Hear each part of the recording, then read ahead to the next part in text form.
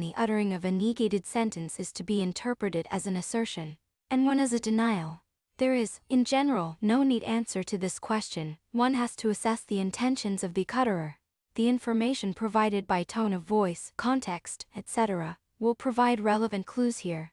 Nor is there anything novel in this kind of situation. The utterance of the sentence "would you close the door" can constitute linguistic acts with quite different alliteratory forces, e.g., commanding, requesting. One often needs to be a very fluent speaker of a language, including having a knowledge of the social practices and relations in which the language is embedded, and have detailed knowledge of the context to be able to determine which kind of linguistic act is, in fact, being performed. In most contexts, an assertion of a, that is, a see section 4.7 would constitute an act of denial.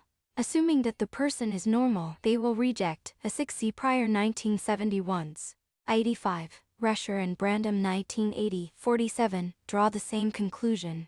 And so, by implication, the qualifier in most contexts is there, because if one were ever to come across a trivialist who accepts this would not be the case, for such a person, an assertion of a would not constitute a denial, nothing would. 6.3 Expressibility. With this understanding in place, we can now confront a common objection to decalitheism. It is often charged that decalitheists cannot express their own views. A decalitheist cannot say anything which rules something out, and so which expresses disagreement. For example, if you say I do not express disagreement when I say for it is logically possible that both are true. More generally, whatever I say, there are models of both it and if only the trivial one, where everything is true. Yet is a special case of this. It is claimed a dialetheist cannot even express the claim that a sentence is true but not false. They can, of course, use these words, but the fact that a sentence is not false does not rule out its being false as well. It may still be both true and false. One particular reason why this charge is significant, though the objection is a quite general one, is that a standard objection to someone who espouses a Truffaut gap solution to the semantic paradoxes is precisely that they cannot express their own theory, or the notions involved would engender extended paradoxes. See section 7.5. The dialetheist, it would seem, is no better off. Note, first, however, that with respect to the paradoxes of self-reference, the problems for the gap theorist and the dialetheist are not the same. The gap theorist does have the words to express their views. Those words just turn out to be untrue if consistency is to be maintained, and so we have a case of self-refutation. Thus, a gap theorist wants to say that the sentence is untrue, is neither true nor false, but in that case it is untrue, and hence true. So they cannot say that truly. The dialetheist also has the words to express their views, to say that something is true and not false. They can use those very words. There is nothing, even in the paradoxical case, that prevents them from being true. The words may turn out to be false as well sometimes too. But that's the nature of the beast. Thus, the dialetheist can express their views truly.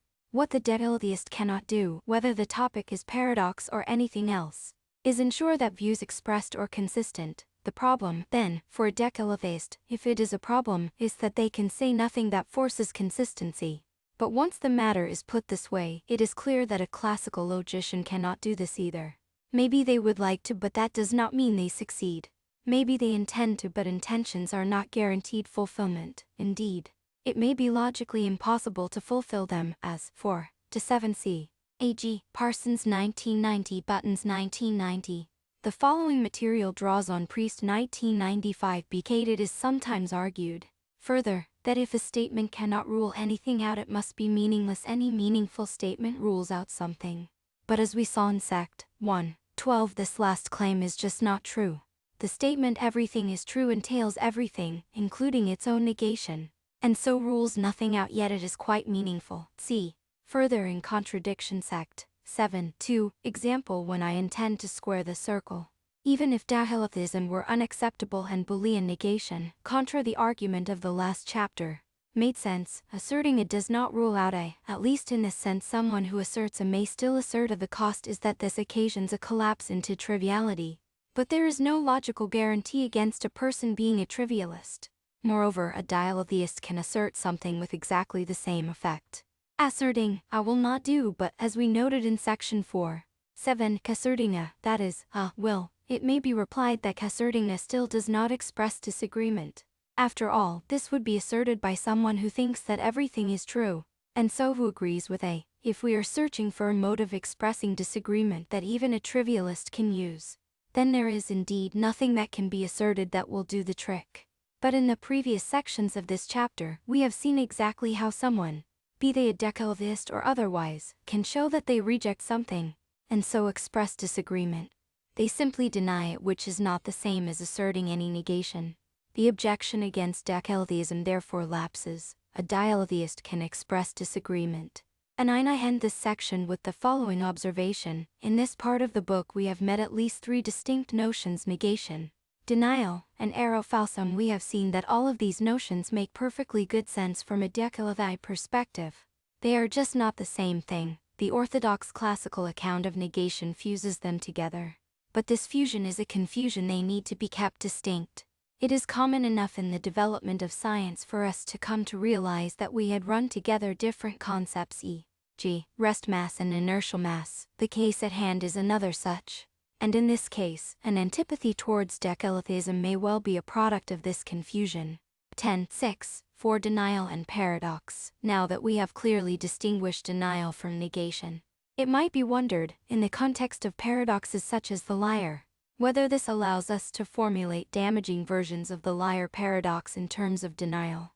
Let us see. Let us write T as a fork operator for denial. Thus, A represents an utterance of the sentence A with the force of a denial. In a similar way, one might write T A and A for utterances of the sentence A with the forces of assertion, question, and command, respectively. It is natural to suppose that one may formulate a version of a liar as an utterance U of the form Q is true and 9 in particular. Then, in case one was wondering, when I said in sect 6, 1 that one cannot accept and reject something, I was denying the claim that one can do this. It and a more extended discussion of expressibility can be found in sect 24 of the second edition of In Contradiction. This utterance does not even make sense. However, it is not utterances that are true or false, but their propositional contents, the S inside the fork operators. Hence the supposed liar has to be an utterance V of the form, thy content of V is true. But what is the content of V? It is the content of V is true. Thus the content of V is a standard Trochteller sentence. V is therefore simply a denial of the Trochteller. What to make of this? We might argue about. If one takes the Trochteller to be a trough value gap, this is exactly what one should do to it. If, on the other hand, one takes it to be a trough value glut as in Contradiction, section 4, 7, and so true, then one should not deny it. But whatever one says about this matter, it is clear that there is nothing problematic about denying or asserting the Trochteller. Similar comments apply to an utterance W of the form. The content of W is false, except that this time the content of W is that the content of W is false. So the content is a standard liar sentence. If one takes this to be neither true nor false, then one should deny it. If one takes it to be both true or false, one should assert it.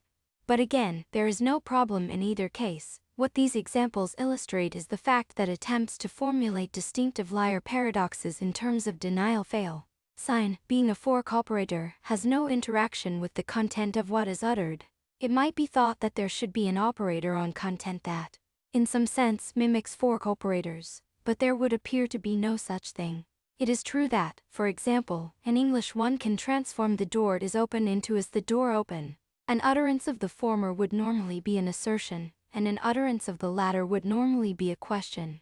But as a little thought will certify, in the right context an utterance of either could be either, or other things as well. Such as a command. About the best one can do in this regard is employ prefixes such as I am denying that, I am asking whether, etc. So what should one say about someone who utters, I am denying that this sentence is true if this is uttered with the force of assertion?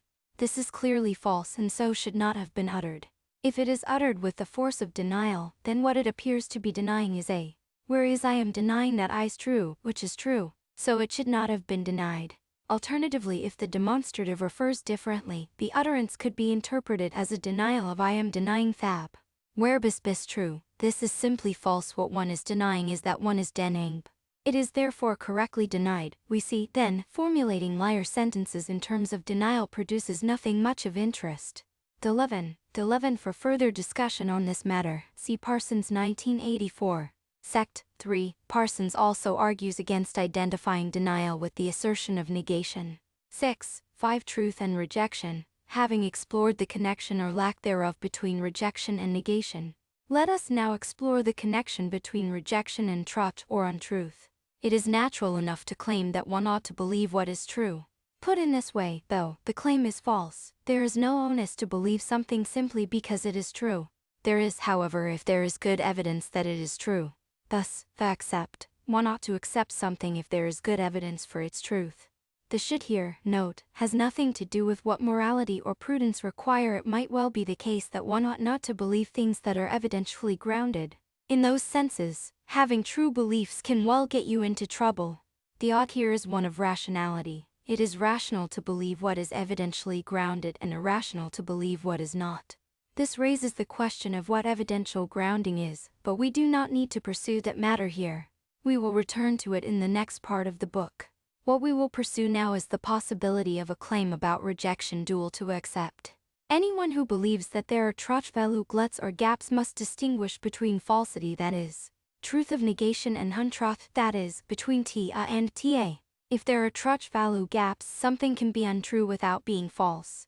And if there are truth value gluts, then, at least prima facie, something can be false without being untrue. Key 12. A natural dual to accept is reject f. One ought to reject something if there is good evidence for its falsity. There is nothing in the existence of truth value gaps that threatens this principle, but it is unlikely to recommend itself to a decalotheist. Consider something taken to be both true and false, such as this sentence is false. Call Thistle. Half of the paradox argument for this provides good evidence for all, but one would not, on this count, want to reach L, for the other half of the paradox argument provides evidence for all. Accept itself therefore counsels its acceptance. A 13. At 12. Though, as I noted in section 4.6, a dialetheist can accept that falsity and untruth are the same, at the cost of spreading contradiction. A 13. The principle accept and the principle you reject f makes use of the notion of good evidence. Appropriately understood, which good meaning good in Kaf, that serves to make the principle little more than a truism. What is not a truism is how much evidence is good enough. Clearly, whatever one means by this, evidence may not always be good enough. But, in the present context, it is natural to ask what of those situations where we have evidence for a and evidence for a. Can the evidence for a be good enough? Certainly the evidence for a may simply overwhelm that for a. For example, when all my senses except vision tell me that the room is stationary, see sect 3.5, but suppose that the two evidences are equally balanced.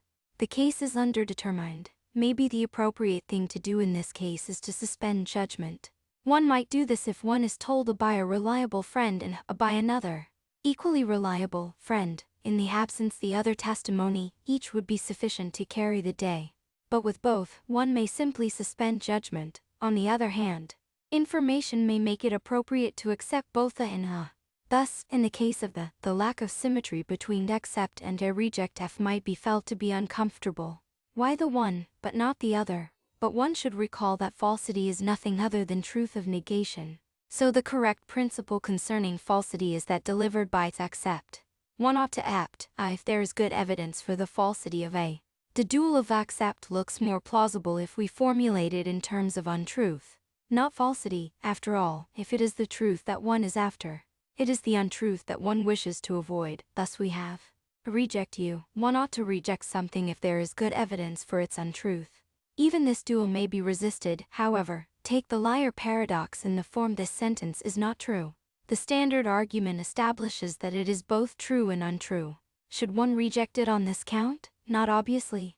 The principle concerning rejection might be something like one ought to reject something if there is good evidence for its untruth, unless there is also good evidence for its truth. Thus, a reject you may be understood as an acceptable default rule, but not as an indefeasible one. Key 14. The failure of symmetry in this case might be thought to be more troubling. However, falsity is not the opposite of truth, it is a subspecies of it. Untruth, by definition, is. So does the acceptance of you reject you damage decalotheism? The answer is no. It is quite open to a decalotheist to accept both accept and you reject yous. Suppose that we have some for which there is good evidence that it is both true and untrue. then, by these two principles, one ought to accept A and one ought to reject A. We have a dilemma, since we cannot do both. Q15. It should be noted that this is not the situation which we are in with respect to most paradoxes of self-reference. In these we have arguments for things of the form A and A, but, in general, as not of the paradox of the Prefacy sect. 6. 2. There can be independent evidence, as strong as one likes, for each contradictory, and neither would seem to undercut the other. In other cases, the evidence may support the conjunction A and so both contradictories together. This is the case with the liar paradox. The fact that no one has been able to explain in satisfactory terms what, if anything, is wrong with this evidence in over 20 years makes it pretty damn good. To 14. Whichever way one goes on the matter, this provides an answer to Olin 2003.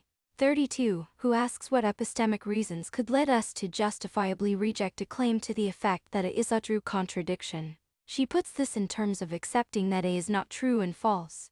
But it is really rejection that she needs. She also asks p. 33 why, given evidence for both A and Ha, we do not simply suspend belief. On this, see the previous footnote. A 15. Even if a dichotheist does not subscribe to you reject yous. If they take it to be the case that there are indefeasible grounds for rejecting something, they must, in some sense, contemplate the possibility of rational dilemmas, for they will then have things of the form. If ground A, then one ought to accept A. If ground B, then one ought to reject A. A dichotheist cannot rule out a priori the co-occurrence of ground A and ground B, and so if the dilemma generated form is true, it can be in special cases, such as the liar paradox in the form this sentence is not true, but not in the form this sentence is false. 16. 6. Rational dilemmas. A dilemma is not a contradiction. Let us use the operator O. It is obligatory that, from standard Descartes logic, paradigm dilemmas are of the form O and OA, where is a statement to the effect that something be done. A 17. More generally, in a dilemma there are two such statements A, B such that have yet OA and O B. Now, arguably the existence of dilemmas is simply a fact of life. The thought that there are irresolvable moral dilemmas is commonplace. G18 and in contradiction. Chapter 13, I argued for similar legal dilemmas. The obligations in these cases are not the obligations of rationality. But if one sort of system of norms can produce dilemmas, why not other sorts? It might be thought that there is something special about rationality, though. Could people really be rationally required to do the impossible? How could rationality be so stupid? Well, arguably, it is. One can formulate apparent rational dilemmas that have nothing to do with reject use. Consider a claim of the form, it is irrational to believe this claim. I.e., something of the form, it is irrational to believe or wear it. Itself, either, supposes that you believe her, then you believe something, and at the same time believe that it is irrational to believe it. This presumably is irrational, hence you ought not to believe her OBR.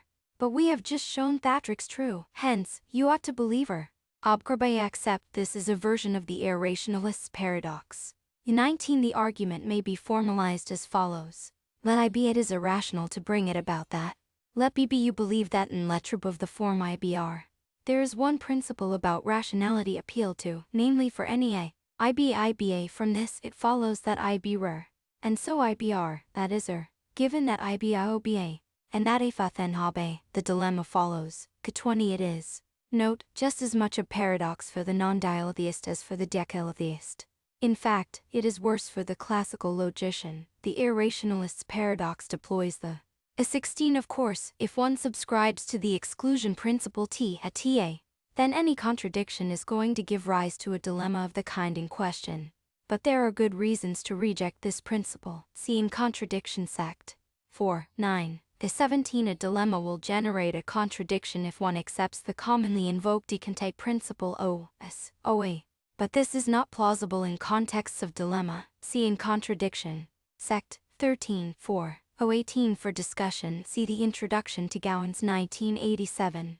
And the papers in that collection, especially those by Williams, Lemon, and Baron Marcus. A 19 due to Lippmann 1992. A variant of it is the sentence you ought rationally to reject this sentence.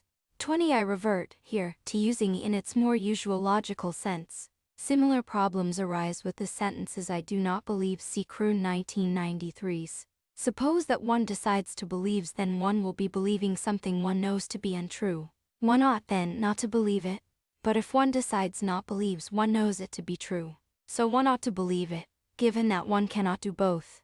We have a dilemma, principle that if one believes that A and to believe that A is irrational, then one's belief is irrational. IBA. A dialotheist might contest this. It is not irrational if one also believes that to believe A is rational.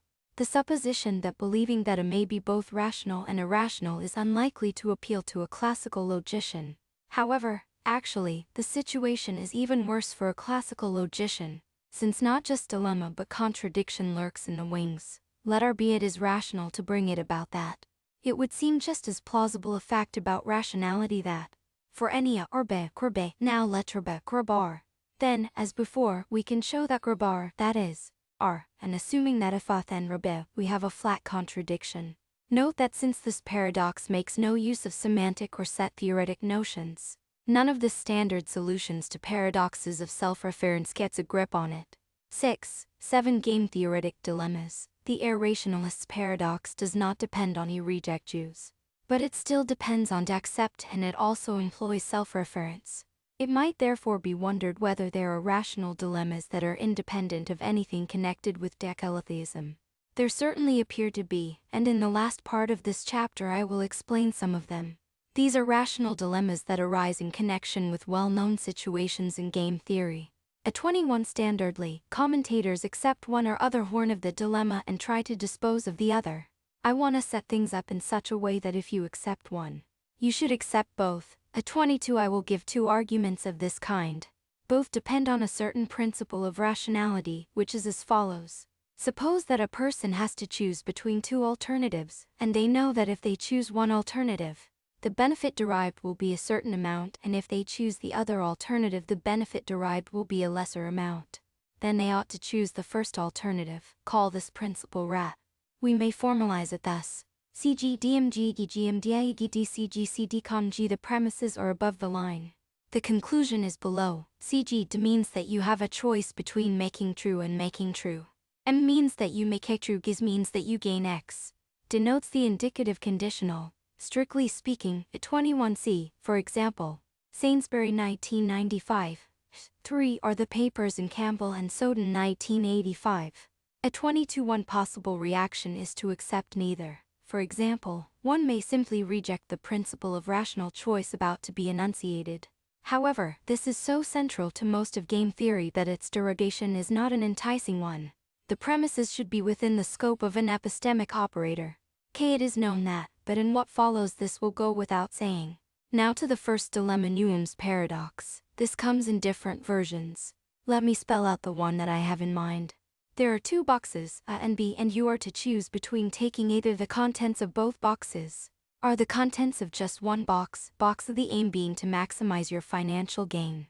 B is transparent, and you can see a $10 note inside. You do not know what is in box A, but you do know that money has been put inside by someone who knows exactly what you are going to do. A perfect predictor, P, that is, if you are going to choose one box. P knew this, and if you are going to choose both boxes, P knew this too. If P predicted that you would choose one box, $100 was put inside A.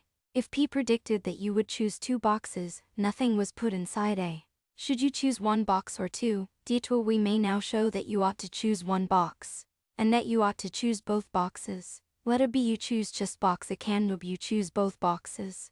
Then we have C at band M and B. The 2 horns of the dilemma proceed as follows.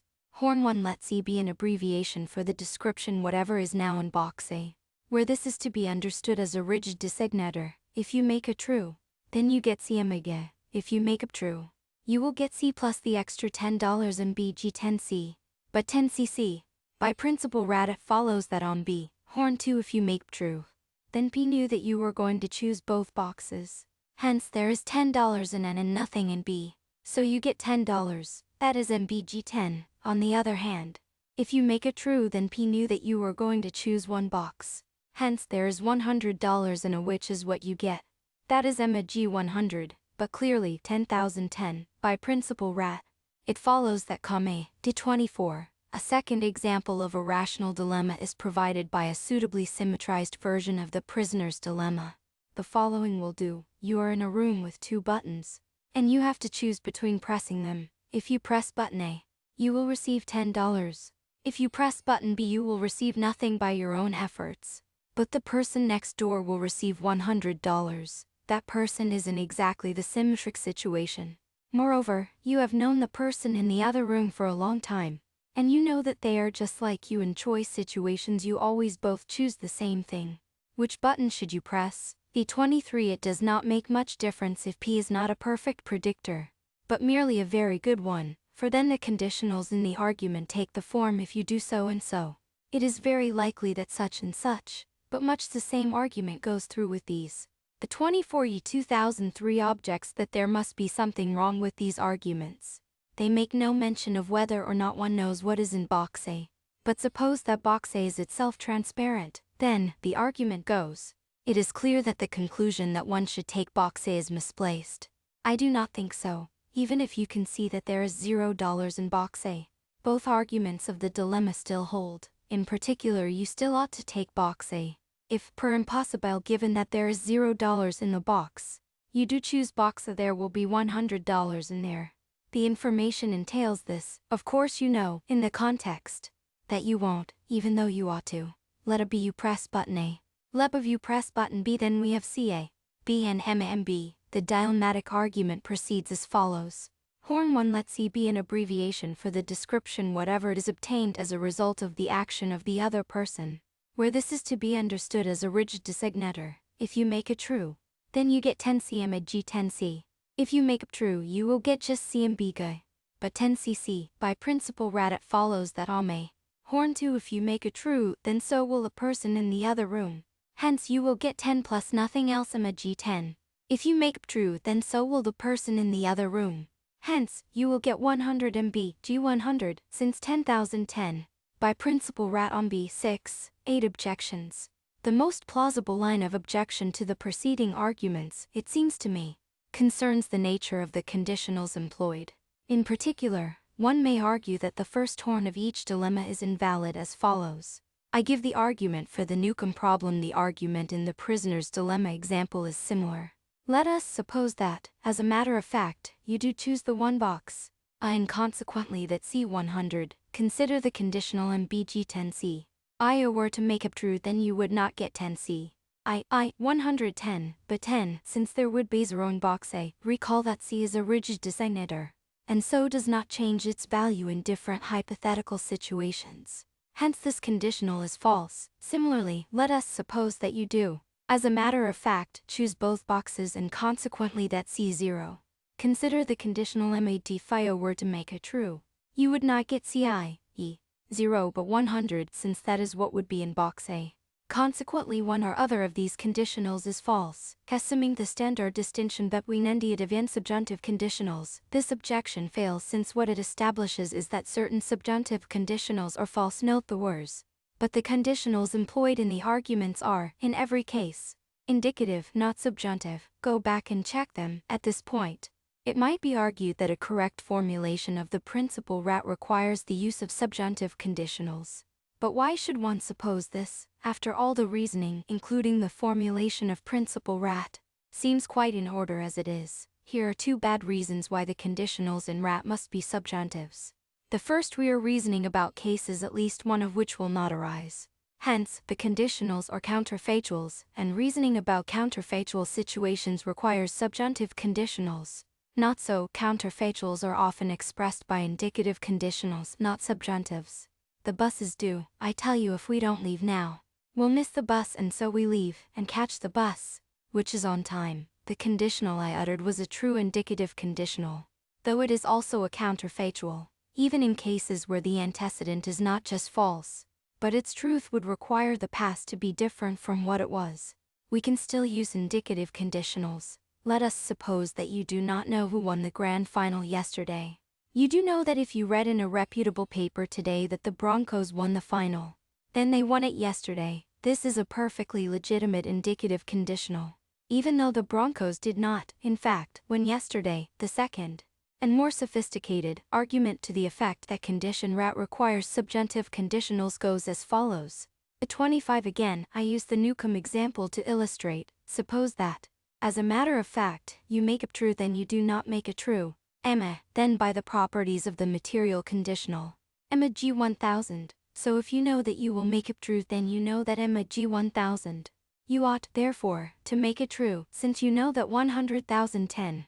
And quite generally, whenever you have decided what to do, so that you know what you are going to do, you ought to do the opposite. So the principle, formulated with indicative conditionals, is incoherent. The flaw in the argument is in identifying the indicative conditional with the material conditional so that we can crease an d. Standard indicative conditionals are not material conditionals. There are just too many clear counterexamples to the identity for it to be credible.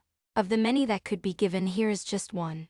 G26. There is an electrical circuit with two switches in series, both off. If both switches are on, and only if both switches are on, a light in the circuit will go on. Let A be switch 1 is turned on, let B switch 2 is turned on. Let B the light goes on, and we have if a can thing. If this conditional were material, and since bag, it would follow that one or other of the following is true. If only switch 1 is turned on, the light will go on. If only switch 2 is turned on, the light will go on. Both are clearly false. 6. 9. Conclusion. The view that there are rational dilemmas is, as we have now seen, a plausible one, even dilemmas that have nothing to do with decalitism. If there are such things, the next obvious question is what one should do if one finds oneself in one. What one should do is, of course, the impossible, but one can't do that. Rationally, one way or other, one is damned. Saslav I. We have now completed our tour of issues concerned with negation, and covered much ground in the process. The last issue to raise its head was rationality. But as far as that goes, we have only just scratched the surface. The next part of the book brings rationality to center stage. At 25, the argument is a variation of a point sometimes made in discussions of backwards induction. See Priest 2000 n. 31. At 26, for others, see Priest 2001a. 1, where the claim that the indicative conditional is not material is defended in more detail. Part I. Rationality. 7. Rational belief. 7. 1. Introduction. When we describe someone as being inconsistent, we may mean many different things. If someone is fickle, changing their views or emotions from day to day, we call them inconsistent. If someone, such as a judge, fails to treat like cases alike, we call them inconsistent. When someone refuses to accept an obvious logical consequence of something they believe, we call them inconsistent. And of course, when someone believes things of the forma and we call them inconsistent. In all such cases, calling a person inconsistent would normally be some form of criticism. The first three cases will not concern us in this chapter. Only the last, the sense of belief that I have in mind here, is explicit. Unqualified belief. Sometimes one might describe a person as having inconsistent beliefs if their views, unbeknownst to them, entail a contradiction. This is not the sort of belief at issue here. As we noted in section 6, 2, situations of the kind involved in the preface paradox appear to make it rational for a person to believe a contradiction explicitly. But in such cases, the person would be inclined to admit that their beliefs have gone wrong somewhere, though they knows not where. 1. This is not the sort of belief I have in mind either.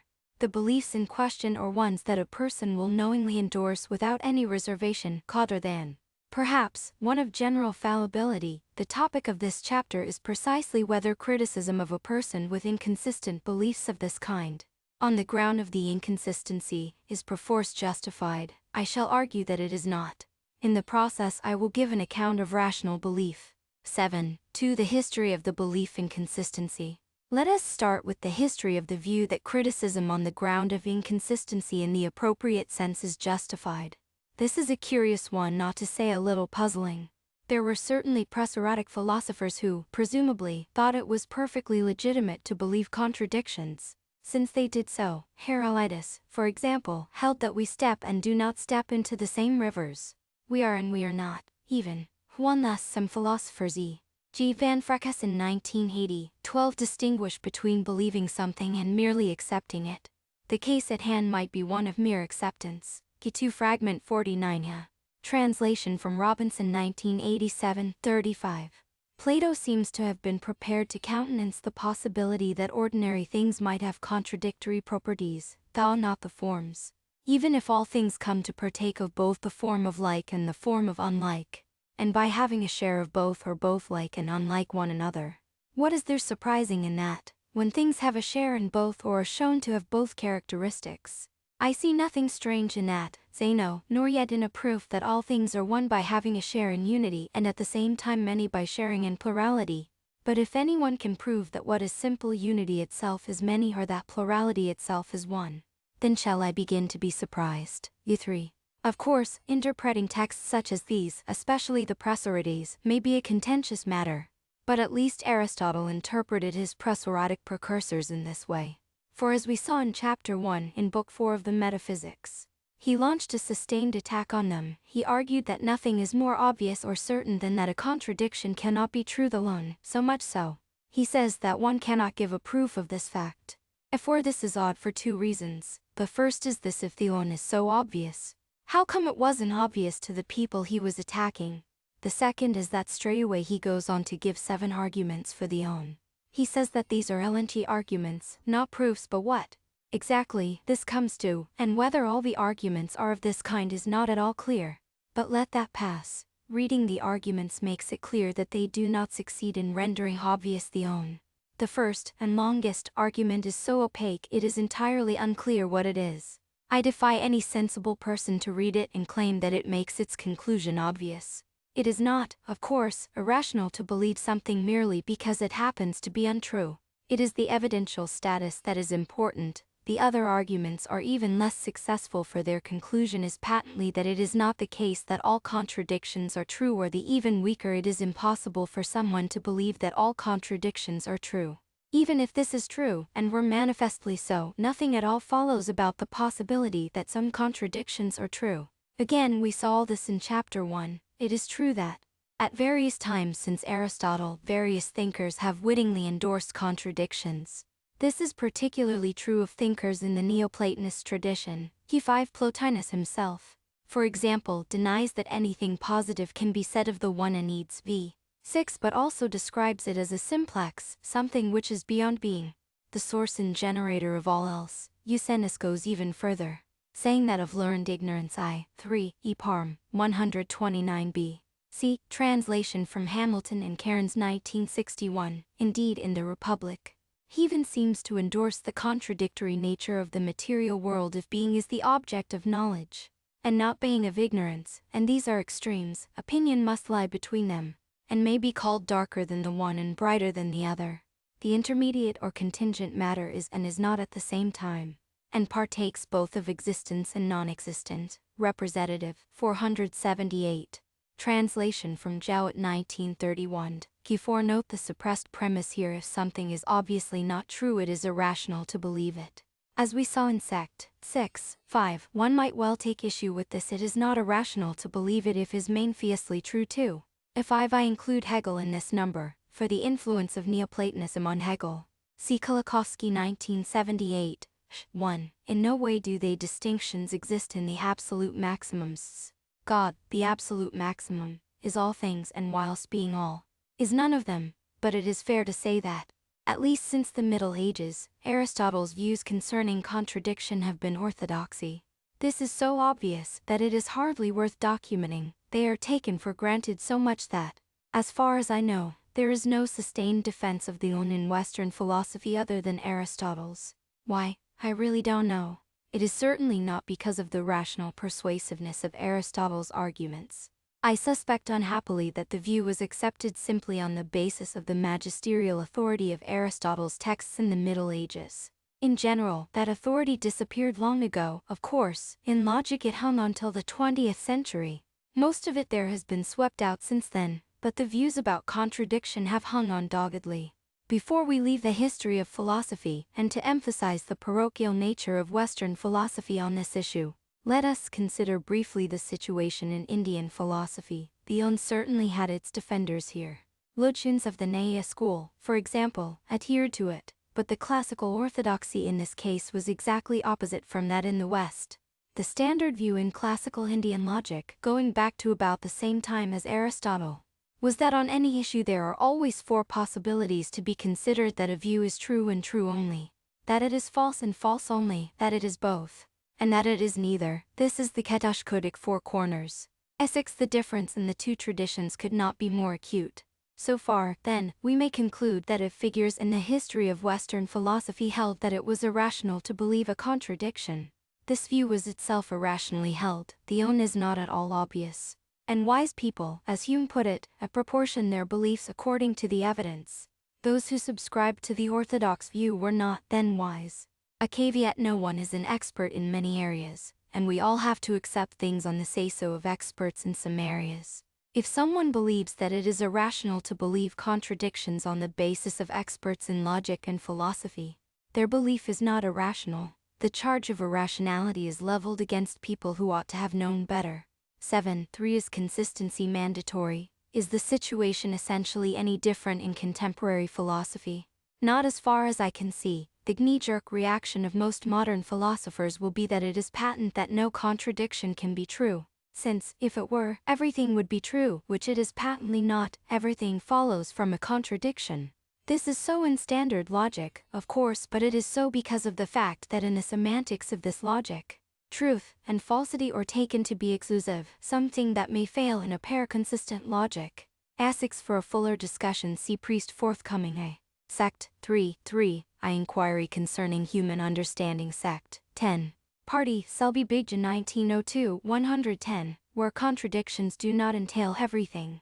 The assumption that truth and falsity are exclusive is simply packed into nearly all presentations of standard logic without comment. In other words, it has the same dogmatic status as the own itself. This does not provide a justification. It might be thought that the exclusivity of truth and falsity holds by definition. Falsity just as the lack of truth. It does not. The relevant sense of falsity here is truth of negation, and the claim that A is true when A fails to be true is not a definition. As we saw in Chapter 4, it is a substantial theory about the way that negation works.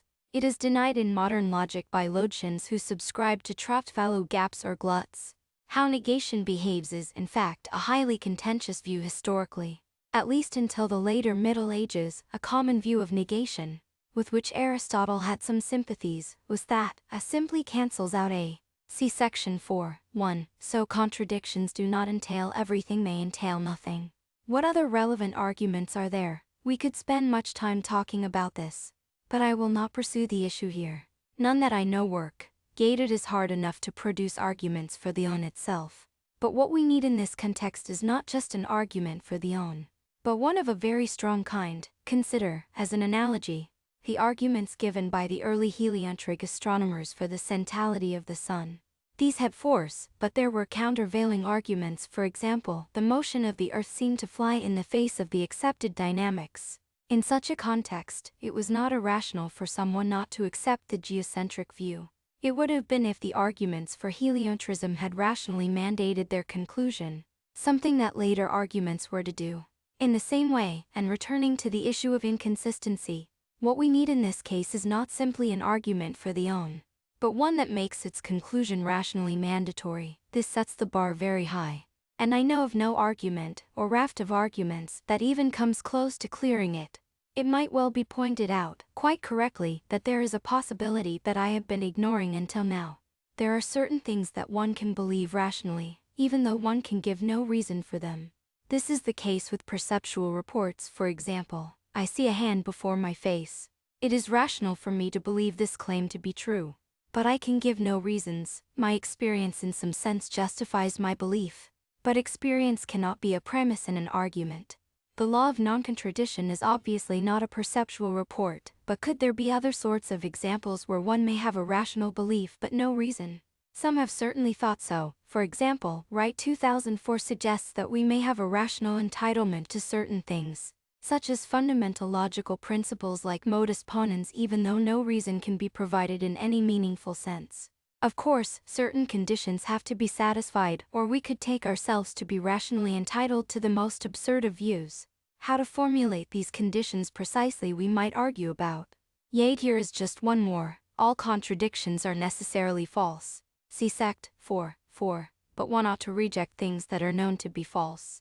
Hence one ought to reject all contradictions. The problem with this argument is clear.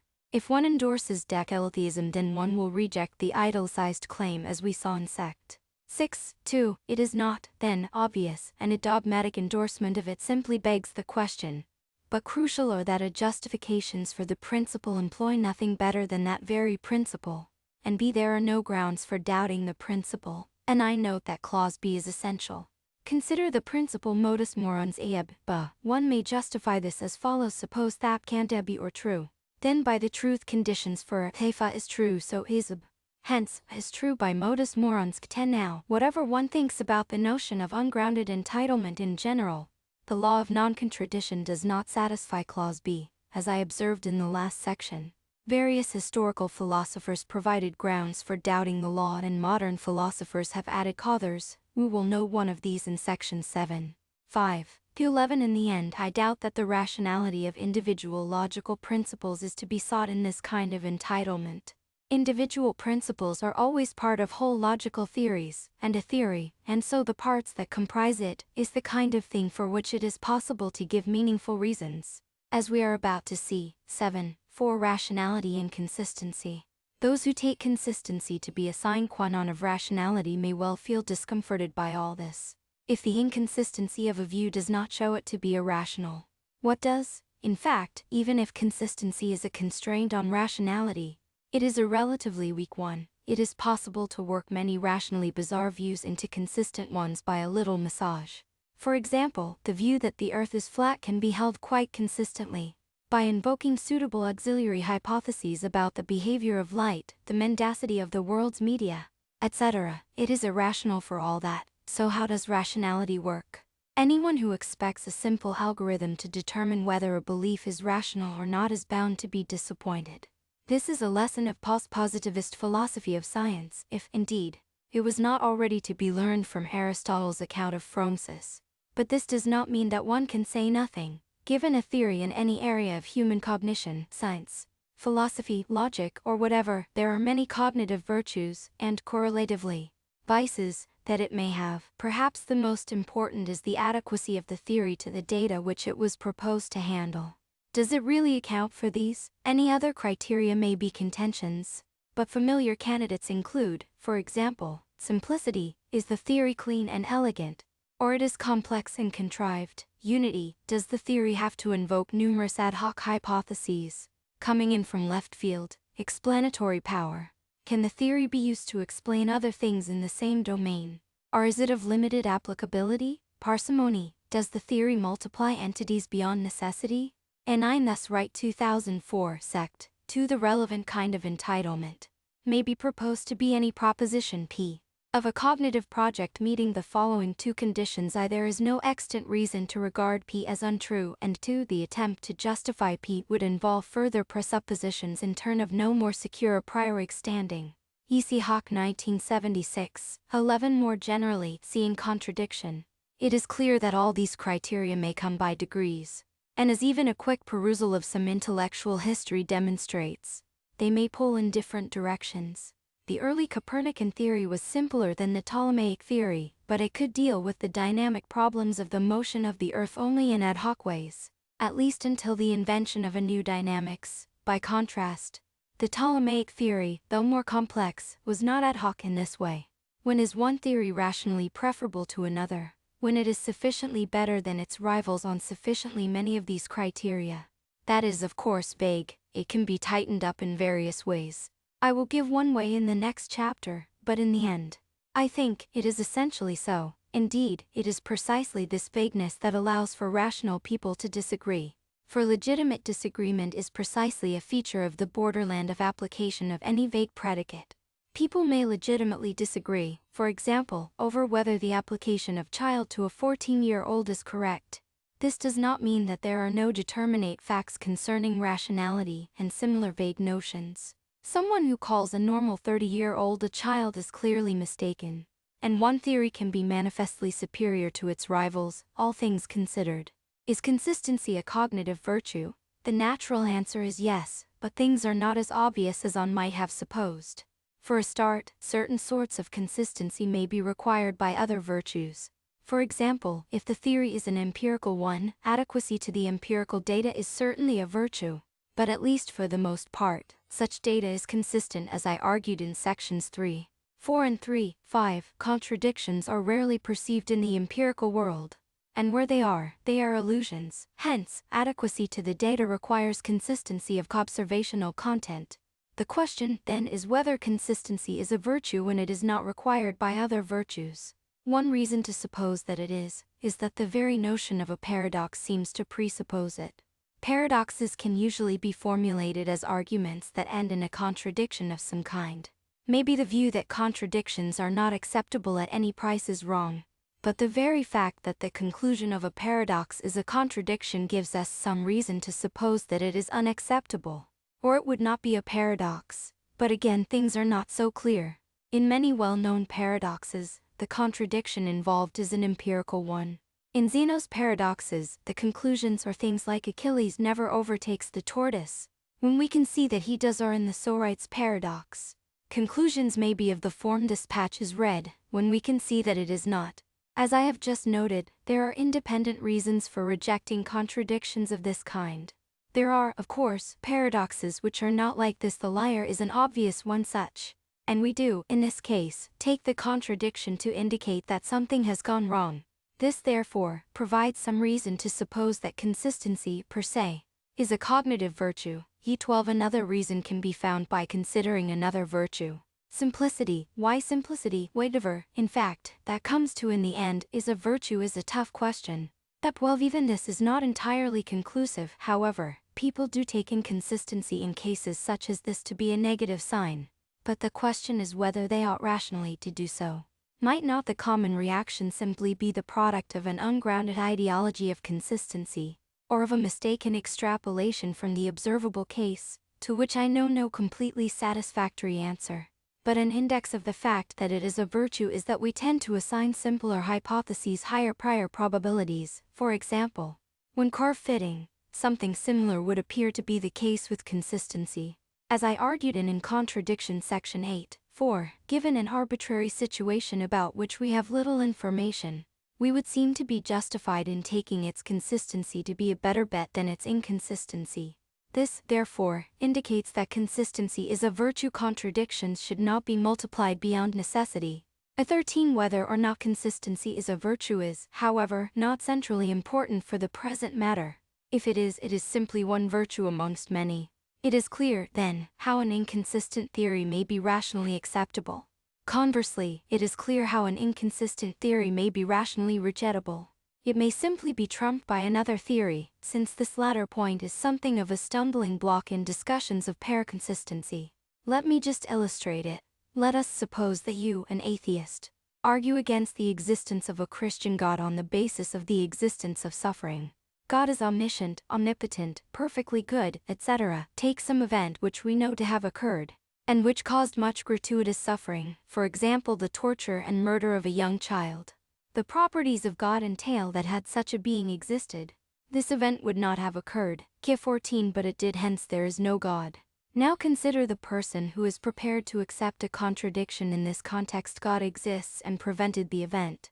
Hence it did not occur, but it occurred too. This move is certainly out there in logical space. Is it a rational one? Know that the event both did and did not occur is an observable contradiction. And as we saw in Section 3, 5, there are good reasons to reject a contradiction of this kind.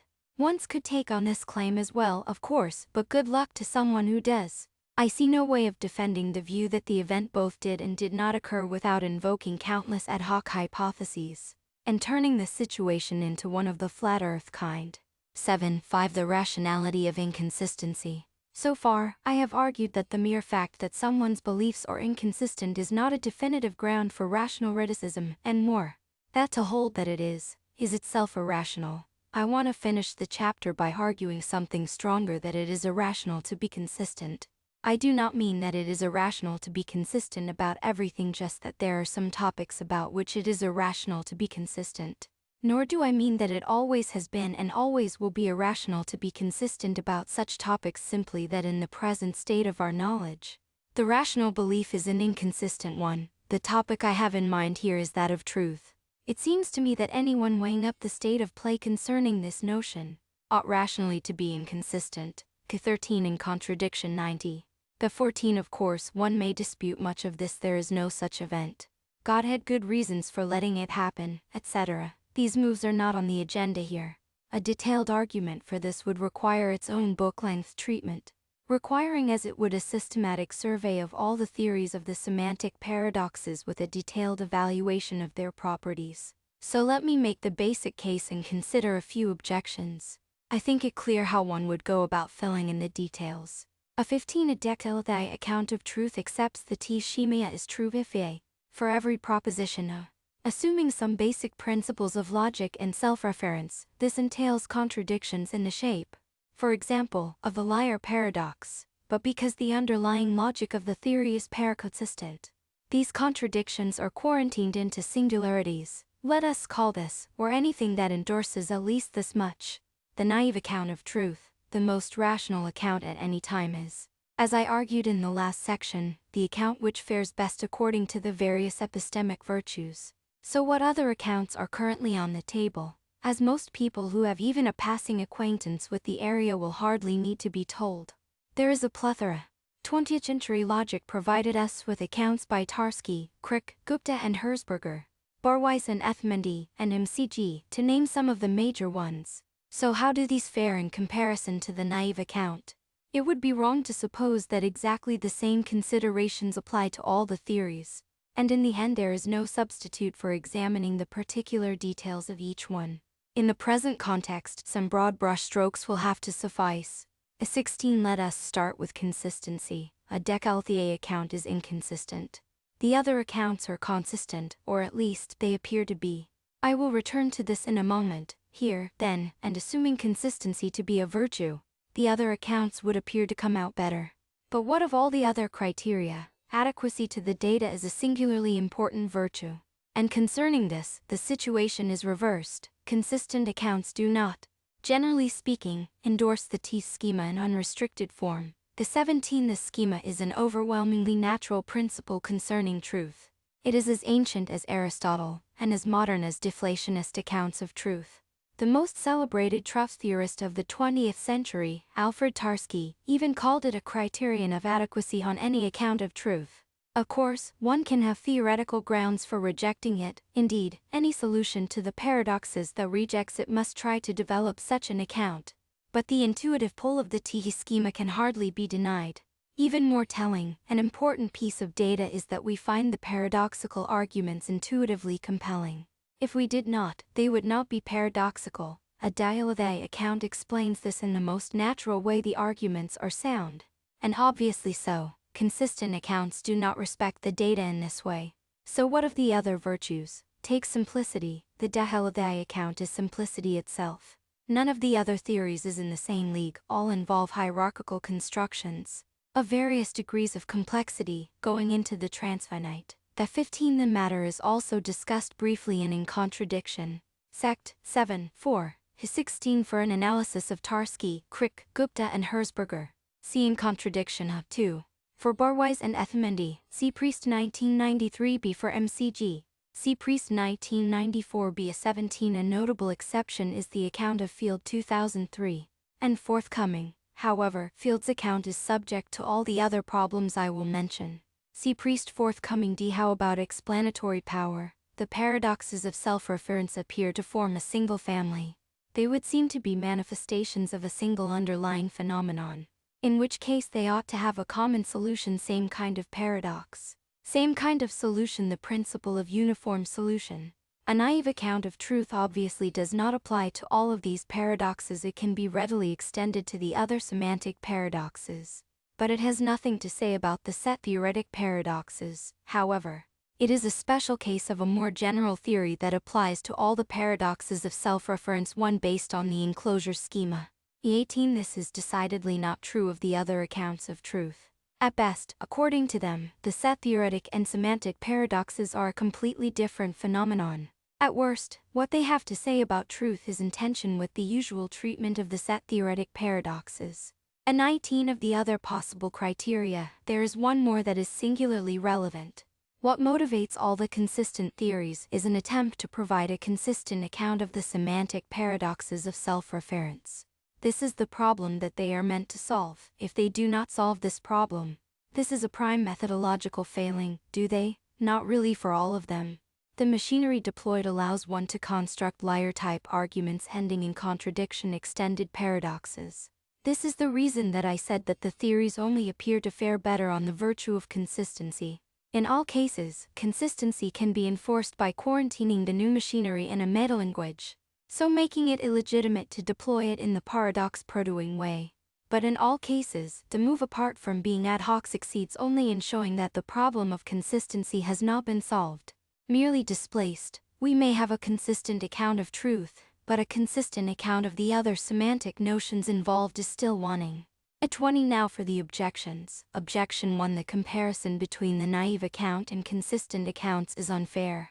For one needs different underlying logics for the two accounts, a pair consistent logic for the dialectic account and classical logic for the consistent account. One needs to evaluate the package deal truth plus logic in each case. And this changes the evaluation, since classical logic is much simpler than any pair consistent logic, making the consistent package overall simpler. Reply: the point about the package deal is quite correct. It is also true that classical logic is simpler than all pair consistent logics, but it is not that much simpler in many cases. For classical logic must be taken to include modal logic. We reason with modal sentences all the time, and we certainly need a theory of truth that applies to these. Now the simplest relevant logic is not much more complex than modal logic. At 21 its semantics diverges from that of S5 in two ways. First, the classical assumption that truth and falsity at a world are exclusive and exhaustive is dropped. This is a very minor change. Next, the class of worlds is extended to include not just possible. U18 C. Priest 1995 ASP, Part 3, a 19 for discussion. See Priest 1995 ASP, Sex, 11, 5, 7 and 17. 6 of the second edition. Field's account fails this test because its solution to the paradoxes of denotation, if indeed it is one, must proceed on different grounds. Ye see the dilemma argument of sect.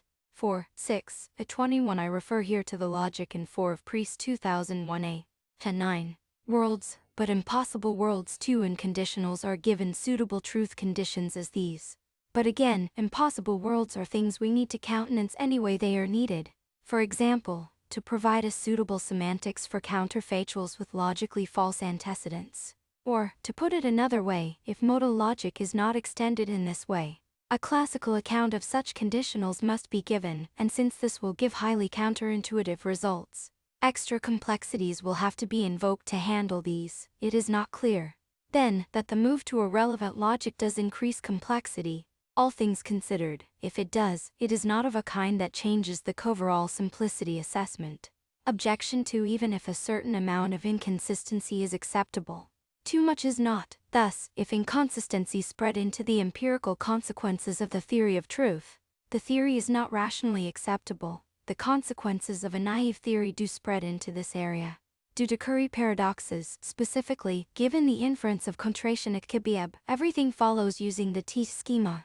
Reply: the point about the uninhabitability of widespread contradiction is correct.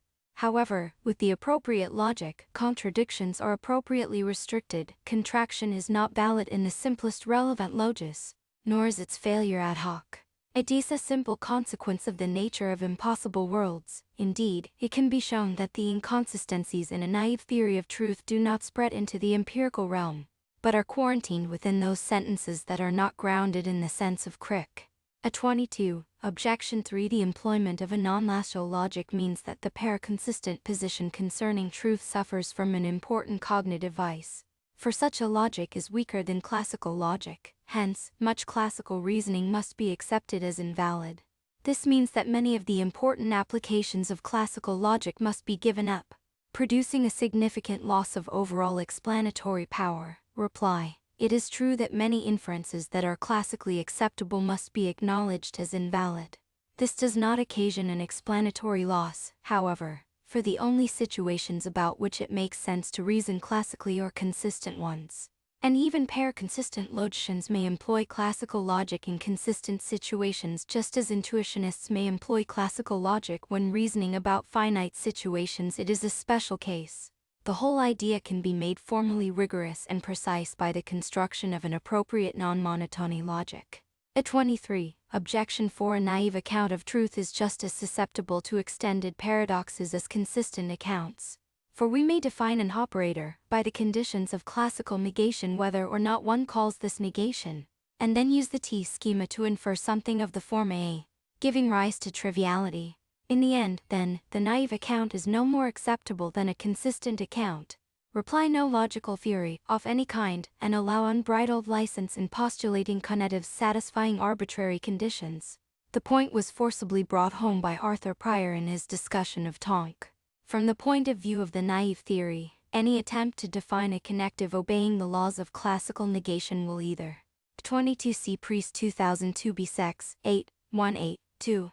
A3C, e.g., Priest 1991b produce a connective that does not satisfy these laws or will not succeed in specifying a meaningful connective at all.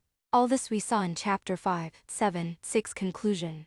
Whether or not one is persuaded by the details of the example of the last section, they illustrate at least the possibility that rationality may itself require inconsistency.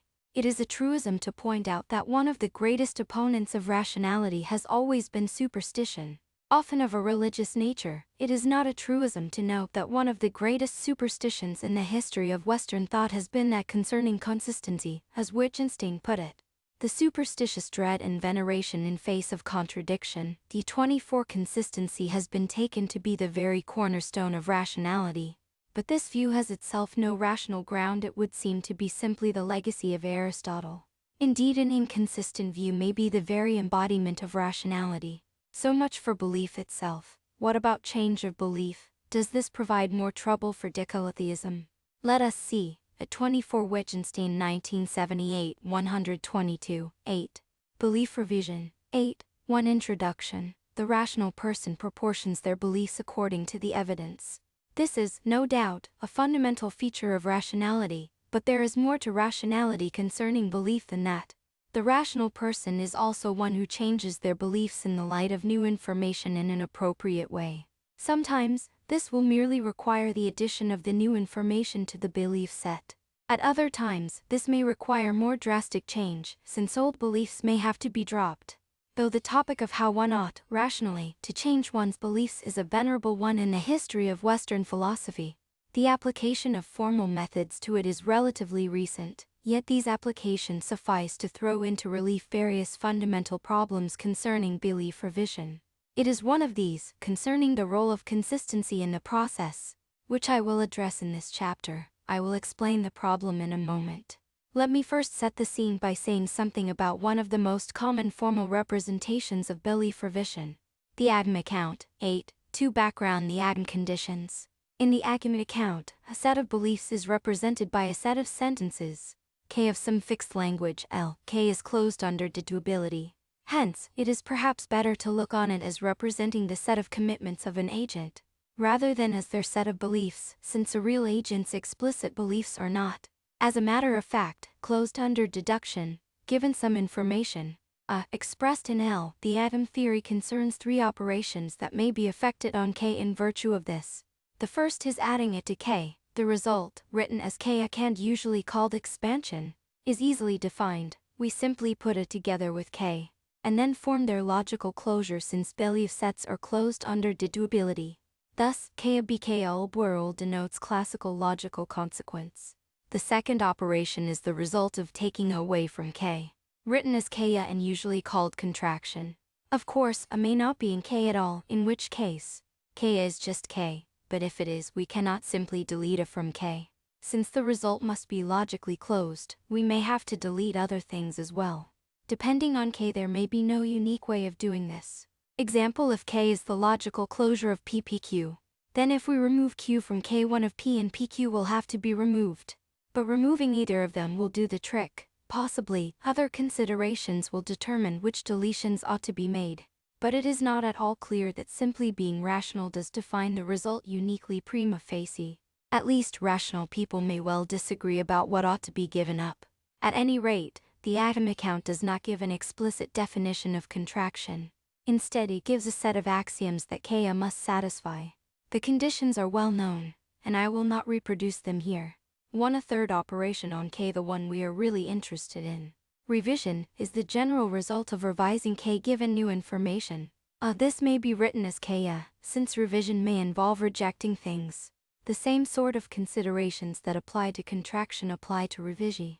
Thus, IM gives a set of conditions that Kaya must satisfy. These are as follows.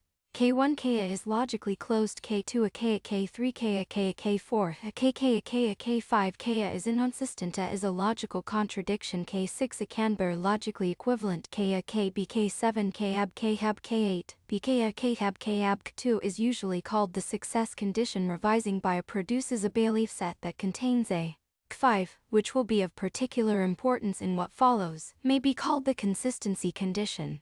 Its converse is given by the success condition. A natural thought at this point is that revision may be defined in terms of the other two operations Kaya Kya. This is often called the Levi identity. We will come back to it later, but at any rate, if revision is defined in this way, it can be shown that the ADAM conditions for and entail those for. Note that one feature of the ADAM account of revision is that Kata is a set of sentences of the same language as that with which we started. Thus, it provides no account of revision that involves conceptual innovation. This is a highly important form of revision, not perhaps a common form, but arguably the most profound. At any rate, ADAM has nothing to tell us about this. The ADAM axioms themselves are rather abstract. There are many concrete models of them. These characterize revision uniquely in terms of other things. One of the nicest models is in terms of spheres. A simple way of thinking of this is as follows: a set of beliefs K can be identified with the set of its models in the model-theoretic sense. Let us write K for the set of all interpretations that make K true its models. I will write a for a. Ka is then simply the theory whose models are Ka. To define the other two operations, we suppose that K comes furnished with a set of spheres Ks0 S1. Sun I the set of all interpretations of L. To keep things simple, we suppose that there is a finite number of spheres. Though this isn't essential, each sphere may be thought of as a fallback theory. Thus, if any, K1 for details of these, and of all the features of the standard ADAM theory mentioned in what follows. See Gardenfors 1988. C is shown to be untenable. The agent's next choice is C1. For any non-empty set Xi there must be a smallest sphere X that intersects it, and if X is empty, let Xi. Ka may be defined as the theory whose models are Sega. That is, it is the largest portion of the most preferred fallback theory that entails a. The definition of contraction need not concern here. K2 let us just note that it can be shown that the operations defined in terms of spheres satisfy the ADAM conditions. 8. 3. Inconsistent belief. Now to the problem posed by inconsistency in the standard ADAM account. As we saw, it is assumed that the logical consequence relation employed is classical. In particular, then an inconsistent belief set is trivial. Thus, adding to a belief set something that is inconsistent with it produces triviality. Moreover, revising a belief set with something inconsistent also gives triviality because of the success condition. Now, here is the problem. People often have inconsistent commitments. The persons whose beliefs are consistent is, in fact, a rarity. Yet it is absurd to suppose that a person who has inconsistent commitments is thereby committed to everything. If by oversight, I believe both that I will give a talk on campus at noon, but also that I will be in town at noon, this hardly commits me to believing that the Battle of Hastings was in 1939. It might be suggested that the theory of belief revision is one of an ideally rational agent, and that such an agent never has inconsistent beliefs.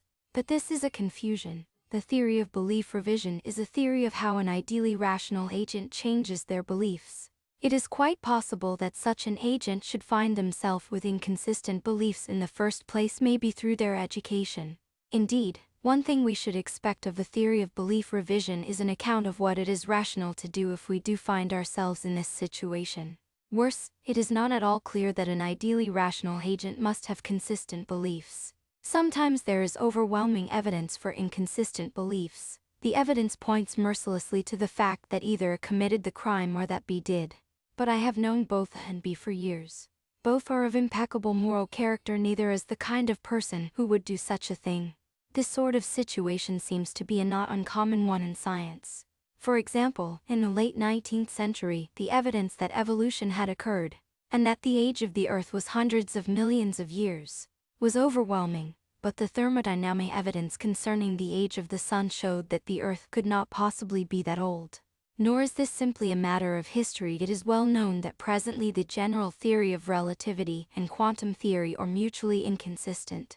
Indeed, as many philosophers of science have noted, most accepted scientific theories face contradictions and anomalies. If 4. 2 For the record again, if we write A for the set of all interpretations that do not make a true Kaya is defined as the theory whose models are KSA. IG, Lakatos 1970, Feyerabend 1975, ch. 5. This reason. We cannot simply suspend belief in theories facing inconsistency. If we did, we would have no science left. Further, as we saw in section 6. 2. There are, in fact, good grounds for supposing that an ideally rational agent must have inconsistent beliefs. Such an agent would not believe something unless the evidence supported its truth. Hence every one of their beliefs and is rationally grounded. But the rational agent also knows that no one is perfect, and that the evidence is overwhelming that everyone has false beliefs. Rational agents included rationality does not entail infallibility. Hence they believe a 1en. So their beliefs are inconsistent, therefore, and even if, for some reason, this argument fails, one would hardly want to rule out a priori the possibility that rational belief is fallible in this way. Of course, a rational agent can hardly believe everything. Hence, whether one takes the agent of the theory to be simply a rational reviser, or to be a rational believer as well, a theory of belief revision must allow for the possibility of agents having inconsistent but non-trivial beliefs. 8. For pair consistency. Possibly, there are a number of ways that one might try to solve this problem, but the most obvious is simply to employ a relation of logical consequence that is pair consistent. That is, in which inconsistencies do not entail everything. An agent's commitments may then be inconsistent without being trivial. A 5. There are many pair-consistent logics, and we do not need to go into details here. A 6. Using such a logic, pretty much the whole of the atom theory goes over intact. Just replace all with the appropriate pair-consistent notion of consequence. The sphere modeling 2 works the same way. We just replace classical models with the models of the pair-consistent logic employed.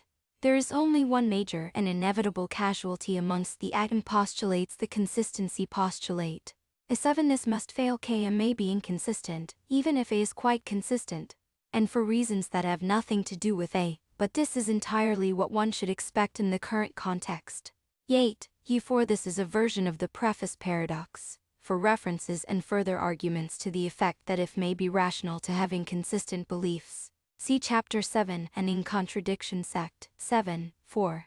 5. It might be suggested that triviality may be avoided by hunking beliefs into a number of consistent but mutually inconsistent parts. It should be noted that this is not an alternative to a pair-consistent strategy. Non-adjunctive pair-consistent logics effectively employ a hunking procedure of exactly this kind. A 6. These can be found in E.g. Priest 2002b. A 7. There are a number of somewhat sensitive issues that I am sliding over, but nothing that affects what I have to say here. Details can be found in Tanaka 1996. 8. Since the standard Agam account employs classical logic, there is no difference between inconsistency and triviality. Hence, the consistency condition is sometimes expressed with trivial replacing inconsistent. Both the consistency condition and its converse may then fail, for the latter revising by a logical inconsistency will certainly produce an inconsistent set, assuming the success condition, but this will not, in general, be trivial. The possible failure in the opposite direction is not so obvious, but follows from a result that I will mention in a moment. But now we face another problem. If we are allowing for the possibility of inconsistent beliefs, why should revising our beliefs with new information ever cause us to reject anything from our belief set at all? Why not simply add the belief to our belief set, and leave it at that? And 9. The problem comes out sharply in the sphere modeling of the atom postulates. In many standard pair-consistent logics, there is a trivial interpretation on if that makes everything true. A fortiori it is a model of every theory. Given such an interpretation for any A and KKA, thus, SA is just K itself, and so SA KA. Revision and expansion are exactly the same thing, as A is just a technical way of saying that when you can believe any contradiction, revision requires nothing but addition. Note, however, that in a pair-consistent context there is no reason to suppose the Levi identity holds unless Of course, one uses it to define revision. For example, let K be the set of logical consequences of P. Then P is not in KPP, but it is in KP. 8. 5 multiple criteria. But this is too fast. Suppose that we use a pair-consistent logic. If we revise our beliefs in the light of new information, there is nothing now in logic that will force us to delete some of the things that entail it from our beliefs. But just because this is a logical possibility, it does not follow that it is a rational possibility. There is a lot more to rationality than consistency. Many quite consistent beliefs are irrational. For example, the belief that I am afraid egg. I may even hold this belief consistently with the rest of my beliefs. If I make suitable adjustments elsewhere by jettisoning, e.g., the belief that I was born and not laid, this makes it no more rational, as I discussed in section 7. 4. And as epistemologists have often noted, there are many features of a set of beliefs that may speak against its rational acceptability. Inconsistency. A 9-1 answer to this is provided by Bayesianism. We suppose that belief is not an Hall or notching matter, but comes by degrees which operate according to the laws of probability. If a belief is assigned the probability P and information burives, we assign a new probability P determined by conditionalization P. Of course, once it is granted that our beliefs may be inconsistent, that is, that we may give probability greater than 0.5 to each of contradictory propositions, we can no longer use standard probability theory, but we can use an a priori pair-consistent probability theory as given, for example, in contradiction sect 7.6, if P is 0.5 and we are given that then P may not be 0. But it may well be below 0.5. Bayesianism of this kind has a number of problems. It works best for beliefs that have a well-defined probability distribution. When applied to appraising rival scientific theories, such as Ptolemaic astronomy and Copernican astronomy, it is not clear how to deploy it. Moreover, as even Bayesians admit, there is consistent information on which one cannot conditionalize, and so on which this model breaks down. More of this in sect 11.9. Perhaps most importantly in the present context, Bayesianism puts many beliefs beyond the scope of revision, for given the information that its posterior probability is just P a cone, and once something has probability 1, no conditionalization will change this. Is a belief that cannot be revised. There are ways around this problem. For example, Jeffrey 1983.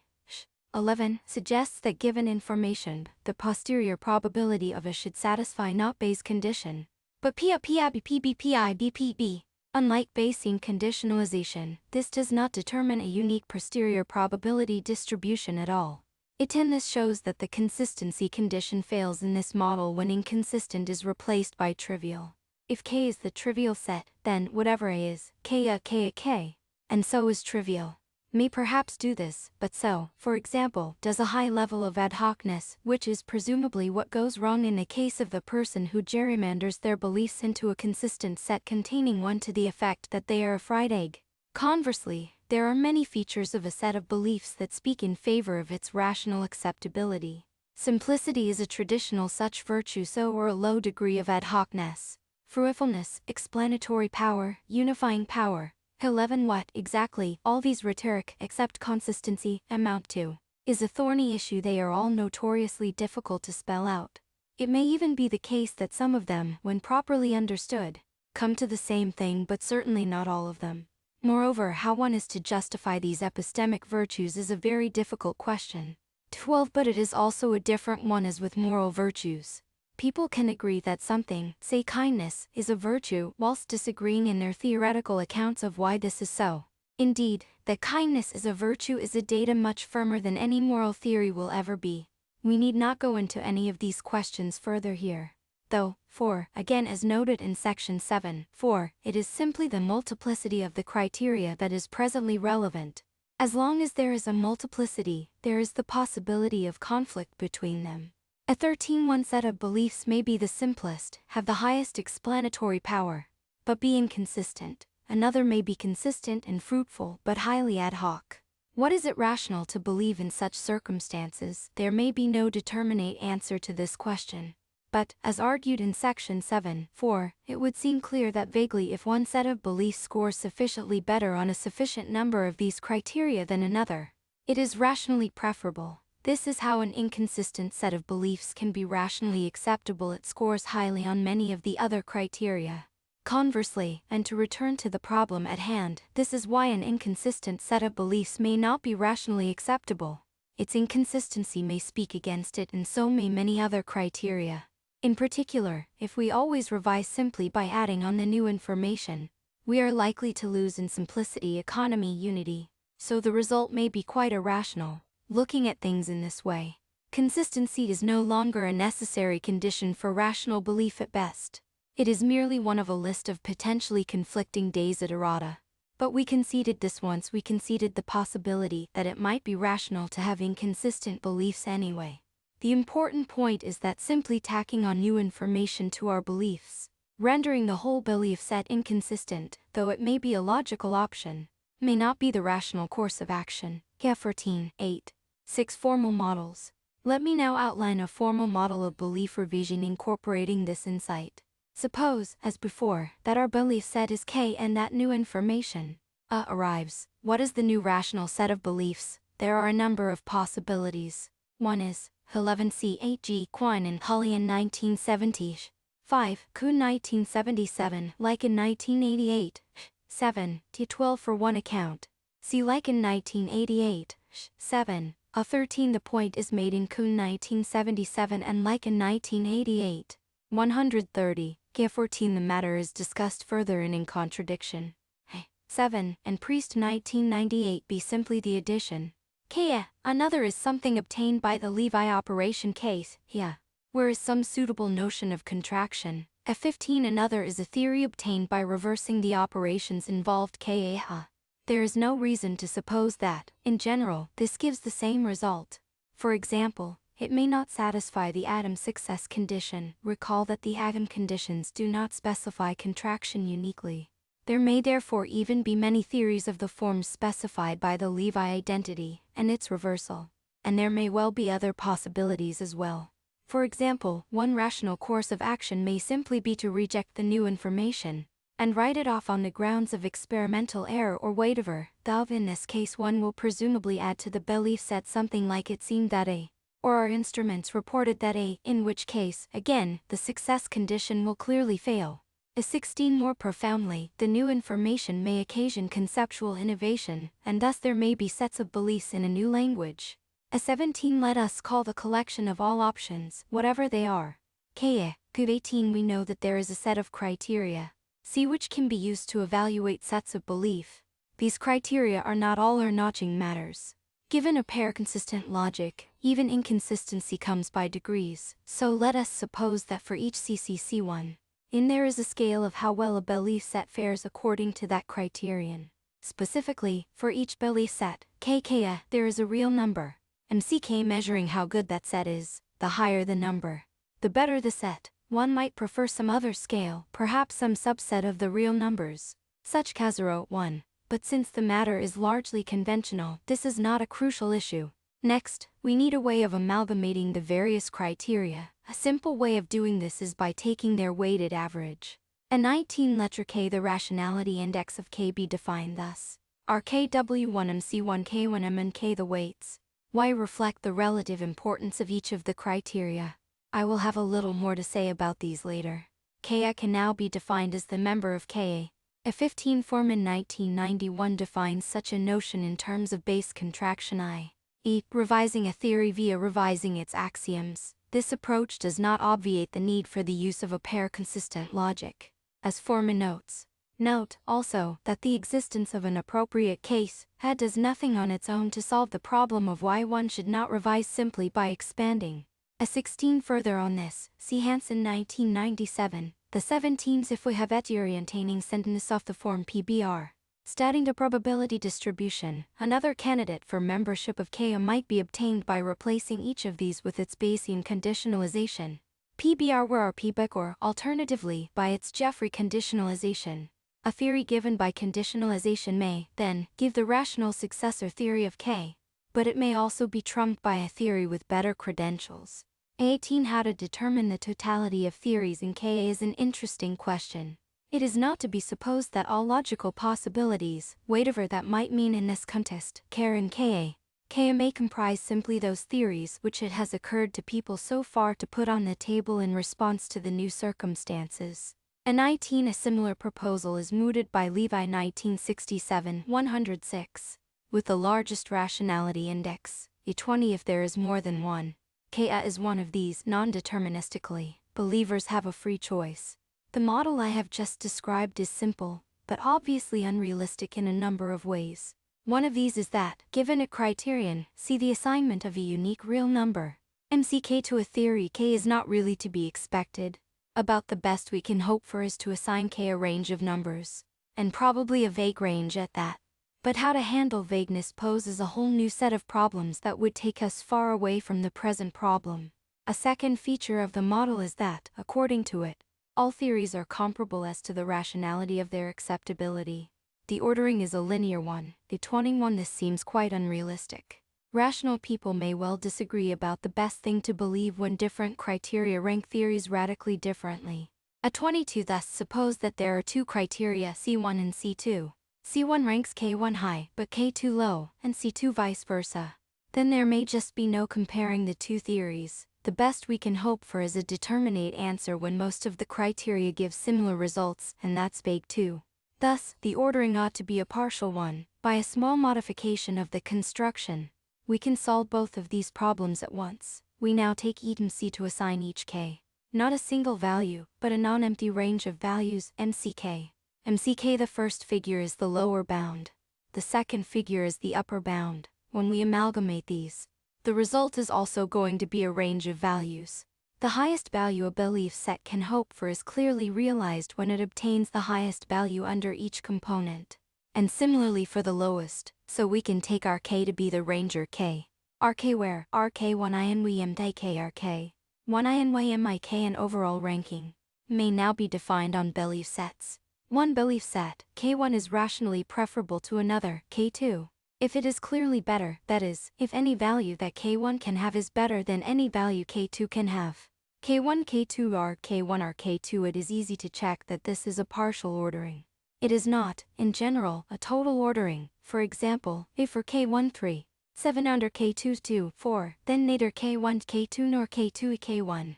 At 20 In certain traditions, it is common to talk about the coherence of a set of beliefs C, e.g., sect 2, 6. It is usually assumed that consistency is a necessary condition for coherence, but not a sufficient one. The issue of what are sufficient conditions, though, is a tough one and answers are hard to find.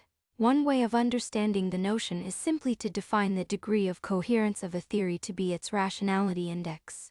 If one does this, then consistency is, of course, no longer a necessary condition for a high degree of coherence.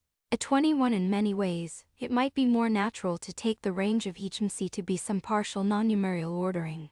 One then has to face the question of how to amalgamate all these orderings into a single partial ordering with the appropriate properties. There may well be ways of doing this, but I do not presently know of a suitable way. A 22 For an excellent discussion, see Kuhn 1977. Thus, it may be that the rationality ordering provides a clear judgment concerning two theories sometimes, but not others. Rational disagreement is possible. We can now define Ka to be any belief set in Ka maximal in the ordering. If there is more than one, this is non-deterministy, for it is easy to see that there may be more than one distinct maximum. For example, suppose that are K1 3, 7 and or K2 4, 6, but for every other Ka are K1, 2, then K1 and K2 are rationally preferable to all the other Ks, except each other, and neither is preferable to the other. Let me illustrate this definition of revision with a toy example.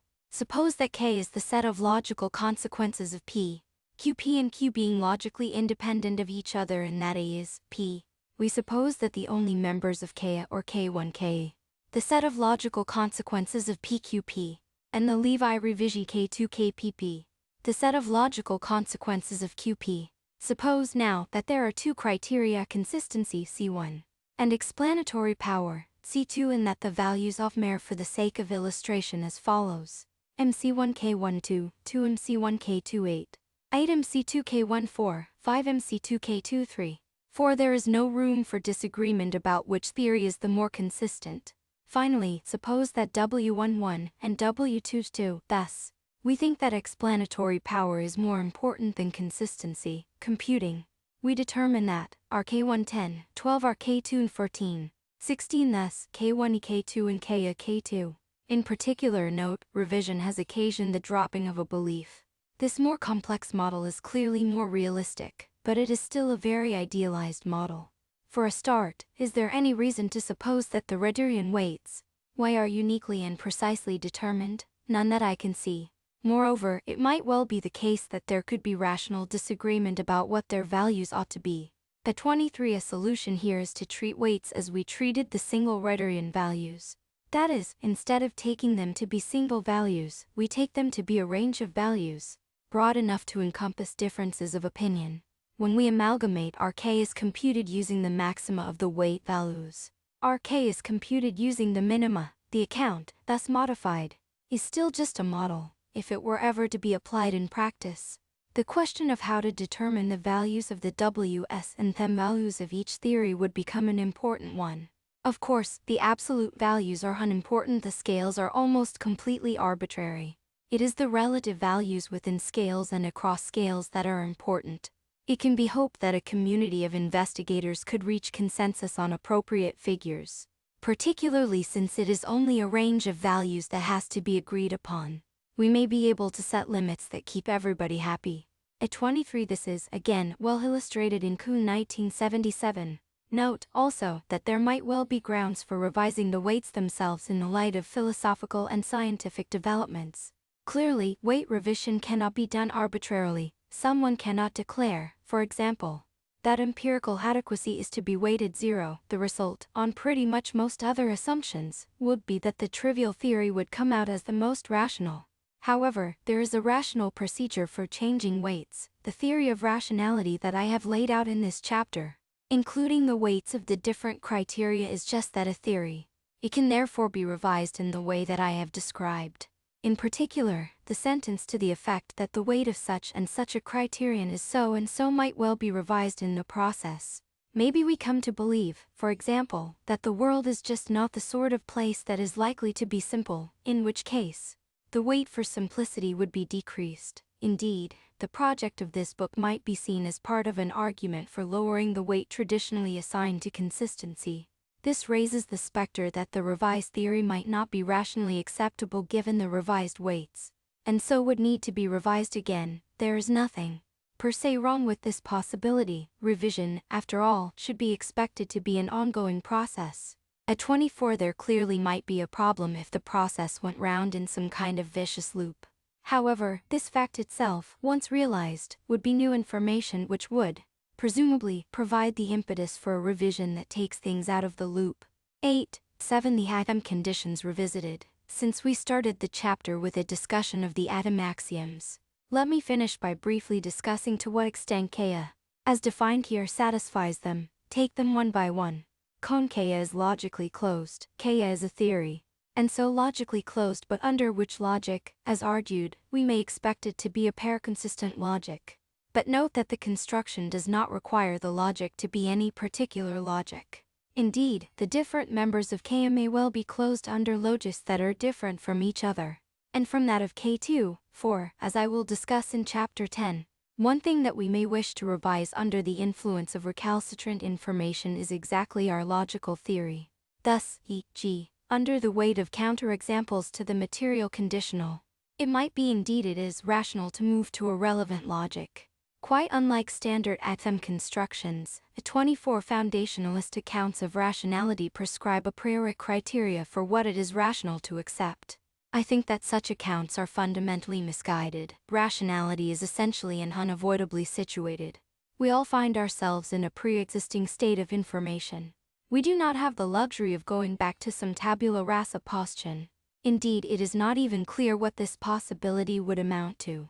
We simply start where we find ourselves and do the best we can from there. Then, this account shows us how, and in what way, our logic may be revised too. The rational choice, Ka, simply has a different logic from Ka 25 to a Ka. The success postulate need not be satisfied by Ka, as has already been discussed.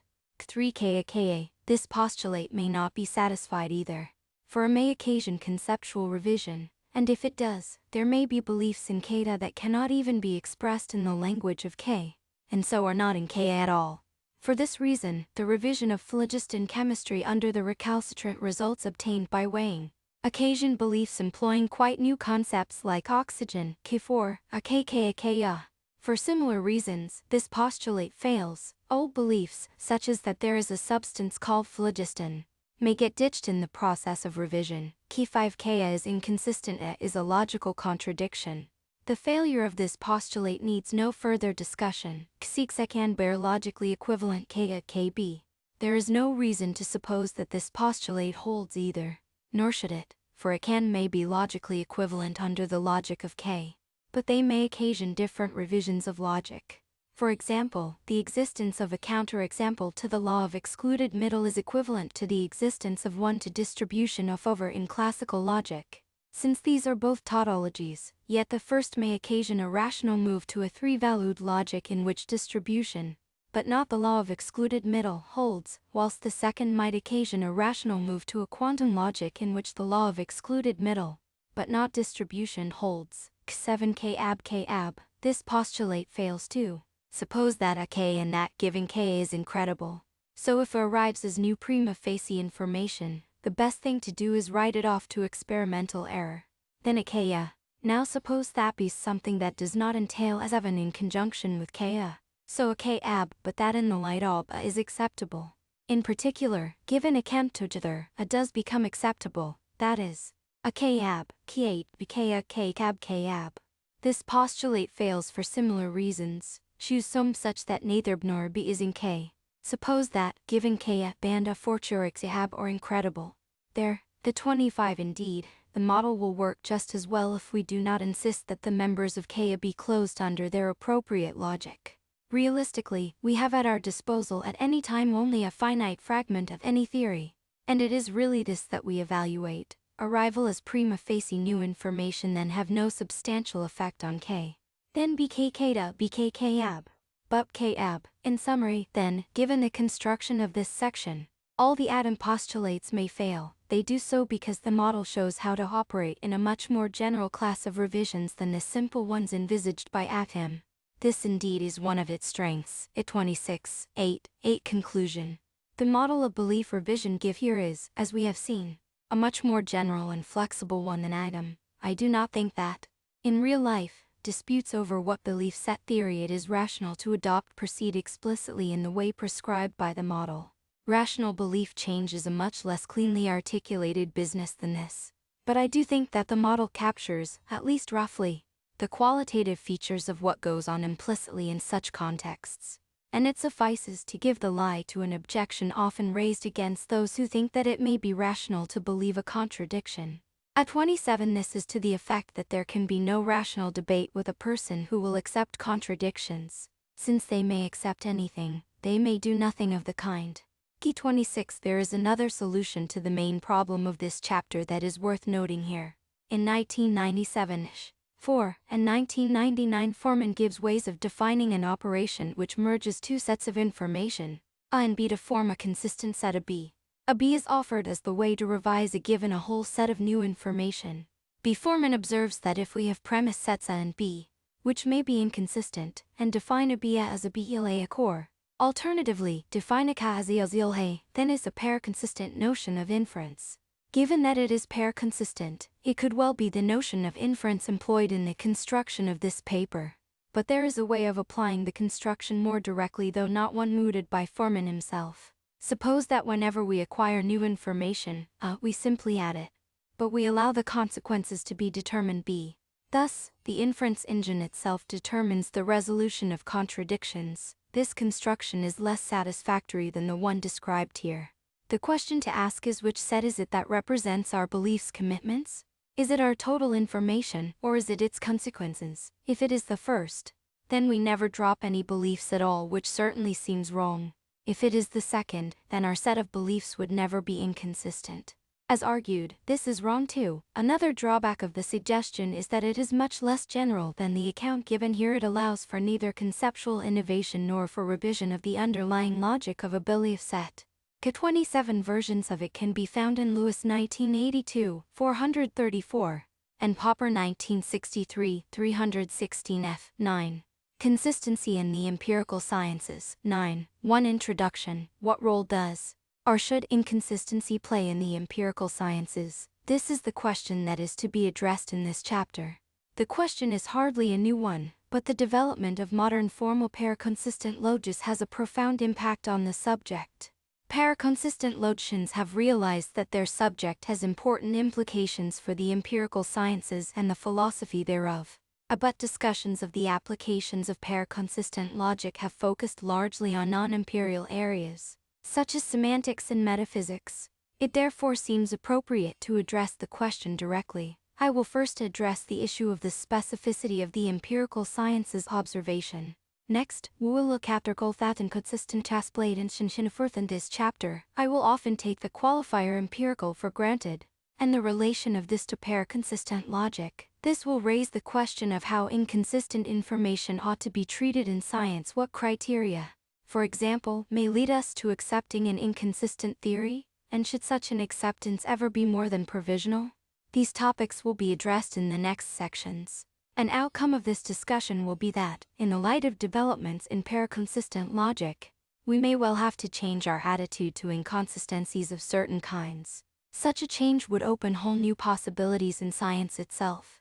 9. 2. Inconsistency and observation. Before we can address the issue of the role of inconsistency in empirical sciences, it will be important to discuss how such sciences differ from similar inquiries which are often intricately connected with them, such as mathematics and metaphysics. The standard answer to this question is that in the empirical sciences, but not the others, observation plays a role. In the more developed sciences, such observations are obtained through active experimentation. The observations serve to provide the ultimate explainenda for science, as well as providing important inputs into the evaluation of scientific theories. This standard answer is not entirely unproblematic. The role of empirical data in science has often been overrated, and its role in areas such as philosophy, 1 CE, G. Priest and Groutley 1989 367-79, and Priest and Groutley 1989 b. 494 fif. Underrated, for example, by positivists and empirists. However, that it plays a much more central role in science than in other inquiries can hardly be denied. The distinction between what is observable and what is not itself entirely unproblematic. Some states of affairs are certainly observable, such as the color of an insect, and some are certainly not, such as the color of a quark. But it is impossible to draw a sharp boundary between what is and what is not. What is observable may depend on what aids to perception, such as a microscope, are used, or on how we interpret our sensory input in the light of accepted theories, such as theories that tell us that when witnessed attracts in a bubble chamber, we're seeing the traxafarged particles. However, as with all vague or context-dependent distinctions, the fact that it is impossible to draw a neat line between its two sides does not mean that there is not an important distinction to be drawn. Compare being a child and being an adult. Let us now revisit the discussion of observation in section 3. 5. With this new context in mind, what can one see? For a start, seeing, in the sense relevant to explanation and confirmation, is propositional. We see that something is the case. We see that the stars appear to be in a certain position and ask for an explanation, or use this against a theory according to which they should appear somewhere else. As we noted in section 3. 5. Some have thought that one cannot see that something is not the case. We always see that something is the case, and then infer that something else is not the case. For example, we see that something is red and infer that it is not black. Whilst one may certainly do this, one need not. One can see directly that something is not the case. Try a thought experiment. I show you an ordinary apple and ask, is this black? You compare its color with a mental paradigm of blackness, and it does not match. You say no. Get 3, or again you enter a room. The whole room is visible from where you stand. There is no one there. You can see that Pierre is not in the room. You do not have to say the things in the room or a chair. A table. Pierre is not a chair. Pierre is not a table. Therefore, etc. For the very distinction between seeing what is the case and what is not the case is a false one. Some seeings are both. When talking of actual physical objects, to be transparent is not to be opaque, and vice versa. But you can see that something is transparent and you can see that something is opaque. It should be remembered that seeing is not simply a matter of light rays hitting the retina. Certainly, the eyes are involved in seeing, but one needs more than eyes to see. If what one sees is to play a role in one's cognitive functioning, one must also understand one's visual input. Hence, the categories of the understanding play a role. To see is to interpret one's visual stimuli by applying these categories, either consciously or preconsciously, and there is no reason why truth functions such as negation or disjunction should not enter into the process of interpretation directly. For example, I can see that this is a photograph of either Ned or Ted, identical twins such that I cannot tell the difference, without seeing that it is a photograph of Ned, and inferring the disjunction, he too. In what follows, I will restrict myself to discussing vision, since this is by far the most important sensory modality in science. But similar comments apply to the other senses. Kithri, I am not suggesting that all vision is paradigm-based in this way, as should become clear in a moment. For the example comes from Sartre 1943. 1. Sect. 2. Now, suppose that a can bear states of affairs observable at the same time and place, from the same perspective, etc., as I discussed in section 3. 5. Then, as argued there, so is their conjunction. We can see that something is a unicorn. We can see that it is green, hence, we can see that it is a green unicorn. Thus if a and are observable states of affairs, so is a. Of course, this is not to say that the conjunction is observed, merely that it is observable, that is, it is of a kind such that if it were to be the case, it could be seen. In reply to the suggestion that it might be impossible to see inconsistent states of affairs because our perceptual apparatus imposes some consistency filter, it suffices to note, as we saw in section 3.5, that we perceive impossible situations in various visual illusions. Thus, there are many well-known impossible figures of the kind. For example, employed by Escher in his drawings, there are perceptual sets where people report seeing things as simultaneously red and green. There are situations where things appear to be moving and not moving. Let me just remind the reader of one of these, the last. If this is commonly known as the waterfall illusion. After conditioning the visual field by showing it constant motion of a certain kind, say a spinning spiral, one then looks at a stationary scene. The scene appears to move in the opposite direction, but nothing in the scene changes its position. For example, an object at the top of the visual field does not move round to the bottom. What we see appears to be both moving and stationary. This is the natural way of describing one's visual sensations. Of course, perception in the cases I have described is not veridial. Iches are illusions, and things are not really thus, but that is how they would appear if things were thus. There is therefore nothing about our visual system that requires perception to be consistent. 9. 3 types of inconsistency. Let us now turn to the issue of inconsistency in science. The inconsistencies in question here are inconsistencies in what are accepted scientific beliefs. Many historians and philosophers of science have observed that there are such inconsistencies, indeed that they are common, even in contemporary science. 7. If we distinguish between observation and theory, what cannot be observed, then 3 different types of contradiction are particularly noteworthy for our purposes between theory and observation. Between theory, and internal to a theory itself. Let us look at these 3 in more detail. Inconsistency between theory and observation is the most obvious example. We have a well-received theory, T, with a certain observable consequence of we then run. 5 details of examples such as this can be found in most books on vision and visual illusions. A.G. Robinson 1972. Examples of this kind are further discussed in Feyerabend 1975, 258 Foth. 6. Which is not to say that a perception of a contradictory state of affairs cannot be veridial. But as we saw in Sect. 3.5, there are good reasons to suppose that those I have described are not. 7. For example, Lakatos 1970, Feyerabend 1975, 5, which can be consulted for details of many of the following examples. 8. A good general discussion of kinds of problem situations in science, including those involving various kinds of contradictions, can be found in Lawton 1977. His 1, 2, an experiment and observe that simple-minded falsificationists would suggest that this shows that T is wrong and is to be ditched.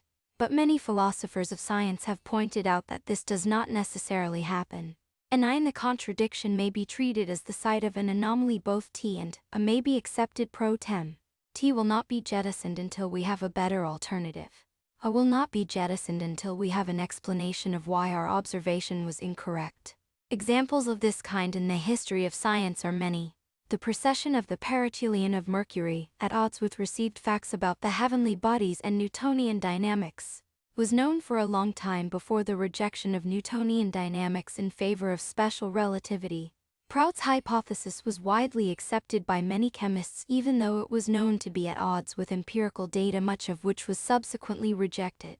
And so on. K10. The second kind of inconsistency between theory and theory is less frequently noted, but certainly occurs. This is when we have two well-accepted theories, T1 and T2, which have inconsistent consequences. Again, though this may be noted as the site of a problem, both T1 and T2 are retained until a suitable replacement theory for one or both is found. An example of this concerns the age of the Earth in late 19th century science. According to evolutionary theory, which was, by that time, well accepted, the age of the Earth had to be hundreds of millions of years. But according to received thermodynamics, the Sun, and so the Earth, could not possibly be that old. The issue was resolved only in the 20th century with the discovery of radioactivity, a hitherto unsuspected form of heat generation. Another, contemporary, example: the theories of relativity and quantum theory are known to be mutually inconsistent. 11. The third example of an inconsistency is when a theory is self-inconsistent. This could arise because a theory has inconsistent observational consequences, though I know of no interesting cases of this in the history of science. What there certainly have been are inconsistent theories where the inconsistencies are located internally, away from observational consequences. For example, for over 100 years Newtonian dynamics was based on the old calculus, in which infinitesimals had inconsistent properties, being both non-zero at some point in computations. Ganser quote others. Another, particularly striking, example is Bohr's theory of the atom, which included both classical electrodynamic principles and quantum principles that were quite inconsistent with them. Though the theory was certainly considered as problematic, its empirical, G. Kuhn 1970, Lakatos 1970, Feyerabend 1975. This literature is quite old now, and many aspects of the philosophy of Kuhn, Feyerabend et al. Have been subject to telling criticism. Much of the brunt of the Ritzim has fallen on the Kuhn-Feyerabend claims about incommensurability. This is irrelevant to the present matter. E10. In such situations, scientists may well, of course, have ideas about how to resolve the contradiction, but investigating possible ways of making a belief revision is not the same thing as making a revision. Revisions in accepted wisdom are not made until one of these ways looks as though it will work. 11. This is not to say that individual scientists will endorse things of the forma and much less as I will we note in a minute. Scientific knowledge is chunked, the chunks often belonging to different experts. A may well belong to one chunk and to another. Predications were so much better than those of any other theory at the time that it had no real competitor.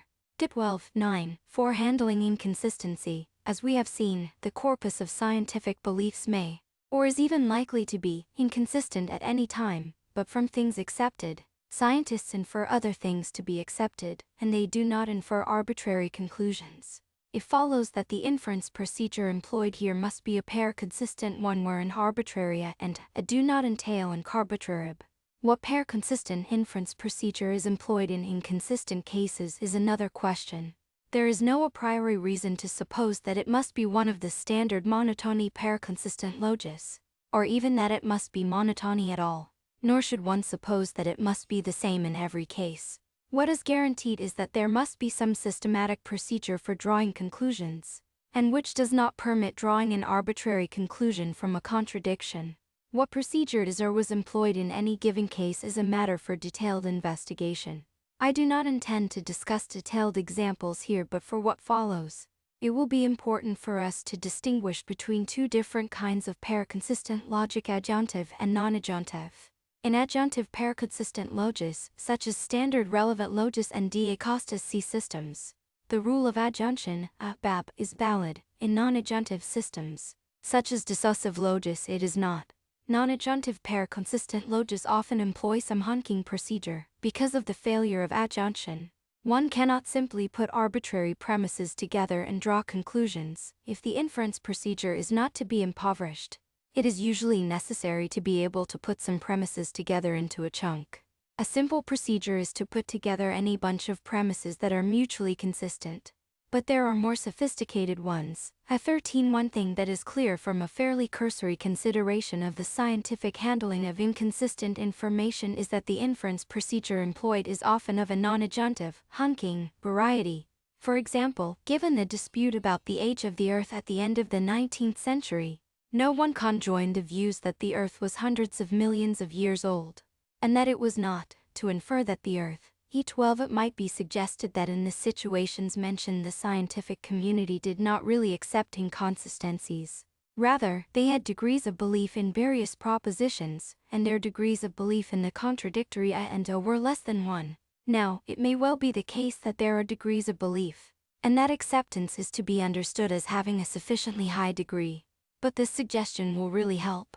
For example, given the inconsistency between the theory of evolution and thermodynamics, it would follow that one or both of these theories was believed to degree 0.5, which is to say that one or both of these was not accepted at all, which is untrue, or if both were accepted to degree 0.5, and one sets the level of acceptance at this figure, then inconsistencies were accepted, as claimed, for a general account of pair-consistent logic. See Priest 2002 Beyond Non-Adjunctive Strategies, see especially Sect.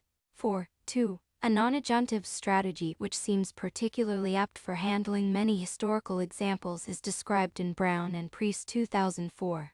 Really had a contradictory age. Kia 14 Similarly, in the Bohr theory of the atom, the drawing of conclusions was restricted to well-defined consistent chunks, possibly in accordance with some pragmatically determined, but still determinate, considerations. A conclusion drawn may then have been fed into another consistent chunk which contained information inconsistent with that in the first chunk. Whether adjunctive pair-consistent logis have, historically, ever been used in handling inconsistencies is a different matter, and is rather doubtful. At any rate, I know of no examples where this is clearly the case. 5. Accepting inconsistent information. We have seen that inconsistent information has sometimes been accepted in the history of science. We have also seen, at least in outline, why this does not lead to disaster. None of this shows that the inconsistent information ought to have been accepted even provisionally, but the situation seems to have arisen so frequently that it is implausible to level at the scientific community charges of blatant and frequent irrationality. This, therefore, raises the question of the conditions under which it is reasonable to accept an inconsistent theory or other body of information. The question of what makes it reasonable to accept any theory is a familiar one in contemporary philosophy of science, and a very difficult one. Neither do I intend to advance a detailed answer to that question here. But let us recall the account of rational belief developed in the previous 2 chapters. The doxastic goodness of a theory may be evaluated under a number of orthogonal criteria. A major criterion is empirical adequacy, for any observational consequence, that a theory entails. If it is observed, this is a good mark. If it is not, this is a black mark. Empirical adequacy is, perhaps, the most important criterion in science. It is, at least, the one that mainly distinguishes the empirical sciences from similar investigations. But it is certainly not the only one, nor can it be. It is at least theoretically possible to have different theories that are both empirically adequate. More commonly, it happens that no theory in the field is entirely empirically adequate. Hence other criteria have also to be employed. There is a multitude of these. Philosophers may disagree both about what they are and about how exactly to understand them, but the following have certainly been suggested, and are very plausible. Good-making features include simplicity, ontological leanness, comes razor, explanatory power, a low degree of ad hocness, unity, fruitfulness. The converse features are bad complexity. The 14, which is not to say that people did not notice that the theories together entail something of the form and so conclude that there was a problem here, merely that the corpus of accepted beliefs was not closed under an adjunctive logic. Many non-monotony pair-consistent logis incorporate pragmatic features of this kind. For example, in the ordering relation with respect to which minimization is defined. See Sect. 11.10. A 16 for a more detailed discussion. See Smith 1988, Brown 1990 and, especially, Brown 1993 and Brown and Priest 2004. A 17 C. E. G. Quine and Cullian 1970, 5. Kuhn 1977. Like in 1988, 7. Ontological extravagance, explanatory poverty, much ad hocness, fragmentation, barrenness. 18 The exact number of and details concerning criteria of these kinds, though a highly important and interesting question, need not detain us here. The important points are that there is a multitude, and b that the criteria do not necessarily hang together. One theory, say Bohr's theory of the atom, may have a high degree of empirical adequacy, be very fruitful, but inconsistent. Another may be consistent, have a lesser degree of empirical adequacy, and be rather ad hoc. As I have argued in the previous 2 chapters, one theory is rationally preferable to another if it is sufficiently better on a sufficient number of criteria. This account, rough as it may be, is sufficient to demonstrate a number of things. It shows why theory choice is a messy business. There is no simple algorithm. It shows why, within certain limits, there may be room to disagree over which theory is better if no theory is overall best. People may reasonably disagree. All this is familiar from standard philosophy of science. As we noted in previous chapters, it shows 2 further things. First, it shows when it may be rational to adopt an inconsistent theory when, despite its inconsistency, it is markedly better than its rivals on sufficiently many other criteria. Secondly, it shows when it may be right to reject an inconsistent theory, even when inconsistency may be rationally tolerable when a rival theory scores higher on sufficiently many criteria. That is, it shows how theories may be falsified, even if inconsistencies are sometimes tolerable. 6. Inconsistency in truth. But should an inconsistent corpus of belief be accepted only provisionally, until a better one can be found, or can it be accepted as a candidate for the final truth? Several comments are pertinent here. First, there is no such thing as certainty about anything in science. Any theory or set of theories, whether consistent or inconsistent, should be endorsed fallibly. All theories go beyond the data, which is itself, in any case, theory-laden. In this sense, the acceptance of anything is only ever provisional. But is there something special about inconsistency in this regard? Here, it seems to me the nature of the inconsistency is relevant. Note, first, that if a theory is empirically inadequate, however acceptable it is, the received information is not a candidate for the truth, at least as things stand. If a theory entails an observable consequence and A is not perceived, something is wrong either with our theory or with our perceptions. Something needs to be fixed. In particular, then, if a theory entails B, where B is some observation statement, then if such a contradiction is not observed, something is wrong. As I have already argued, B is a perfectly observable state of affairs. And 19. Moreover, if the inconsistency in the scientific corpus is between a theory and an 18. The question of whether consistency should be on these lists is not as obvious as it might seem. See Sect. 7. 4. 19. Thus, even if one suggested that one contradictory peremptually colluded the other, as discussed in Sect. 3. 5, we would need some presumably psychological explanation of why this is the case. Observation, something needs to be revised, for if theory T entails a boot, had is observed not a, we again have an empirical inadequacy. It may be retorted that if inconsistencies are acceptable, maybe a is true after all. But again, since a is an observable state of affairs, and one that is not observed in the situation described, we have an empirical inadequacy. If a were true, so would a b. And this is precisely what is not observed. What if a contradiction is one between theory and theory, or internal to a theory, not spilling over into observation? Here, the situation is more complicated. Suppose first that one is an instrumentalist. Then all one cares about is the empirical adequacy of a theory. If a contradiction is located deep in the heart of theory, this is of no moment. But if, as I think correct, though I shall not argue it here, one should, in general, be a realist about scientific theories, the matter is different, and depends crucially on how this inconsistency is handled. If it is handled by a hunking strategy, then the theory is not a candidate for the truth. If A is true and A is true, then so is their conjunction. If a theory refuses to allow this move, then the theory cannot be correct. And we know this. At 20th, on the other hand, the inconsistency is handled with an adjunctive paraconsistent logic. There is no reason, as far as I can see, why we should not suppose the theory or theories in question to be correct. In particular, then, a theoretical inconsistency that is handled adjunctively is not, in itself, a reason to suppose that the theory cannot, in the long run, be allowed to stand. Any argument to the effect that such inconsistencies are ultimately unacceptable must be a quite general and a priori defense of the law of non-contradiction in the appropriate form any contradiction is known in advance to rule a theory out as a candidate for the truth. I know of no such argument that works. All fail, usually by simply begging the question in some way. 21 Thus, if we are realists, we will let our best theory, provided that it is not ruled out as a candidate for truth on other grounds, inform us as to what reality is like and if our theory is inconsistent. There is no reason to suppose that the theory does not get it right. Reality itself is inconsistent. In other words, inconsistencies of this kind in science do not mandate that the acceptance of the theory or theories in question be provisional in any special way.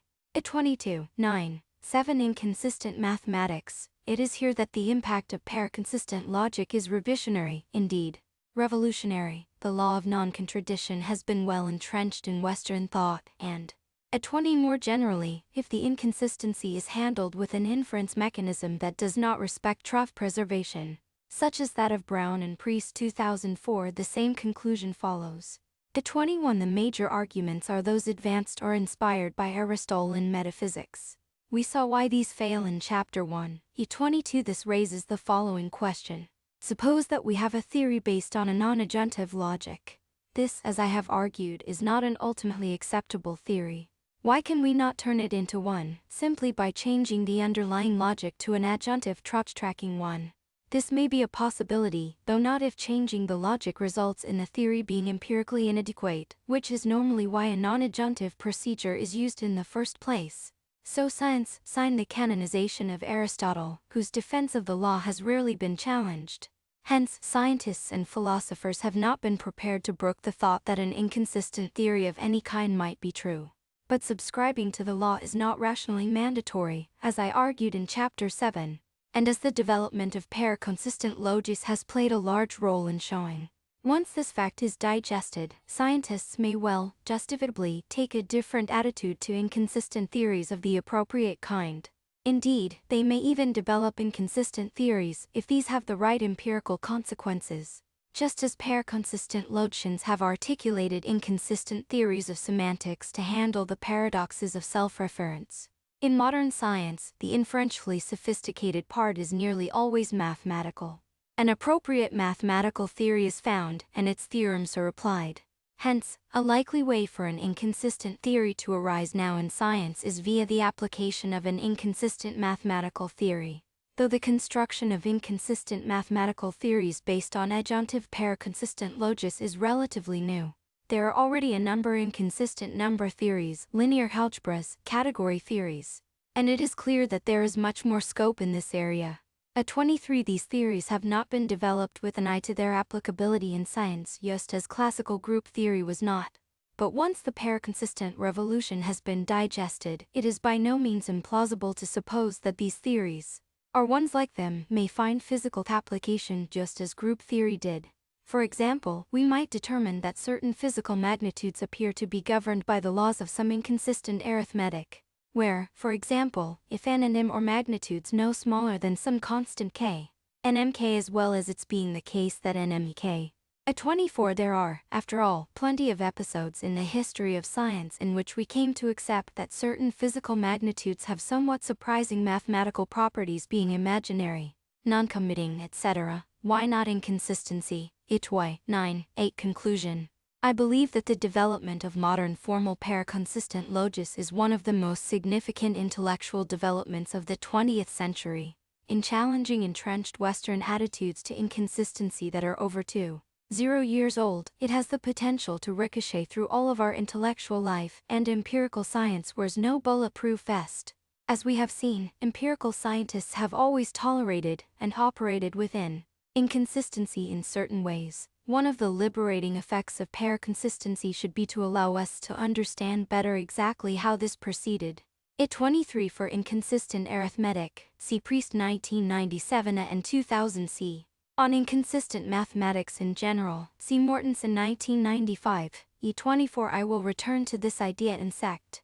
7. There is even one place where an inconsistent mathematics might possibly find an application already.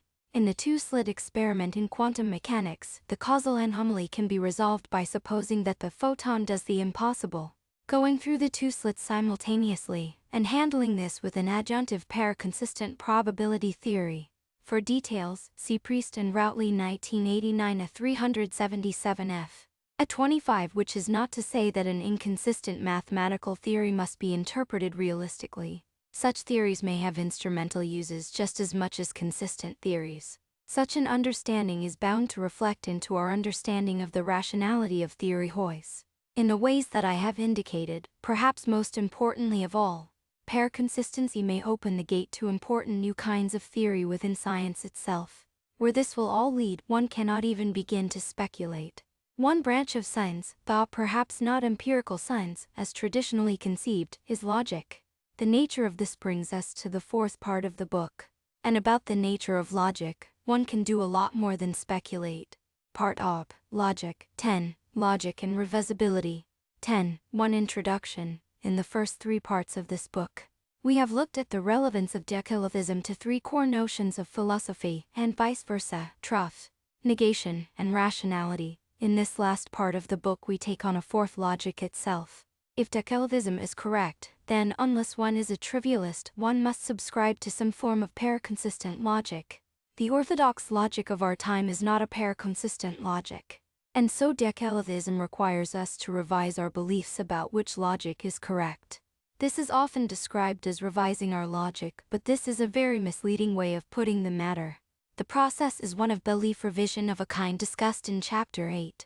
I indicated in that chapter how belief revision in general operates, and this account applies to our beliefs and theories about logic. As much as anything else, still, it might be thought that there is something special about logic which makes it different. In this chapter I will argue that there is not. Logic is revisible in just the same way that any other theory is. For comparison, I will also discuss the situation concerning geometry and arithmetic. The chapter also discusses some ramifications and implications of the revisibility of logic. In particular, we will look at what the rivalry of logical theories amounts to, and at Quine's remarks concerning rivalry and the possibility of deviant logics. Pair-consistent logic is not, of course, the only deviant logic. Many formal non-logical logics were developed in the 20th century, including intuitionist logic, various Mendel logics, quantum logics, etc. All of these provide potential rivals for classical logic, and many of the considerations posed by pair-consistent logics are quite general. I will therefore discuss the question of logical revision in the more general context of non-logical logics. The central concern, however, will remain pair-consistent logic. 10. Two logics, geometries, and arithmetics. The earliest formal non-logical logics to be developed in the 20th century was Mendeleev logic. Principia Mathematica was hardly off the press before Lukasiewicz was formulating various logics of this kind. In producing these, Lukasiewicz had the model of non-Euclidean geometries very much in mind. For example, he wrote, "It would perhaps not be right to call the many-valued systems of propositional logic established by me non-Aristotelian logic, as Aristotle himself was the first to have thought that the law of bivalence could not be true for certain propositions. Our newfound logic might rather be termed non-Chrysippine, since Chrysippus appears to have been the first logician to consciously set up and stubbornly defend the theorem that every proposition is either true or false. The Chrysippine theorem has to the present day formed the most basic foundation of our entire logic. It is not easy to foresee what influence the discovery of non-Chrysippine systems of logic will exercise on philosophical speculation. However, it seems to me that the philosophical significance of the systems of logic treated here might be at least as great as the significance of non-Euclidean geometry. The analogy between non-standard logics and non-Euclidean geometries is an important and interesting one, though several people have denied it. For example, Niels 1962, 575 say, even from a purely formal point of view the ordinary two-valued system has a unique status among deductive systems which can plausibly be called logic, since it contains all the others as fragments of itself. In short, they are not alternatives to classical logic in the sense in which Lobachevsky's geometry is an alternative to Euclid's. Now this is just factually wrong. There are, for example, onexivist systems of logic that contain logical truths that are not classical logical truths, such as Kabi-Ab, the three, but even if it were not, the conclusion would hardly follow. From the fact that a logic is maximal in some sense, it does not follow that another cannot be an alternative. The maximal logic might entail too much. Some have insisted that classical logic has some kind of priority over other systems, since metatheoretic reasoning must be classical. Q4 even if this were to entail some disanalogy. The claim is, again, just false. Intuitionist metatheory for intuitionist logic makes perfectly good sense. If Ivan Rescher 1969, 219, who has a good deal more sympathy for the claim than many others, denies the analogy on the ground that the articulation of a logical system requires the employment of a metalogy, normally an informal one, and not necessarily classical, whereas the articulation of a geometric system does not require the employment of a metageometry. Rescher's observation seems correct, but again, it is difficult to see it as having significant import for the question. The formulation of a grammar for a language requires the employment of a metalanguage, and so a metagrammar, but this hardly entails that there cannot be rival grammars for a language, or that the question of which is correct is not a fallible and revisable matter. The same could be true of logic. Juan Brewer's intuitionism was being developed about the same time, but formal intuitionistic logic, as developed by Heyting, was about a decade later. Alukashu was 1930, quotation taken from p. 63 of the English translation. 3 C.E. G. Anderson and Belknap 1975 Sect. 29, 8. I. G. Link. C. Rescher 1969, 229. K5 it is illustrated in Dummett 1977. CSP. 214. In fact, the analogy between non-Euclidean geometries and non-lasso logis is a close one, as we will see, to facilitate the comparison of geometry and logic. We will also look at an important halfway house, arithmetic, logic. Arithmetic and geometry are the three great a priori sciences of Kant's Critique of Pure Reason. According to Kant, the mind has certain cognitive structures which, when imposed on our raw sensations, produce our experiences. The first two, space and time, are dealt with in the transcendental aesthetic. The third, the categories, is dealt with in the transcendental analytic. In the case of all three, a certain body of truths holds good in virtue of these a priori structures, and these constitute the three corresponding sciences: geometry in the case of space, arithmetic in the case of time, and logic in the case of the categories.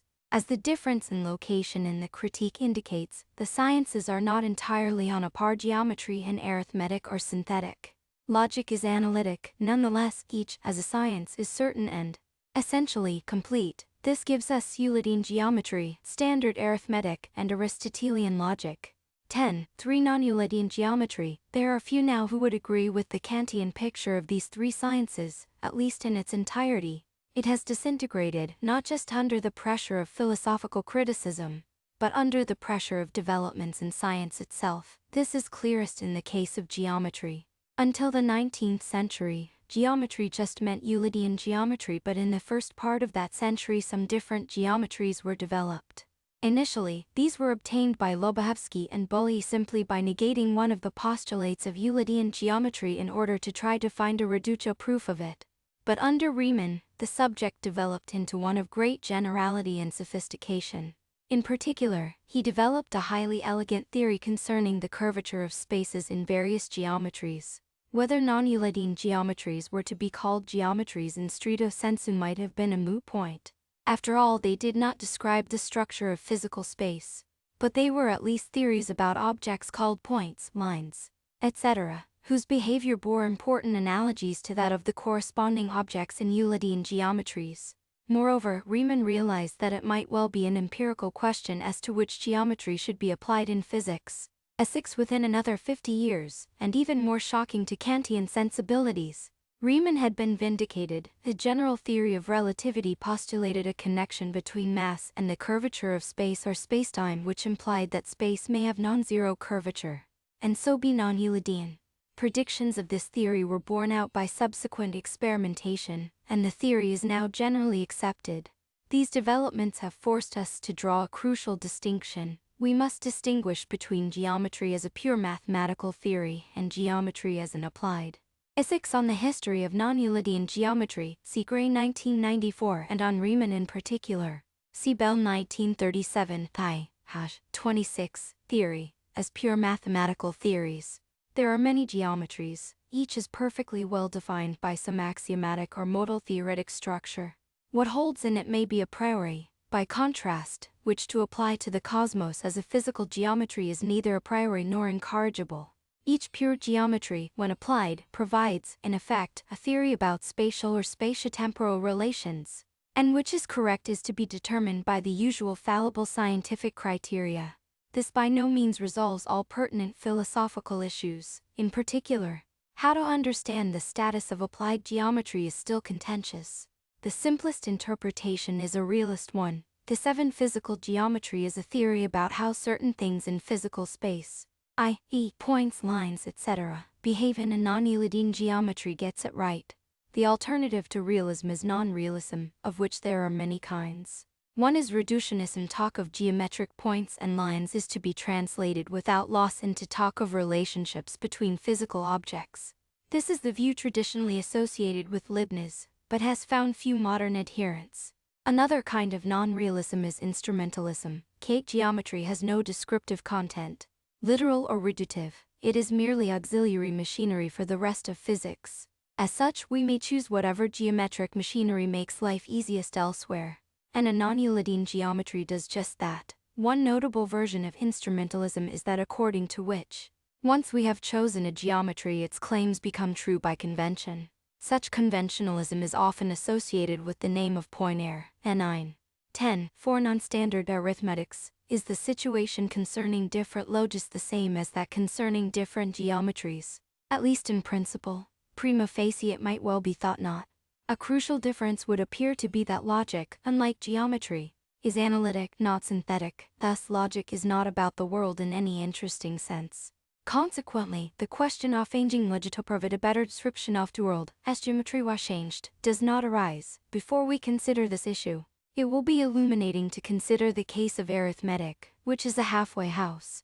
Kant, it is true, considered both geometry and arithmetic to be synthetic. The received view in the 20th century was more influenced by Frege. However, geometry may be synthetic, but arithmetic is analytic. Let us start by asking if there could be alternative pure arithmetics in the sense that there are alternative pure geometries. Normal arithmetic is the set of sentences of the usual first-order language that are true in the standard model. The natural numbers 0, 1, 2 are subject to the usual arithmetic operations. We may take an alternative arithmetic simply to be one that is inconsistent with this. In other words, a 7 this is endorsed by Nerlich 1976.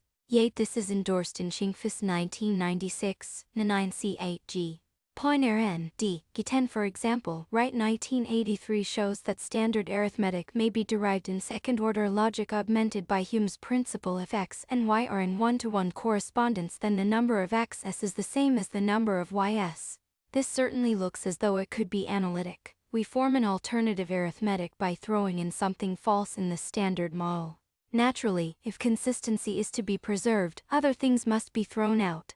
There are two possibilities here. The first is that we retain all the axioms of Peano arithmetic, but add the negation of something independent of Peano arithmetic but true in the standard model.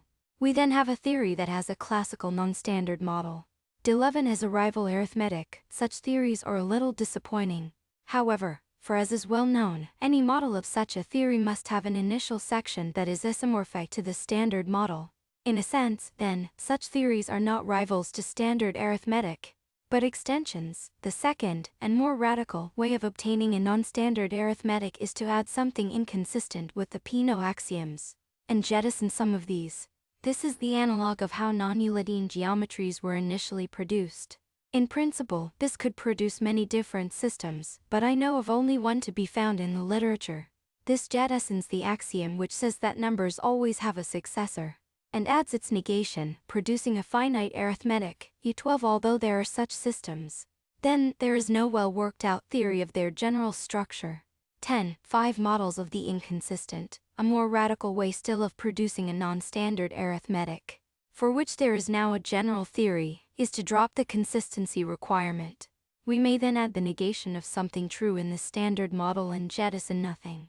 Let us approach the issue via a little history. A driving force behind the development of mathematics can be seen as the extension of the number system in such a way as to provide solutions to equations that had no solution. Thus, for example, the equation x32 has no solution in the natural numbers. Negative numbers began to be used for this purpose around the 15th century. Or consider the equation HA2 which has no solution in the domain of real numbers. This occasioned the introduction of complex numbers a little later. In each case, the old number system was embedded in a new number system in which hitherto insoluble equations found roots. Now consider Boolean equations. A Boolean expression is a term constructed from sum of an infinite number of variables, PQR by means of the functors, and complementation. A Boolean equation is simply an equation between two Boolean expressions. The simplest interpretation for this language is the two-element, the 11. In this model there may even be solutions to Diophantine equations that have no solution in the standard model. By the solution to Chilbert's 10th problem, the of these solutions will have no name in the standard language of arithmetic. Getwell C. Van Bendigem 1987, Goodstein 1965 gives an arithmetic where a number can have more than one successor, though it would be more accurate to describe this as an arithmetic in which there is more than one successor function. Boolean algebra B2's Haas diagram is, A is interpreted as meet, as join, and as order inversion. Within this interpretation many Boolean equations have solutions. For example, the equation PPQ is solved by Q tan P sure. But many equations have no solutions, e.g., pp. It is natural, then, to extend the algebra to one in which all equations have solutions. The simplest such one is that whose Haas diagram is as follows. M where operations are interpreted in the same way. In particular, miss a fixed point for a. In this structure the equation pp is solved by pm. More generally, it is not difficult to check that if every variable is assigned m, any Boolean expression evaluates tom. Hence every Boolean equation has a solution. The construction here is a special case of a more general one. The three-element algebra just given, D3 is a De Morgan lattice with a fixed point for negation. By the same argument as before, every Boolean equation has a solution in an algebra of this kind. The general result is that every De Morgan algebra and a fortiori every Boolean algebra can be embedded in such an algebra. A 13. The result is analogous to one of the fundamental theorems of algebra, that every field can be extended to one over which all equations have solutions I. All non-constant polynomials have roots. An algebraic closure. The algebraic closure of the creoles is, of course, the field of complex numbers. Algebras have many applications. The most obvious application of D3 in a philosophical context is to provide a structure of truth values for a propositional language. In this context, the fact that every Boolean expression can be evaluated means that, provided we take the designated values of our logic to be those m, every, a 13. The following proof is due to Peter Milne. Take any De Morgan algebra. Add top and bottom elements, 1 and 0 such that 1, 0 if the algebra does not have them. Let an interval a b be any set of the form x(b). Define the operations on intervals as follows: a bc, d a c b d a, bc d a c b d a. bb the set of intervals with these operations is a De Morgan algebra. The map which sends a to a is an embedding. And 0, 1 equal 0 to 0, 1 C. Milne 2004 sentence is satisfiable. As more generally, is every set of sentences, the interpretation where everything takes the Balumix. Of course a rather an interesting one, but there will be many others. The point is simply to demonstrate the existence of models, in terms of logis. The above algebraic structure is exactly the logic LPS and the Balumix normally thought of as both true and false. The Trotvalua might seem a rather odd one. One might be tempted to call it an imaginary Trotvalu, for the same reason that one was called imaginary. But there is nothing really imaginary about imaginary numbers. Mathematically speaking, they are just as bona fide as real numbers. Indeed, they even have applications in physics. Leave quantum mechanics out of this. Even in classical physics, magnitudes such as impedance are given by complex numbers. Similarly, mathematically speaking, there is nothing imaginary about them, and like imaginary numbers, may even have important applications, for example, as the truth value of paradoxical self-referential sentences, for which we often appear to have anyway, as we have now seen. Every set of sentences, even inconsistent ones, has a model in the logic LP, at least the trivial one, where everything takes the value m, but in general many non-trivial models too. F15 in particular, and to return to the main issue, so do inconsistent arithmetics. 10.6 Inconsistent arithmetics. The fact that there are logical models of inconsistent arithmetics does not tell us anything about their arithmetical structure. In fact, they have an interesting common structure. What is this? I will restrict myself here to describing the situation for the simplest finite models. The generalist even the general affinities is more complex. The 16 in every such model there is a tail, T, of numbers 0 and 1 that behave consistently. The numbers from n onwards form a cycle with some period, P0, so that for any in, IPI, but since this is a model of arithmetic IPI also, these models may therefore be characterized by two parameters, the tail, T, and the period P. The trivial model is the special case in which T fan P1. Every structure of the kind described is a non-standard arithmetic, and the numbers in it are analogous to the points and lines in a non-standard geometry. Since each of the non-standard arithmetics extends ordinary arithmetic, every equation that has a solution in standard number theory has a solution in it. But, as might be expected, there are equations that have no standard solution but which have solutions in non-standard arithmetics. Let a numerical expression be any term formed from variables F14 CEG in contradiction 5 to 15. Strictly speaking, we have seen this only for sentences of a propositional language. The result extends in a natural way to a full first-order language, however. The details of this can safely be left as an exercise. A 16. A complete characterization of the finite case is given in Priest 1997a. Details of the general case can be found in Priest 2000c. XY and the constant A0. Using the Funters, Kant's Husserl, K17e will use hem for the numeral of m. An equation is any identity of the form St, where S and T are arithmetic expressions. It is not difficult to establish that in the trivial model, every arithmetic equation has a solution viz. xy, the 0, but many families of equations have general solutions in non-trivial models. For example, any equation of the form hem n has a solution in a model where hem, nt and m and mod p, and any equation of the form sxtx, where x occurs in S and T has a solution in every model where p1, namely the least inconsistent number. 18.10. 7 Empirical applications. We have seen that there are alternative pure arithmetics, in the same sense that there are alternative pure geometries, abstract mathematical structures dealing with objects, numbers, or points that behave in a way recognizably similar to the corresponding objects of the standard theories. But, it might be suggested, this is as far as the similarity goes. There is no possibility of applying a non-standard arithmetic to an empirical situation in the same way.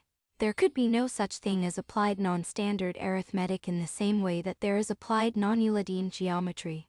Is this so? I take the answer to be no. There are theoretical arguments for this. We will come to these when I turn to logic. For the present I will demonstrate the point by telling a story to show how we might come to replace a standard application of ordinary arithmetic with a different one. There are a few such stories already in the literature, notably those of Gasking 1940, but I will give one which might motivate the adoption of one of the inconsistent arithmetics that we met in the last section. A 19. I do not want to claim that the situation described is a possibility in any real sense, it is merely a thought experiment. But if it succeeds it will show the required conceptual possibility. At 20. Let us suppose that we come to predict a collision between an enormous star and a huge planet. Using a standard technique we compute their masses as x1 and y1, respectively, since masses of this kind are, to within experimental error, the sum of the masses of the baryons, protons and neutrons in them. It will be convenient to take a unit of measurement according to which a baryon has mass 1. In effect, therefore, these figures measure the numbers of baryons in the masses. After the collision the 17 other functional expressions, e.g., the exponentiation, could be added to the list.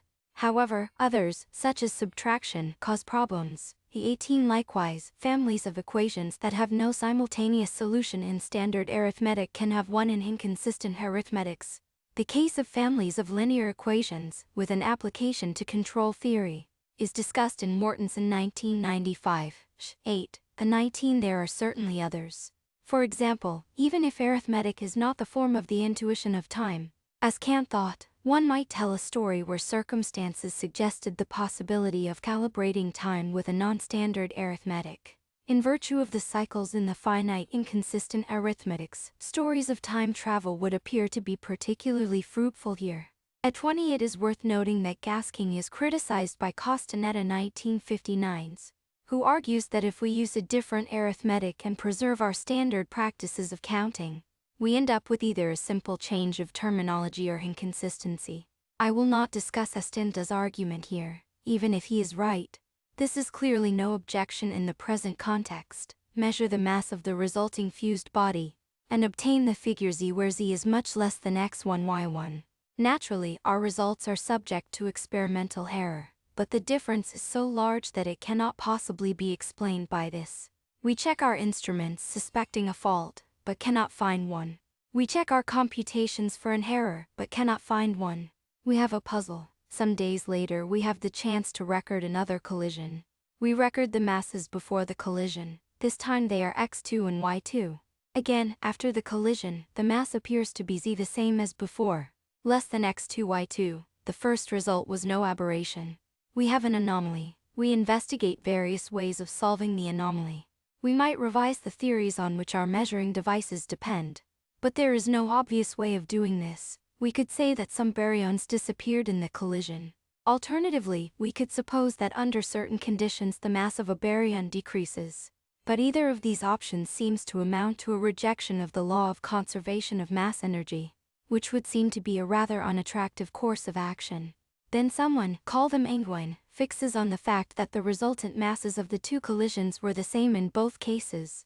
This is odd. If mass has gone missing, why should this produce the same result in both cases? An idea occurs to Angwine. Maybe our arithmetic for counting baryons is wrong. At 21, maybe the appropriate arithmetic is one where z is the least inconsistent number, and p the period of the cyclone. For in such an arithmetic x1 y1 x2 y2 z, and our observations are explained without having to assume that the mass of baryons has changed, or that any are lost in the collisions. Angwine hypothesizes that z is a fundamental constant of the universe, just like the speed of light, or Planck's constant. The 22, while she is thus hypothesizing, reports of the collision start to come in from other parts of the galaxy. The human race had colonized other planets some centuries before. These reports all give the masses of the two new objects as the same, but all are different from each other. Some even measure them as greater than the sum of their parts. Angwine is about to give up her hypothesis when she realizes that this is quite compatible with it. Even if the observer measures the masses z provided only at zz and zz, and their results are the same, but this does leave a problem. Why do observers consistently record results that differ from each other?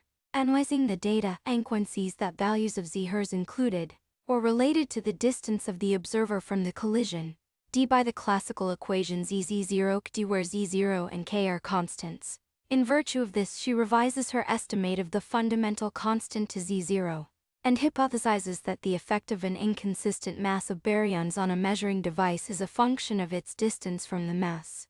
Further observational reports bear this hypothesis out, and Angwine starts to consider the mechanism involved in the distance effect. We could continue the story indefinitely, but it has gone far enough.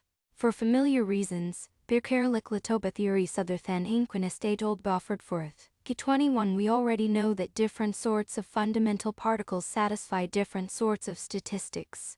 At 22 the revision of arithmetic envisaged here is a local one, in that it is only the counting of baryons that is changed.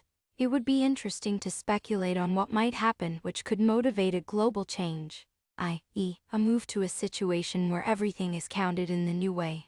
Data, some of them might preserve orthodox arithmetic by jettisoning conservation laws, or by keeping these but varying some physical auxiliary hypotheses. Others might modify arithmetic in some other, but consistent, way. E23 and each of these theories might become more or less plausible in the light of further experimentation, etc. But the point is made: it is quite possible that we might vary our arithmetic for empirical reasons. There can be alternative applied arithmetics, just as there are alternative applied geometries. 24 An applied arithmetic is, in effect, a theory concerning certain relations of magnitude. As with geometry, there are various ways in which one might understand such a theory. One can tell a realist story collections of physical objects have a certain physical property, namely size and sizes, together with the operations on them, have the same objective structure as the numbers and corresponding operations in the non-standard arithmetic. Hence, facts about the mathematical structure transfer directly to the physical structure. And this is why it works. Or one could tell instrumentalist stories of various obvious kinds. For example, Gaskin 1940 runs a conventionalist line on arithmetic that is similar to Poiner's on geometry. We need not pursue these matters further here though. 10. 8. Revising logic. The case of syllogistic. We have seen that there are numerous pure geometries and arithmetics. We have also seen that, when applied, a geometry or arithmetic is a corrigible theory of some kind. Let us now turn to the question of whether the same is true of logic. I will argue that it is. Indeed, it may fairly be pointed out that I have already assumed this, since the argument concerning arithmetic was partly based on arithmetics whose underlying logic is non-logical. First, there are numerous pure logics. This point I take to be relatively uncontentious. There are the Mandy-valued logics that Lukasiewicz invented, not to mention others such as intuitionism, quantum logic, and pair-consistent logic, one of which, LP, we met in the preceding sections. Possibly a purist might say that they are not logics since they are not the real logic. But that would be like saying that non-Euclidean geometries are not geometries since they are not the real geometry. In both, at 23 an obvious suggestion here is that we might use, instead, a finite consistent arithmetic with maximum numbers E0, which is its own successor, for all we have seen of the example so far. This would do just as well. However, there might well be reasons that led us to prefer the inconsistent arithmetic. Notably, this arithmetic gives us the full resources of standard arithmetic, whilst the finite arithmetic does not. For example, in the inconsistent arithmetic it is true that for any prime number there is a greater prime, which is false in the finite arithmetic. This extra strength might cause us to prefer it. Alternatively, the difference might even occasion different empirical predictions, which verify the inconsistent arithmetic. G24 Some of the philosophical issues surrounding inconsistent arithmetics are aired in Priest 1994a. There it is argued that our ordinary arithmetic might be an inconsistent one. A critique of this is to be found in Denyer 1995. With replies in Priest 1996. Denyer's criticisms are not relevant here. For present purposes, I concede that our ordinary arithmetic is the usual one. My concern is with inconsistent arithmetics as revisionary cases. We have a family of structures. Logis are geometries that are perfectly well-defined mathematical structures, and, as far as that goes, all on a par. The more contentious question is whether in logic, as in geometry and arithmetic, which one we apply may be a corrigible matter. Of course, a pure logic can have many applications as may pure geometries and arithmetics. For example, standard propositional logic may be used to test inferences or simplify the design of electrical circuits. And for some of these applications, e.g., the latter, the question of which logic is correct may well be a theory-laden and corrigible matter. But when talking of application here, what we are talking about is what one might call the canonical application. The canonical application of geometry is in physical geometry. The canonical application of arithmetic is to counting and measuring.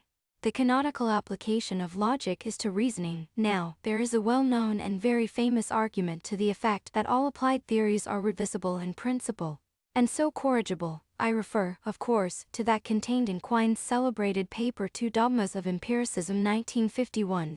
The argument is to the effect that there is no principled way of drawing a line between the revisible and the unrevisable theories, and hence the sciences traditionally thought of as a priori, such as geometry and arithmetic, were just as revisible as psychology and physics. A 25 Quine also mentions logic explicitly in this context, but does not pursue the matter at great length.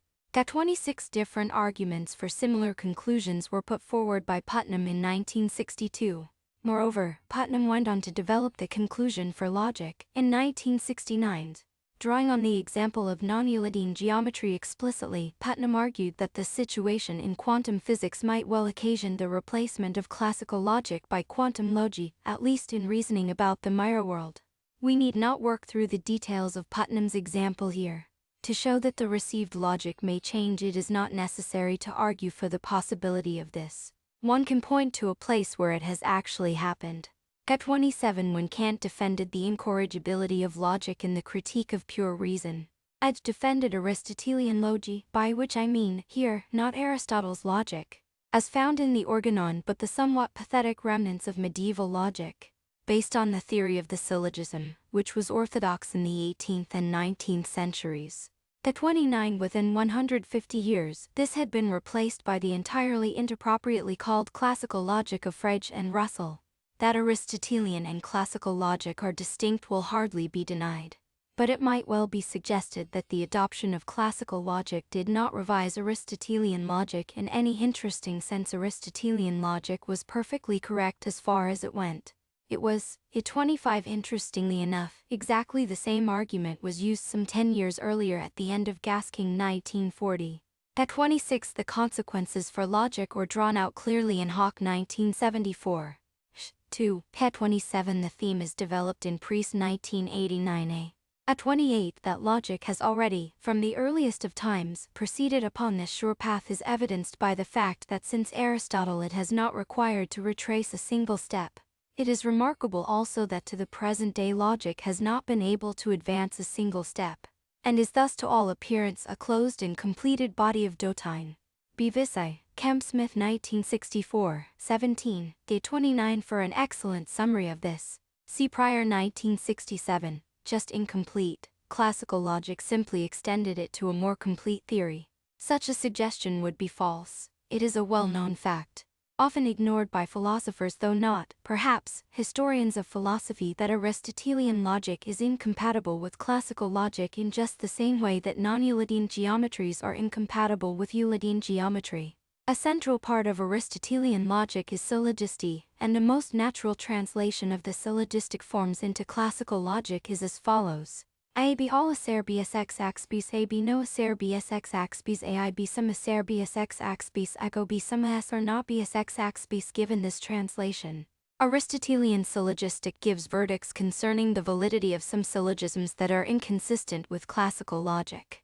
Consider the inferences called by the medievals Derepti and Chemistros, which are, respectively, albicercius albiceres hence some acercius alcicerbius no acerbius hence some s or not cs. Both of these are valid syllogisms.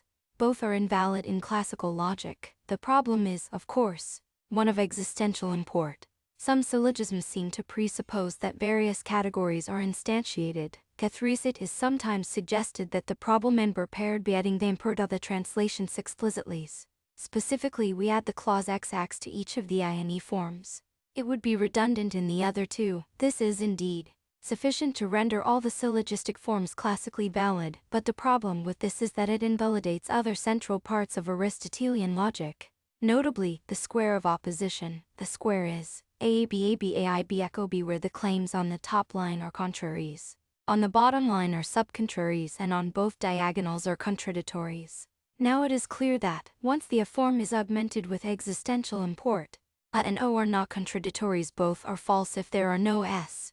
For the same reason, neither are E and I. Another suggested repair is to add existential import to the A form but not the E, and take the O form to be its negation x axis x. This validates all the syllogisms and the square of opposition, the oddity of taking some S or not BS to E. For the record, these are the inferences Dereptic and Philepton in the third figure, and all the medieval subaltern moods Barbaric, Elleront, Cesaro, and Chemistros. A discussion of the problem of existential import can be found in Neal and Neal 1962, 5461. Be true if there are no S's clear enough. But more importantly, this repair invalidates another part of the traditional logic, the inferences of conversion. Specifically, conversion permits the inference from no acer BS to all S or non-BS, which fails if the E form is not existentially loaded. Conversion is not an Aristotle, but it is a perfectly standard part of traditional logic. It is sometimes suggested that, rather than adding existential import to the translations explicitly, we should take the instantiation of all the categories involved to be a global presupposition. This is a move of desperation. If it is correct, then we cannot use syllogistic to reason, e.g., in mathematics, where we certainly do not make such presuppositions. I don't think that the traditional logicians who endorse syllogistic believe this. Moreover, if we were to allow validity to have contingent presuppositions, pretty much anything could be made to be valid. To 3 go and more importantly, the suggestion really will not save syllogisty. F3 all winged horses are horses, and all winged horses have wings. Applying dirupti, we may infer that there are some winged horses. The argument clearly generalizes. All Asera S, K3 of Forturik. All Abseris S and symmetrically all Abser BS. By diruptic it follows that there are some abs. Thus syllogistic allows us to prove that any two categories intersect. And if it be replied that this is just one of the global presuppositions, take B to be a the complement of an on-A, it can hardly be maintained that Aristotelian logic globally presupposes contradictions. This argument requires the use of compound terms. Again, these are not in Aristotle, but are an established part of traditional logic. F3I what we have seen is that, however one interprets traditional logic in classical logic, something has to be given up. Moreover, this is quite essential, for as the last argument shows, traditional logic is, in fact, inconsistent. At any rate, classical logic is not just a more generous framework subsuming traditional logic. Prevarication aside, modern logic has given the thumbs down to dirupti and its ilk.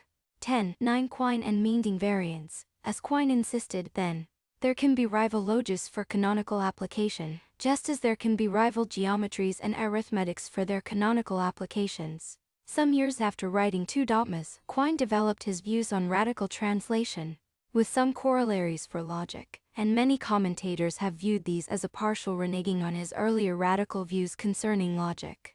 Kathrisiv views are spelled out first. On it is worth noting that classical logic has its own contingent presuppositions, notably that something exists, and its own diruptic ex fix. At 2 the following argument is due to Len Goddard. For a further discussion see is 2000. F3 one might, of course, deny this, but then one has to reject another standard part of traditional logic, the law of identity. A4 they are omitted in Lukasevich 1957 formalization of syllogisty, which allows it to be consistent. F5 for example Hawk 1974. 1. Dummet 1978, 270, in Word and Object 1960, section 13. But they are put most pitchily in philosophy of logic. Thus, to turn to a popular extravaganza, what if someone were to reject the law of non-contradiction and so accept an occasional sentence and its negation as both true? An answer one hears is that this would vitiate all science. Any conjunction of the form PP logically implies every sentence whatever. Therefore acceptance of one sentence and its negation as true would commit us to accepting every sentence as true, and thus is forfeiting all distinction between true and false. In answer to this answer, one hears that such full-width trivialization could perhaps be staved off by making compensatory adjustments to block this indiscriminate deducibility of all sentences from an inconsistency. Perhaps, it is suggested, we can so rig our new logic that it will isolate its contradictions and contain them. My view of the dialogue is that neither party knows what he is talking about. They think that they are talking about negation, not but surely the notion ceased to be recognizable as negation when they took to regarding some conjunctions of the form P is true, and stopped regarding such sentences as implying all others.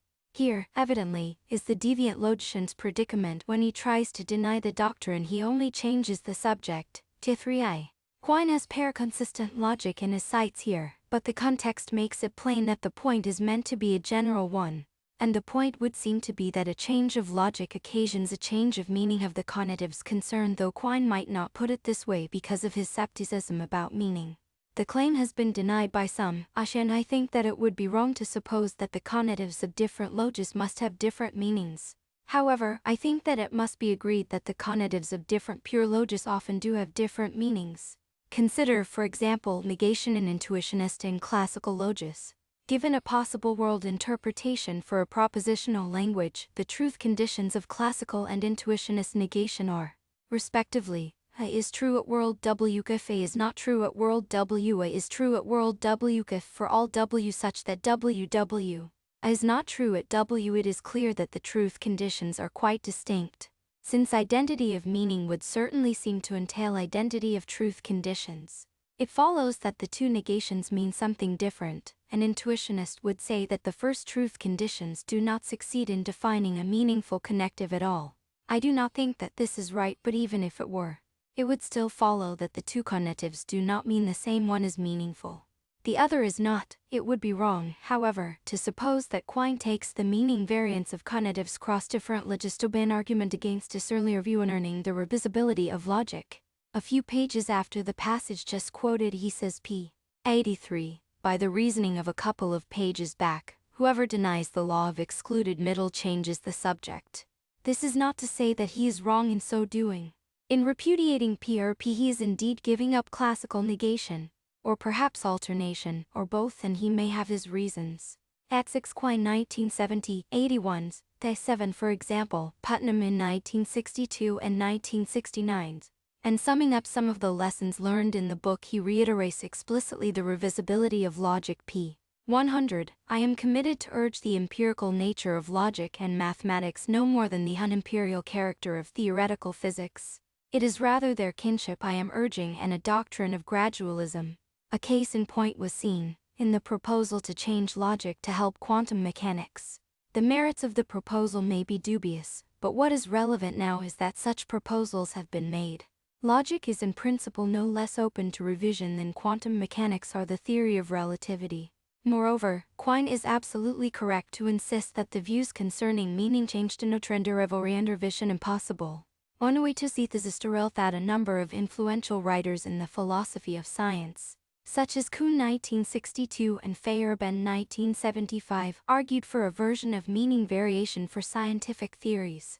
According to them, the meanings of terms in scientific theories are defined by the scientific principles in the theory, and thus, e.g., mass in Newtonian mechanics means something different from mass in relativistic mechanics. They concluded from this that the theories are incommensurable, i.e., that no direct comparison of content is possible between them. But they did not infer that the theories are not rivals. They obviously are. They give different and incompatible accounts of e.g., motion, to the point of making inconsistent predictions. Githread. So, if Quine is not arguing against the possibility of rivalry in logic, what point is he making? Let us return to that in a moment. It will pay us, first, to look more closely at how rivalry in logic manifests itself. 10. Rivalry. As pure logics, no logic is a rival of any other. They are all perfectly good abstract theories. It is only when we apply them that a question of rivalry occurs. To give a theory canonical application, it is crucial that we forge some link between it and the practices that give the application life. Catherine, in the case of geometry, we need to relate the objects of the theory to our practices of measuring lines and angles. In the case of arithmetic, we need to relate the objects of the theory to our practices of counting. And in the case of logic, we need to relate the theory to our practices of inferring. Inferring is a practice carried out in the vernacular, may be the vernacular augmented with a technical vocabulary such as that of chess, physics, or whatever may be the. At 8, in a passage just before the first one quoted, Quine raises the possibility of someone who uses and as we use are, and vice versa, and notes, quite correctly, that there is no real rivalry between the respective views, merely a trivial linguistic one. This is because there is a translation manual between their idiglot and ours, which is precisely what is impossible when we have a case of incommensurability. And 9, the link may, of course, be oval with the theory itself, as it was in the case of Euclidean geometry and Aristotelian logic. Vernacular augmented with mathematical apparatus, but the vernacular nonetheless. Therefore, hence, to apply a logic, we must have some way of identifying structures in the formal language with claims in the vernacular. Whether these are sentences, propositions, thoughts, or whatnot, we need not go into here. Notoriously, in the case of logic, the mode of identification is largely tacit. It is a skill that good logicians acquire, but no one has ever spelled out the details in general. It is simple-minded, for example, to suppose that every sentence with a not in is adequately represented in the language of a logical theory by whatever represents the sentence with not deleted, and prefixed with for a start. The negation of all cows are black is not all cows are not black. And as we have had a couple of occasions to observe earlier in the book, English uses not for functions other than negation, as in I'm not British, I'm Scottish. Similar points can be made concerning an and an are. Effort on rivalry geometry, arithméture logique, course and different theories, yet relative to the way it is applied. deliver different, incompatible verdicts. In the case of logic, this happens when incompatible verdicts are given concerning the validity of some inference. For example, consider the inference: if there is not a greatest prime number, then there is a greatest prime number.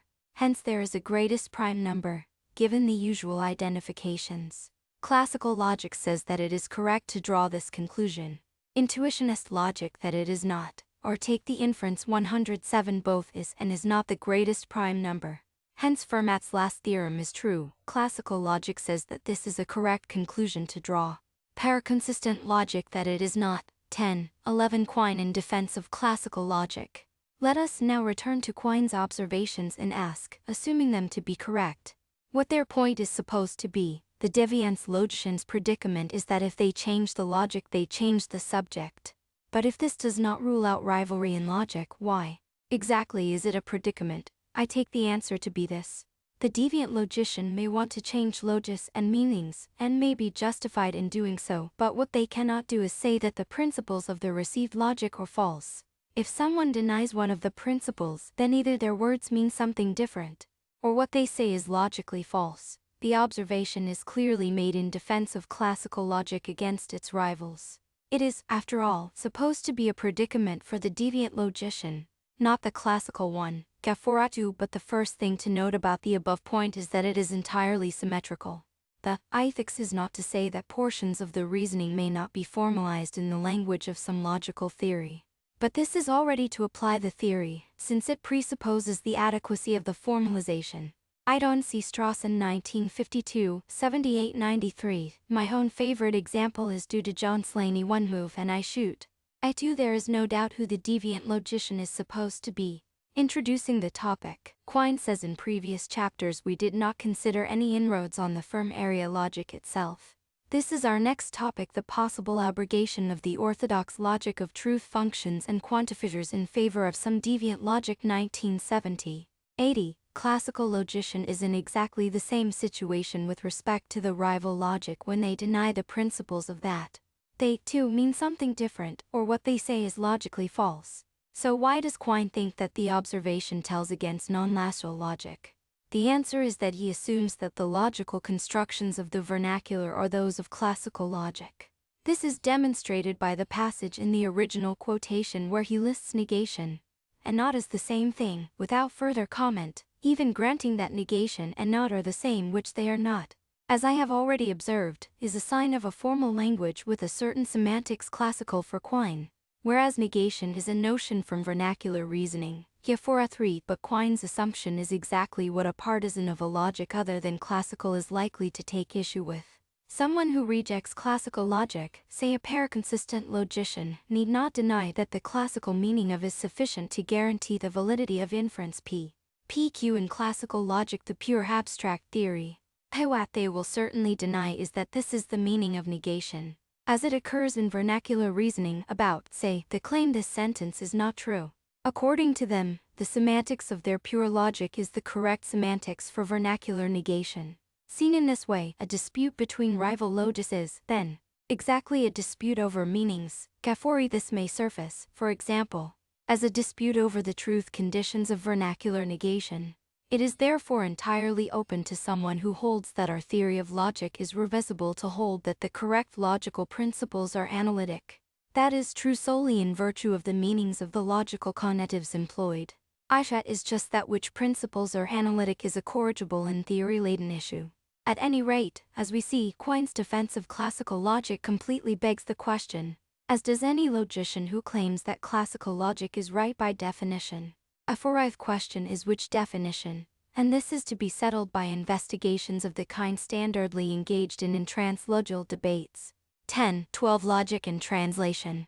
As I observed earlier, what underlies Quine's views about the meaning variants of conectives in different logis are certain of his views concerning radical translation. These are brought to bear on the issue explicitly in the section in Philosophy of Logic immediately following the one I have just been discussing. Here, Quine appeals to aspects of radical translation to try to establish that one cannot attribute to a speaker any view incompatible with classical logic. I3. Quine's identification of logic with classical logic is also manifest in the following passage. It would seem that the idea of a deviation in logic is absurd on the face of it.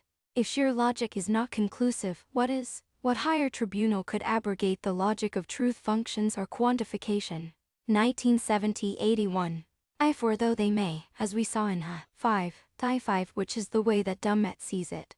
See 1978, 288, I6 for example, as in Priest 1979, G. Slater 1995. The argument is to the effect that when we translate the utterances of another, it is a constraint on correct translation that we cannot take them to be denying things that we take to be obvious, since they must be equally obvious to them. But logic is obvious, hence we cannot attribute to them beliefs we take to be logically false. As he sums up the argument 1970-83, logical truth is guaranteed under translation. The canon save the obvious bans any manual of translation that would represent the foreigners as contradicting our logic, apart perhaps from corrigible confusions in complex sentences. In the present context, several comments on this argument are pertinent. First, even if the argument is right, the situation concerning classical and non-classical logicians is entirely symmetrical. If a classical logician, we cannot impute the denial of a classical logical truth to an intuitionist or pair-consistent logician, a foreigner. Then they cannot impute a denial of what they take to be a logical truth to a classical logician. The argument cannot therefore be used as an argument for classical logic. Secondly, the argument is, in any case, badly deficient. There are two reasons for this. The first is that the claim that logic is obvious is mind-numbingly false. That certain principles hold in various pure logies may well be obvious. That they are so in the vernacular is not at all true, or what is the debate between rival logies all about? From a modern perspective, it may seem obvious that de repente is invalid.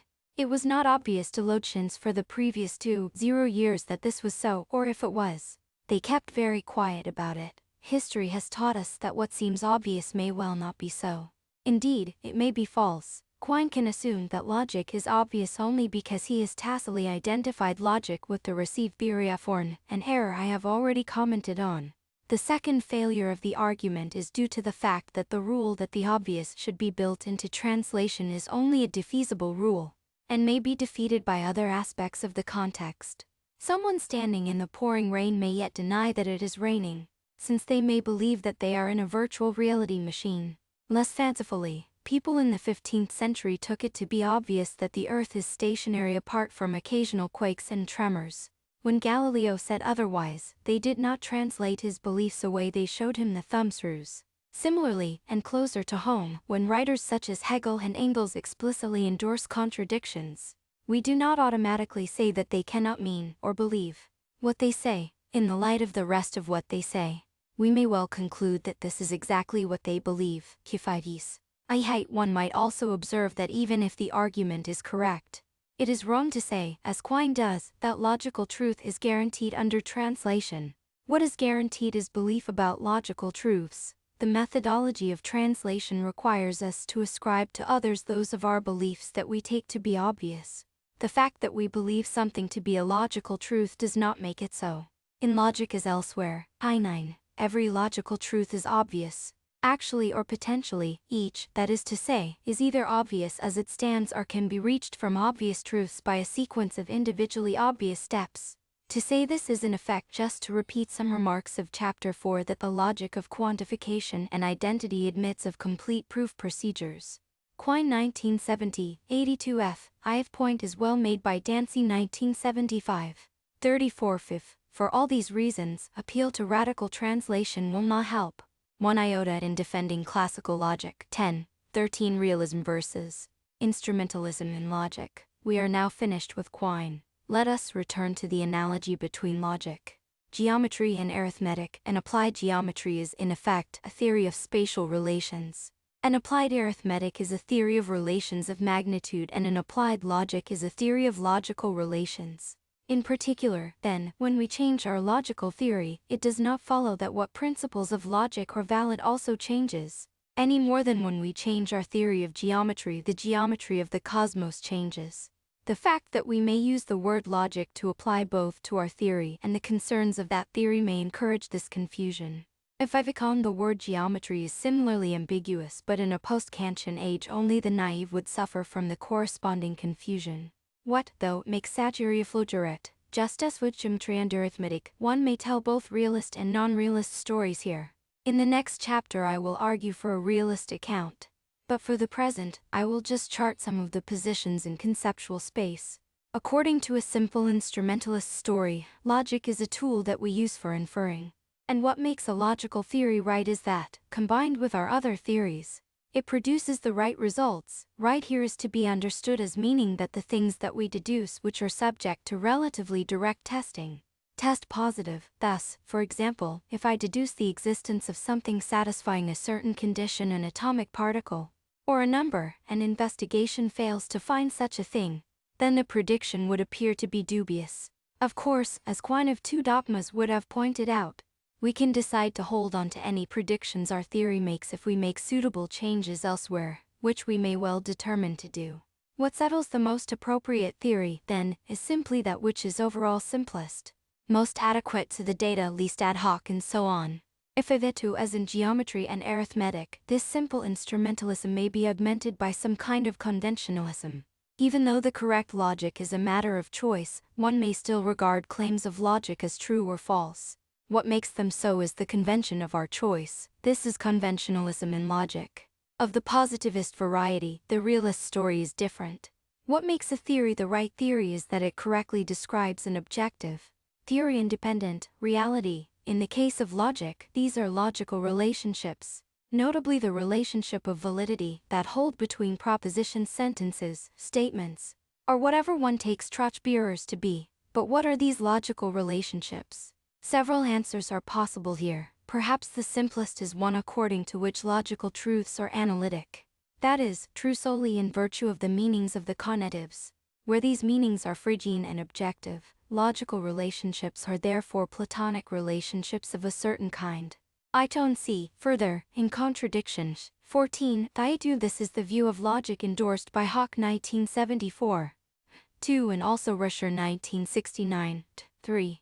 A different, and more common story, which avoids reification of meanings, is Tarski's. Kefevik 3 interpretations are set theoretic structures of a certain kind. Truth or maybe satisfaction in an interpretation is given a recursive definition, and validity is defined as truth preservation in all interpretations. The facts of validity are then defined by general facts about what interpretations there are. Depending on one's views, this may or may not be a partly empirical question, and if it is, logic turns out to be an a posteriori subject in the traditional sense, as well as corrigible. If a realist account of the nature of logical relations is given, then, whatever that is, the question arises as to the criteria one should use to determine which theory is correct. The answer to this, as explained in the previous part of the book, is that one decides on the basis of which theory is overall simplest, most adequate to the data, least ad hoc, and so on. These are, of course, exactly the same criteria as are used by the instrumentalist.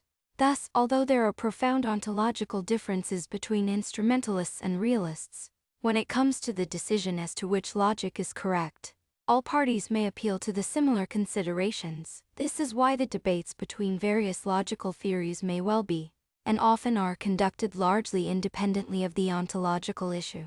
10. 14. Clolism versus globalism. Let me finish by commenting on another issue, that of whether the correct logic is global or local.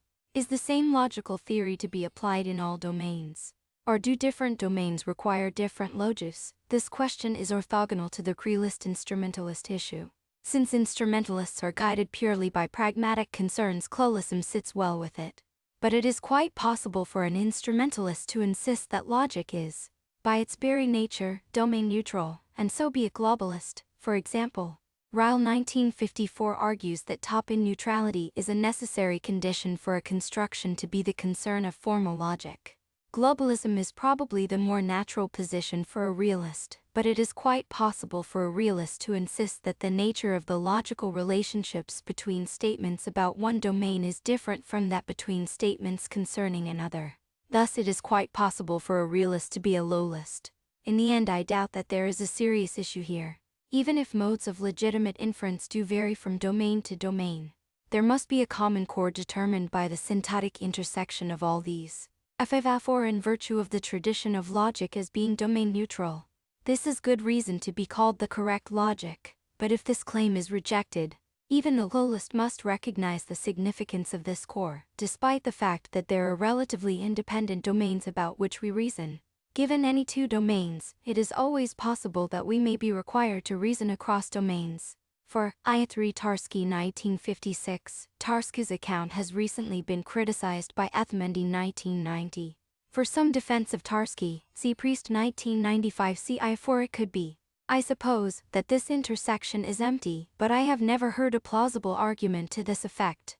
Example about the relationship between the Mera domain and the Meyer domain, or between mathematical objects and physical objects. Now, if A is a statement about one domain, and about another, the only logical relationships that we can count on, i.g., A bor Abe satisfying, are those that are common to the two domains. But conversely, even a globalist may admit that when applying logic to certain domains, the generally valid inferences may legitimately be augmented by others. An intuitionist, for example, may agree that it is permissible to use all of classical logic to reason about the finite, or at least, the deducible, and a pair-consistent logician may hold that it is permissible to use all of classical logic when reasoning about the consistent. Thus, there would seem to be no significant disagreement between clovists and globalists about the facts, only about how to describe them. 10-15 Conclusion. We started our discussion of geometry, arithmetic, and logic with Kant. For him, these were the three great a priori sciences, the appearance of non-Euclidean geometries, and, in particular, the adoption of one of them as a physical geometry early in the 20th century made it impossible to subscribe to the Kantian picture. There are many pure geometries, each, when applied, provides a theory of corrigible status. We have seen that exactly the same is true of arithmetic and logic. There are many pure arithmetics and logics. Any one of these may be applied to provide a theory of some appropriate kind, and no theory can claim incorrigibility in this matter. Lukasiewicz analogy between non-Euclidean geometries and non-standard logics is therefore a highly apt one. Logics, then, that is, are theories of logic, are fallible theories, as we noted in 10-13. This raises the question of how such theories should be interpreted. Should one understand them instrumentally, or realistically, or perhaps in some other way? And if realistically, what is the reality in question? This is the topic to which we turn in the next chapter. 11. Validity. 11.1 Introduction. What is logic? Uncontroversially, logic is the study of reasoning, not all the things that might fall under that rubric or logic. However, for example, the way that people actually reason may, in some profound sense, be part of the ultimate answer to the question of the nature of logic. Think of Wittgenstein in the Investigations. But logic is not about the way that people actually think. The reason for this is simple as a rich literature, if not common sense, no attests. People frequently reason illogically. Quant logic does not tell us how people do reason, but how they ought to reason. We should cede the question of how people actually reason to psychology, and I will return to the question of normativity later. The study of reasoning, in the sense in which logic is interested, concerns the issue of what follows from what. Less cryptically, some things, all them premises, provide reasons for others, all them conclusions. Thus, people may provide others with certain premises when they wish to persuade them of certain conclusions, or they may draw certain conclusions from premises that they themselves already believe. The relationship between premise and conclusion in each case is, colloquially, an argument, implication, or inference. Logic is the investigation of that relationship. A good inference may be called a valid one, hence logic is, in a nutshell, the study of validity. But what is validity? Beyond a few platitudes, it is not at all clear how one should go about answering this question. It is not even clear what notions may be invoked in an answer: truth, meaning, possibility, something else. In this chapter I will provide an answer. In a nutshell, I will argue that validity is the relationship of truth preservation in pulse situations. Exactly how that relationship behaves is a question that can be answered only by the articulation of a logical theory of the kind discussed in the last chapter. As I argued there, each pure logic, when given its canonical interpretation, can be thought of as a theory concerning the behavior of certain notions, specifically those notions that are standardly deployed in logic. Validity is undoubtedly the most important of these, to which all the others must relate in the end. We have looked at another of these, negation, in Chapter 4. Though the account leaves many details to be filled in, it is at least sufficient to answer the question of what logical theories or theories of truth preservation of the appropriate kind, and so, as we will see, to show that they sustain a realistic interpretation. 1 C. I. G. Wasson and Johnson Laird 1972, ISP, The Places Indexed Under Fallacies. 11. To validity a first pass. What then, is validity? Doubtlessly, a valid inference is one where the premises provide some genuine ground for the conclusion. But what does that mean? Traditionally, logic has distinguished between two notions of validity: deductive and non-deductive inductive. A valid deductive argument is one where, in some sense, the conclusion cannot but be true. Given the premises, a valid inductive argument is one where there is some lesser degree of support. Standard examples illustrate the distinction clearly enough. One might well ask why the notion of validity falls apart in this way, and what the relationship is between the two parts. I will come back to the whole issue of inductive inference later in the chapter, and give a uniform account of validity, both deductive and inductive. For the present, let us simply accept the distinction between the two notions of validity as a given, and focus on deductive validity. 11. 3. Proof theoretic characterization. What, then, is a deductively valid inference? Modern logic standardly gives two very different sorts of answer to this question: proof theoretic and model theoretic semantic. In the proof theoretic answer, one specifies some basic rules of inference syntactically. A valid inference is then one that can be obtained by chaining together, in some syntactically heterorizable fashion, any of the basic rules. The whole process might take the form of a Jensen system, a system of natural deduction, or even, God help us, an axiom system. Such a characterization may undoubtedly be very useful, but as an answer to the main question it is of limited use, for several reasons. The first is that there seem to be languages for which the notion of deductive validity is probably unheterorizable in this way. Second-order logic is the obvious example. This has no complete proof theoretic characterization. Given certain assumptions, the same is true of intuitionistic logic too. Possibly in these cases, especially the intuitionistic one might simply reject the semantic notion of validity with respect to which the proof theory is incomplete. But even if one does this, there is a more profound reason why a proof theoretic characterization is unsatisfactory as an ultimate characterization of validity. We can clearly give any number of systems of rules. Some may have nothing to do with logic at all, and those that do may give different answers to the question of which inferences are valid. The crucial question is which system of rules is the right one. The natural answer at this point is to say that the rules are those which hold in virtue of the meanings of certain notions that occur in the premises and conclusions. This appears to take us into the second characterization of validity, the semantic one. Some independent account of those meanings is given, and the appropriate proof theory must answer to. Key2 CMC Carty 1991.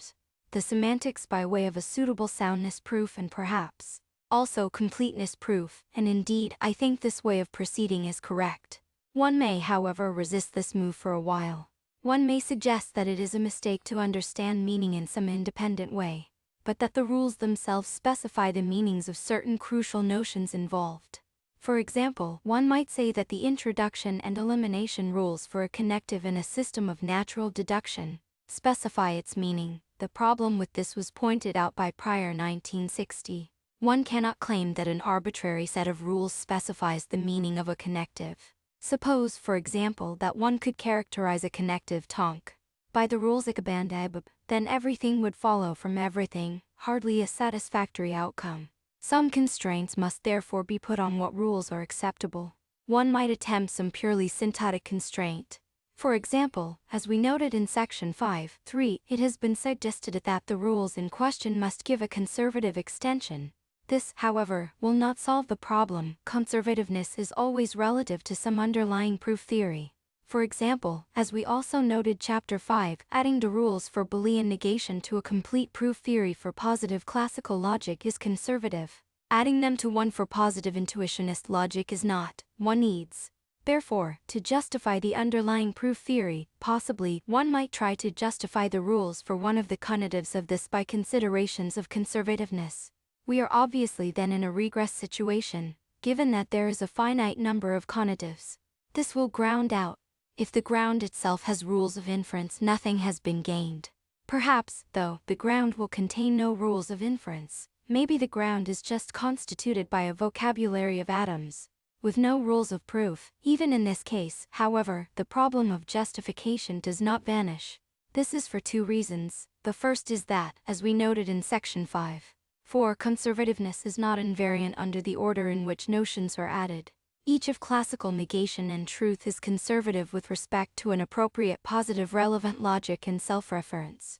But once one is added, the addition of the other is no longer conservative. This makes the order in which notions are added crucial, but there would seem to be no way of justifying a non-arbitrary order. Less obviously, perhaps, justifying the individual's Notenkort, Prooftheory allows us to put together rules in a certain way, e.g., by chaining together. There are various possibilities here which themselves need justification. The point comes out most clearly when the proof theory is formulated as a sequentialist. I will return to the issue in a moment. A different attempt to state justificatory constraints on a proof theory which rules out Tonks-like connectives takes us back to the discussion of section 5. 5. Suppose that we are working in a natural deduction system, and suppose that we take the introduction rule for a connective to provide a direct account of its meaning. This needs no justification. Any introduction rule may serve to do this. The corresponding elimination rule is then justified by the fact that it is conservative with respect to the introduction rule.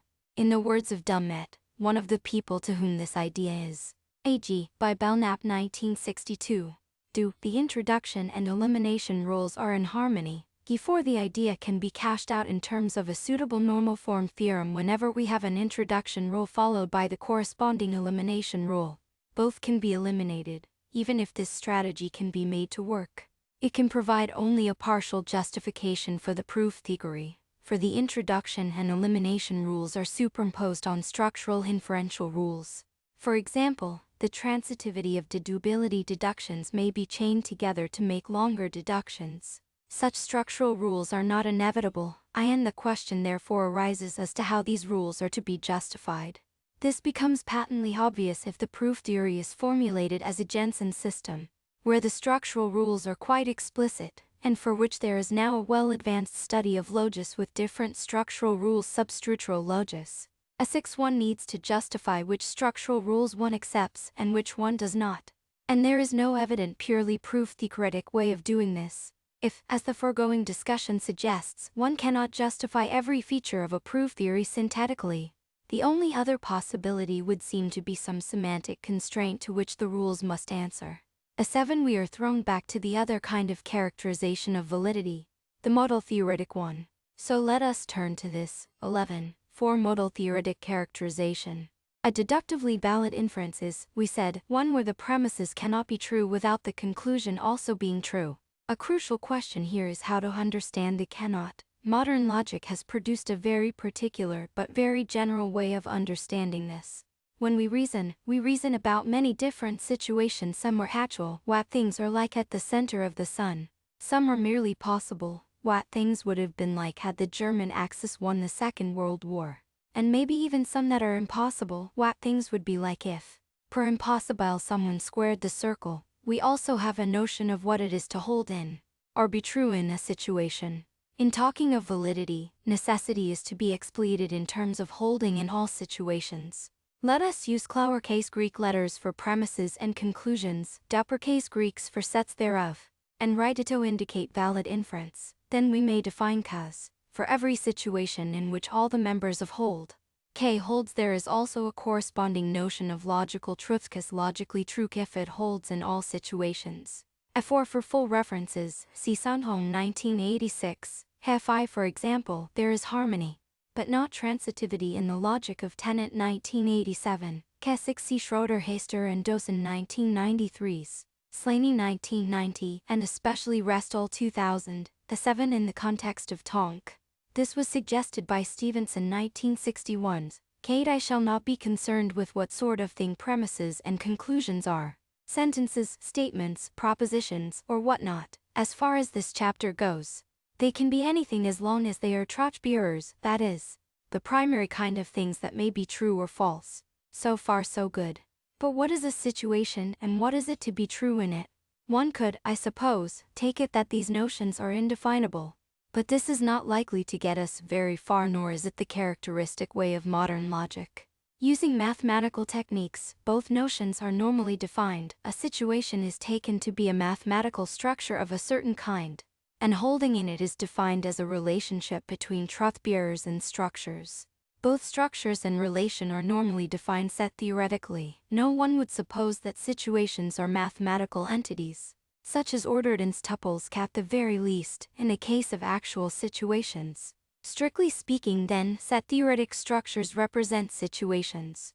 They do this, presumably, because the situations have a structure or, at least, a pertinent structure that is isomorphic to that of the mathematical structure. How to understand this is a question in the philosophy of mathematics. Indeed, how to understand this sort of question is the central question of the nature of applied mathematics. I shall not pursue the matter here. A9 in the case of the standard account of validity for classical first-order logic without free variables. A structure is a pair, a DIQ where D is the non-empty domain of quantification, and I is the denotation function. Truth and I is defined in the usual recursive fashion. Or in a cryptic semantics for modal logis, a structure is a four-tuple. A WRIK where W is a set of worlds, is a distinguished member of W. The base world, R is a binary relation on W satisfying certain properties to be employed in stating the truth conditions of, and I is the denotation function, which assigns each atomic formula a subset of W, namely, those worlds at which it is true. Truth at a world W is again defined in a recursive fashion, and truth in I is defined as truth at once the notions of a structure and holding in are made precise. The definition of validity can be spelled out exactly. Let us write it to mean that A holds in structure A. We may also say that I is a model of A. I is a model of a set of truth-bearers if it is a model of every member of the set.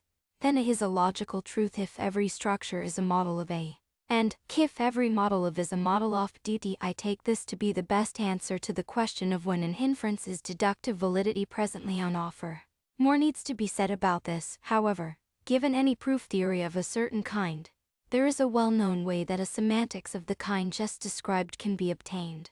We simply construct a sound and complete Mansi-valued semantics from the Lindenbaum algebra of the logic. A situation is an assignment of values, an ein for a discussion. See Priest 2005, 7, in the algebra to sentences. And a sentence holds in a situation just if its value is a designated one. This semantics is clearly too cheap. More generally, it reminds us of the fact that we need to distinguish those semantics that are of a kind to be genuinely informative about the meanings of the notions involved, and those that are not. Troch functional semantics for first-order logic are of this kind, as are cryptic semantics for modal logis. The semantics obtained from the Lindenbaum algebra are not. Neither are these the only ones. Many logis have topological, algebraic, or Mansi-valued semantics which, though they are useful in establishing various things about the proof theory, especially various independence results, are of a purely technical nature. The distinction between informative semantics and technical semantics is obvious enough in principle, though it is not an easy one to draw cleanly. However, for an informative semantics, we need something like this. The notions employed in the semantics must have some intuitive meaning, and it should be clear why these notions, with the properties that the semantics attributes to them, may naturally be involved with a specification of the meanings of the logical notions that occur in the proof theory. Thus, the notion of a possible world, though contentious and clearly has intuitive purchase, and it is quite clear why such a notion might be used to state the truth conditions of modal operators. By contrast, given, say, a Mansi-valued interpretation of the kind used to prove the independence of some axiom in an axiom system, the values involved may have no intuitive meaning whatever, nor, therefore, can it be clear why giving recursive conditions for a connective in terms of these values can tell us anything about the meaning of the connective. However one finally cashes out the details, it is essential that the semantics involved in the project of giving an account of validity be of the informative kind. If they are not, then they are vulnerable to exactly the same charge of arbitrariness that I leveled against a simple proof-theoretic characterization of validity. If they are, however, they can be taken to provide an account of the meanings of the logical notions involved. Of the kind required, given an appropriate soundness proof, the semantics will provide a justification of the proof theory in a way that the proof theory does not provide a justification of the semantics. As Dummett puts it, When soundness fails, the remedy must of course be sought in a modification of either the syntactic or the semantic notion of logical consequence. And, on occasion, it might be the semantic notion rather than the syntactic one that is altered. Nevertheless, the semantic notion always has a certain priority. The definition of the syntactic notion is required to be responsible to the semantic notion, rather than the other way about. The syntactic relation is defined by devising a set of primitive rules of inference, and a corresponding notion of formal deduction, if a semantic notion can be defined with respect to which a soundness proof can be given. We then have a reason for regarding the primitive rules of inference as valid. Until then, we have only an intuitive impression of their validity. Giten Dummet 1975b. 201, 11, 5. Filling in the details. Divi is the form of a definition of validity. It leaves many details to be filled in. These depend, for a start, on the language employed in formulating the premises and conclusions. More importantly, as I indicated in section 11.1, the details cannot be filled in without constructing an adequate logical theory for that language, and hence without resolving philosophical issues of a very substantial kind. This is not the place to go into these, but let me just point out some of the things at issue in the process. A major question to be answered is how exactly are situations structured. This question cannot be divorced from that of how to define the relation of being true in a structure. D11, for example, should the truth conditions of the conditional employ an ordering relation on worlds, as occurs in Crook semantics for intuitionist logic, a ternary relation, as occurs in many relevant logis, or none of these, as in classical logic? If either of the first two of these is correct, then the relation will have to be a part of this structure. Another example, assuming that the Trotch-Faucety conditions for a predicate are to be given in terms of its extension those things it is true of and anti-extension those things it is false of, or we to suppose that these are exclusive and exhaustive of the relevant domains as classical logic assumes are not as more liberal logis may allow. Issues of the above kind pose deep metaphysical semantial issues of a highly contentious nature. Many of the relevant considerations here are familiar from the literature debating intuitionist, paraconsistent, and other non-rational logics, theoretical issues concerning meaning, truth, and many other notions certainly enter the debate. There is also a question of adequacy to the data. We have intuitions about the validity of particular inferences. We may well have intuitions about the validity of various forms of inference as well, though because of the universality implicit in these, they are much less reliable. These act like the data in an empirical science if the theory gives the wrong results about them. This is a black mark against it, but as with all theorization, the fact that a theory has desirable theoretical properties, e.g., simplicity, non-ad hocness, may well cast doubt on any data that goes against it, especially if we can explain how we come to be mistaken about the data. We will see an example of this concerning G11. Let me again see sect. 4.5. Note that being true in is quite distinct from being true simpliciter. The latter notion is a property, or at least a monady predicate, and has nothing, in general, to do with sets. One might be interested in it for all kinds of reasons, which it is unnecessary to labor. The former is a relation, and a set theoretic one, at that, and the only reason that one might be interested in it is that it is a notion necessary for framing an account of validity. The two notions are not, of course, entirely unrelated. One reason we are interested in valid inferences is that they preserve truth, actual truth. Hence it is a desideratum of the notion of truth in a structure that there be a structure, call it the actual structure, such that truth period coincides with truth in it.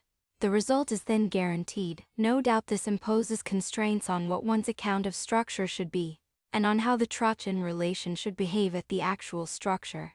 But one should not suppose that just because the actual structure possesses certain features such as, for example, consistency or completeness, other structures must share those features. We reason about many things other than actuality. Similarly, recursive truth conditions may collapse to a particularly simple form at the actual structure because of certain privileged properties. But that is no reason to think that they must so collapse at all structures.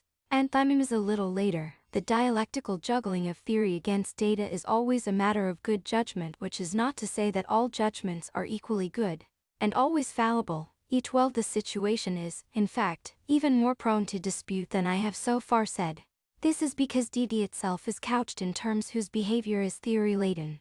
Such is the logical constant every, and if one parses the restricted quantifier every A is B in the usual way as everything is such that if it is an A it is a B, then the conditional is getting in on the act too. The meanings of such notions, especially if, or philosophically contentious. 13 Another way of looking at the matter is this: it is not just the definition dt itself that is at issue, but as I observed with respect to truth conditions in section 5. 9. What does and what does not follow from it. This depends on the behavior of the logical constants. That is, the valid principles that such constants satisfy, which is part of what is at issue in an account of validity, which is what dt gives. The issue is therefore a circular one. This does not mean that it is impossible to come up with a solution to the whole set of matters. It just means that there is no privileged point of entry. We are going to have to proceed by bootstrapping. Certainly, one can do this with classical logic. One can equally well do it with intuitionist logic or pair-consistent logic. In the end, we want a theory that, as a total package, comes out best under reflective equilibrium. There is no short way with this.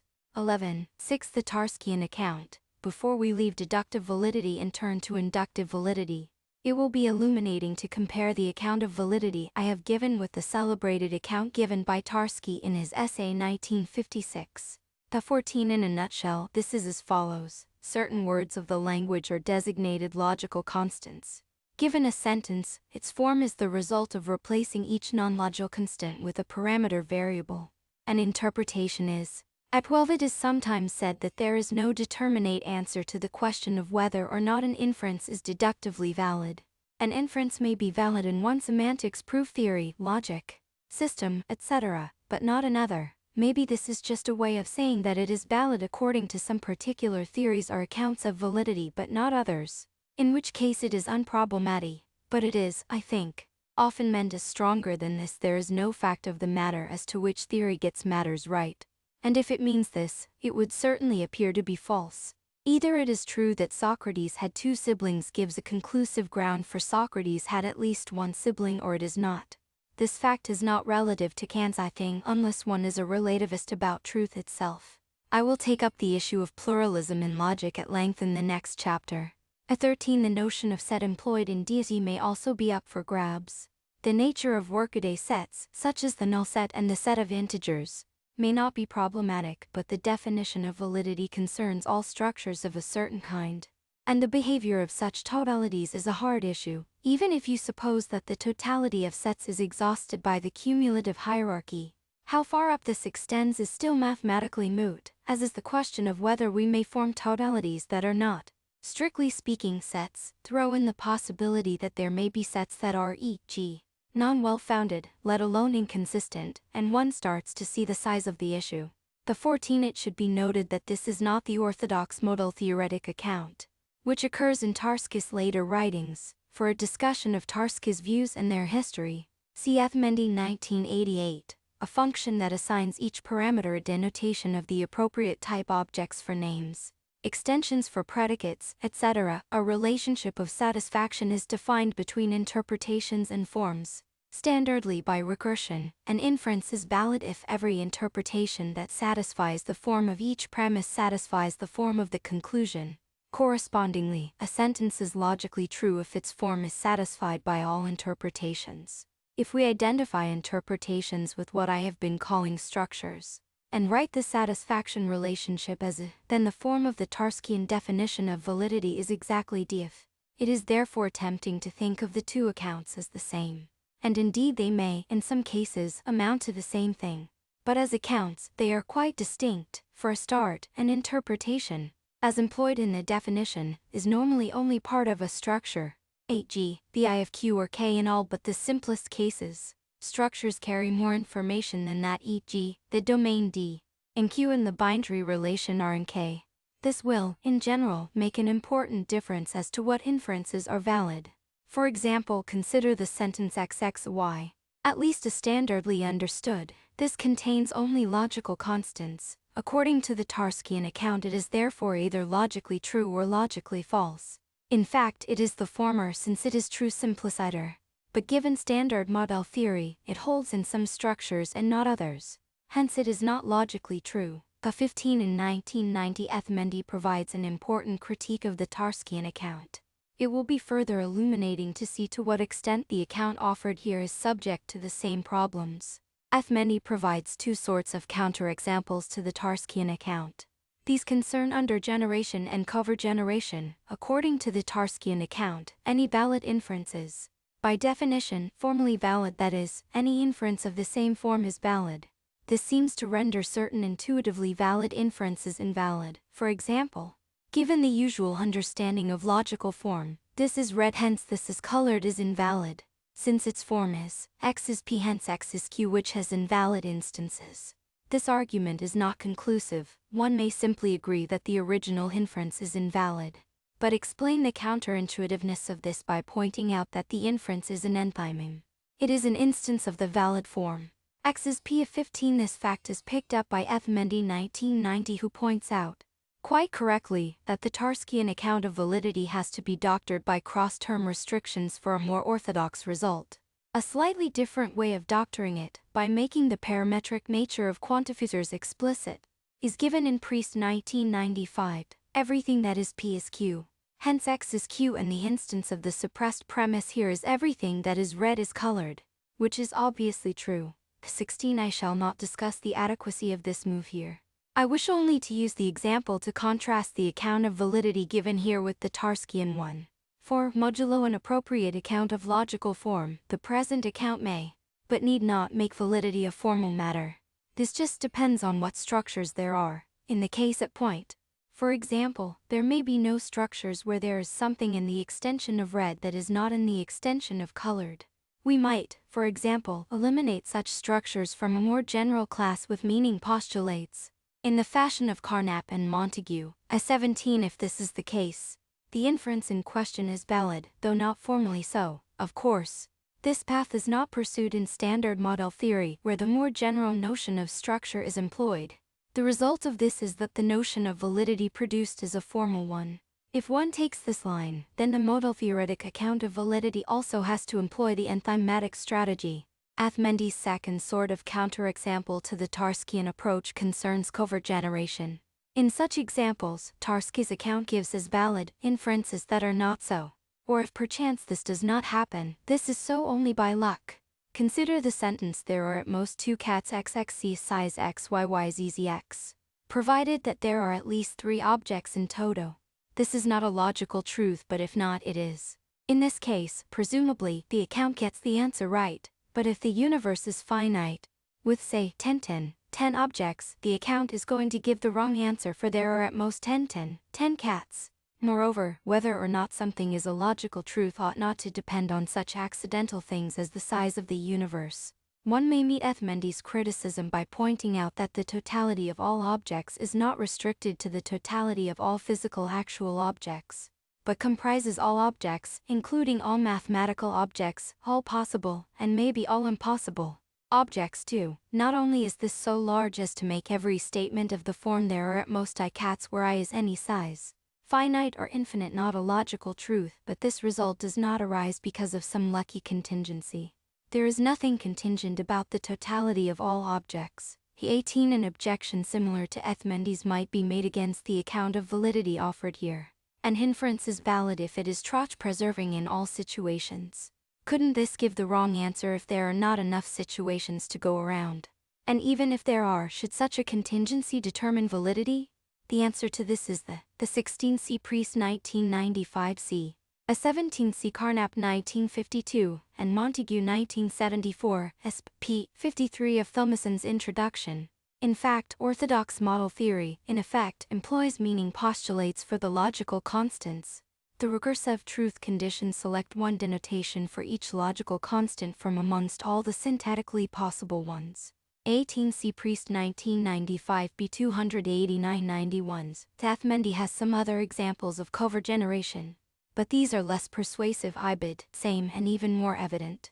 The totality of situations is the totality of all situations actual, possible, and maybe impossible too. It doesn't make sense to suppose that there might not be enough. Nor is the result contingent in any way. The totality of all situations is no contingent totality. But the point may be pressed. The official definition is given, not in terms of situations, but in terms of the mathematical structures that represent them.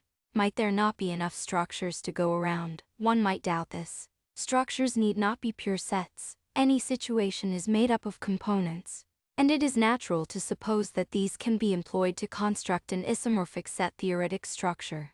Yet the worry is a real one. One of the situations we reason about is the situation concerning sets. Yet in Zermelo-Fraenkel set theory, there is no structure with the totality of sets as domain.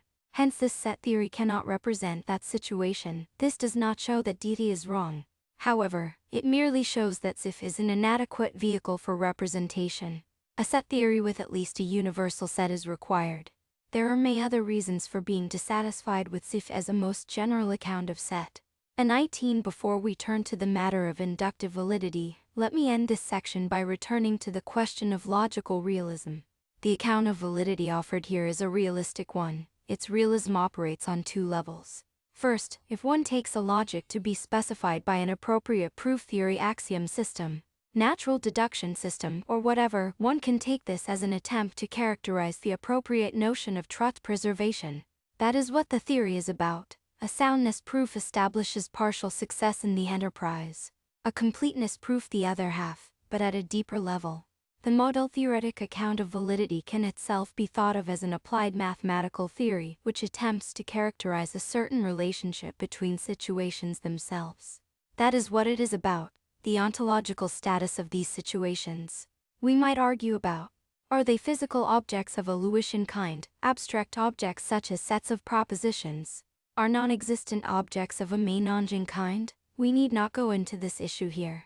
At 20, whatever kind of thing they are, the situations themselves are what the model theory is supposed to represent.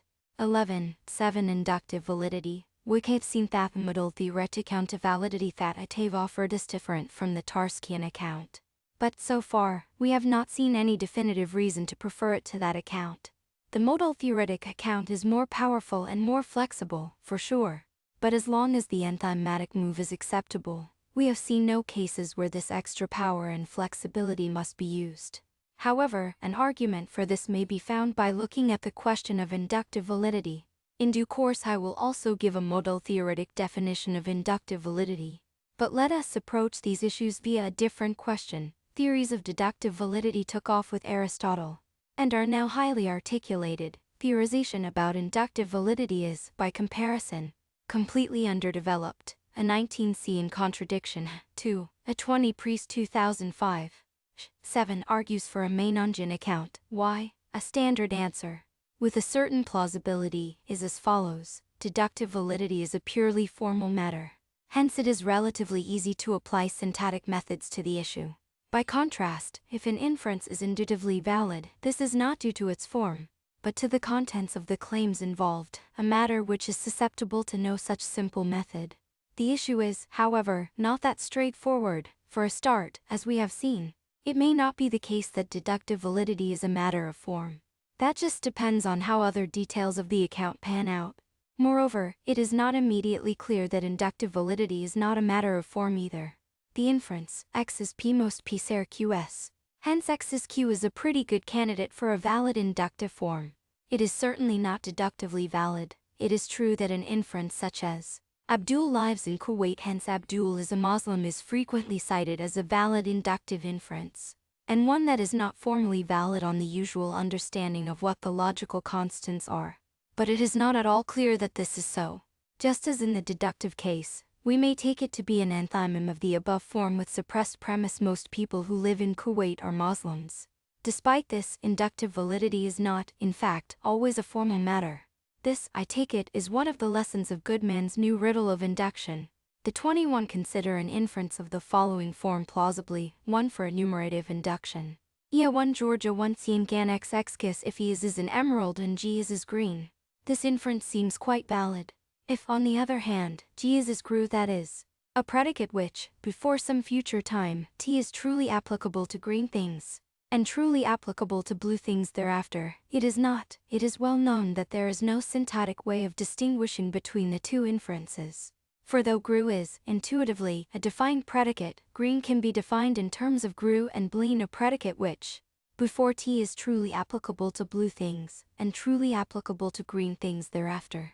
Hence any syntactic construction may be dualized, What breaks the symmetry is that emerald and green are natural properties or projectables in Goodman's terminology, whereas GRU is not. But there is no syntactic characterization of this. Hence, inductive validity is not, in general, a formal matter. It follows, then, that no version of the Tarskian account of validity is going to be applicable to inductive validity.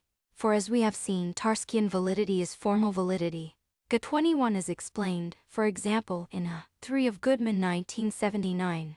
11. A probability. How, then, are we to get a grip on the notion of inductive validity? A natural suggestion is that we should appeal to a suitable notion of probability. Probability assignments are not, except in a very few cases, a formal matter. Now there certainly seem to be intimate links between inductive validity and probability, but it is not clear that one can use the notion to formulate a satisfactory theory of inductive validity.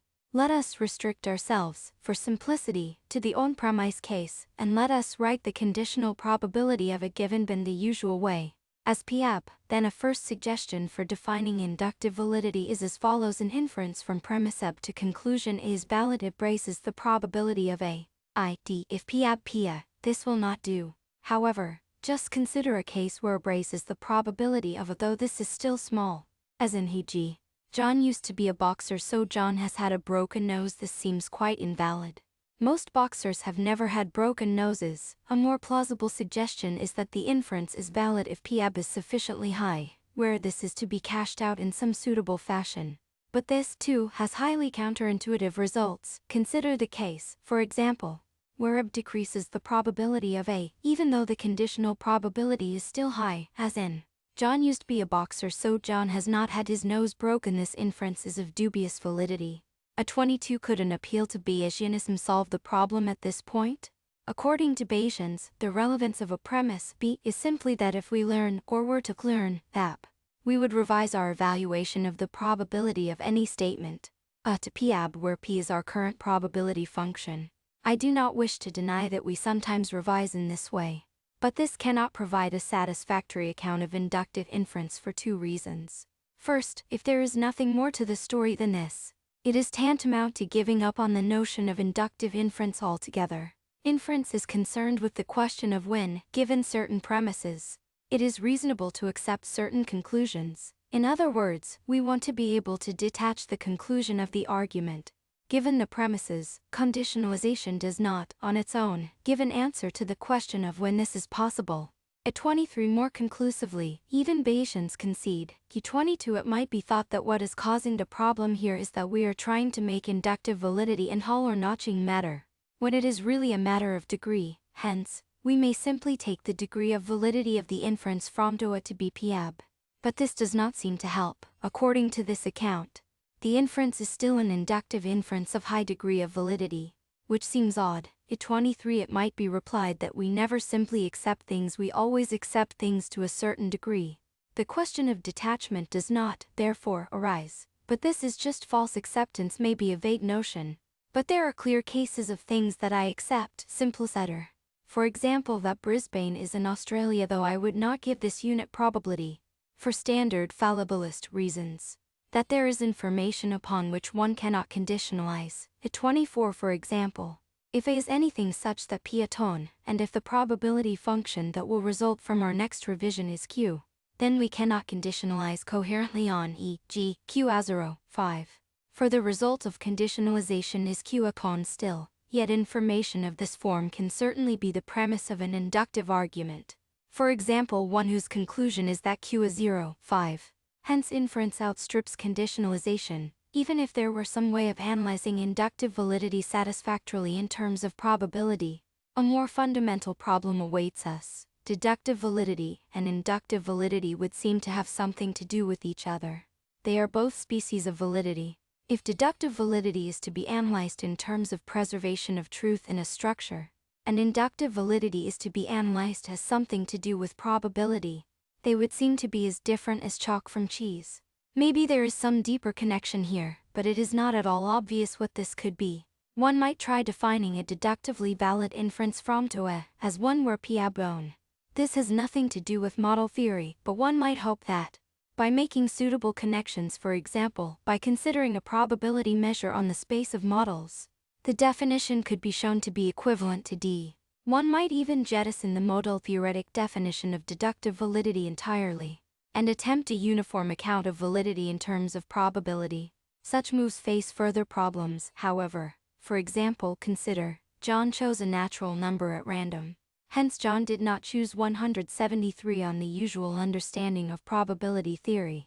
This satisfies the probabilistic account of deductive validity, but it is hardly deductively valid. The conclusion might turn out to be false.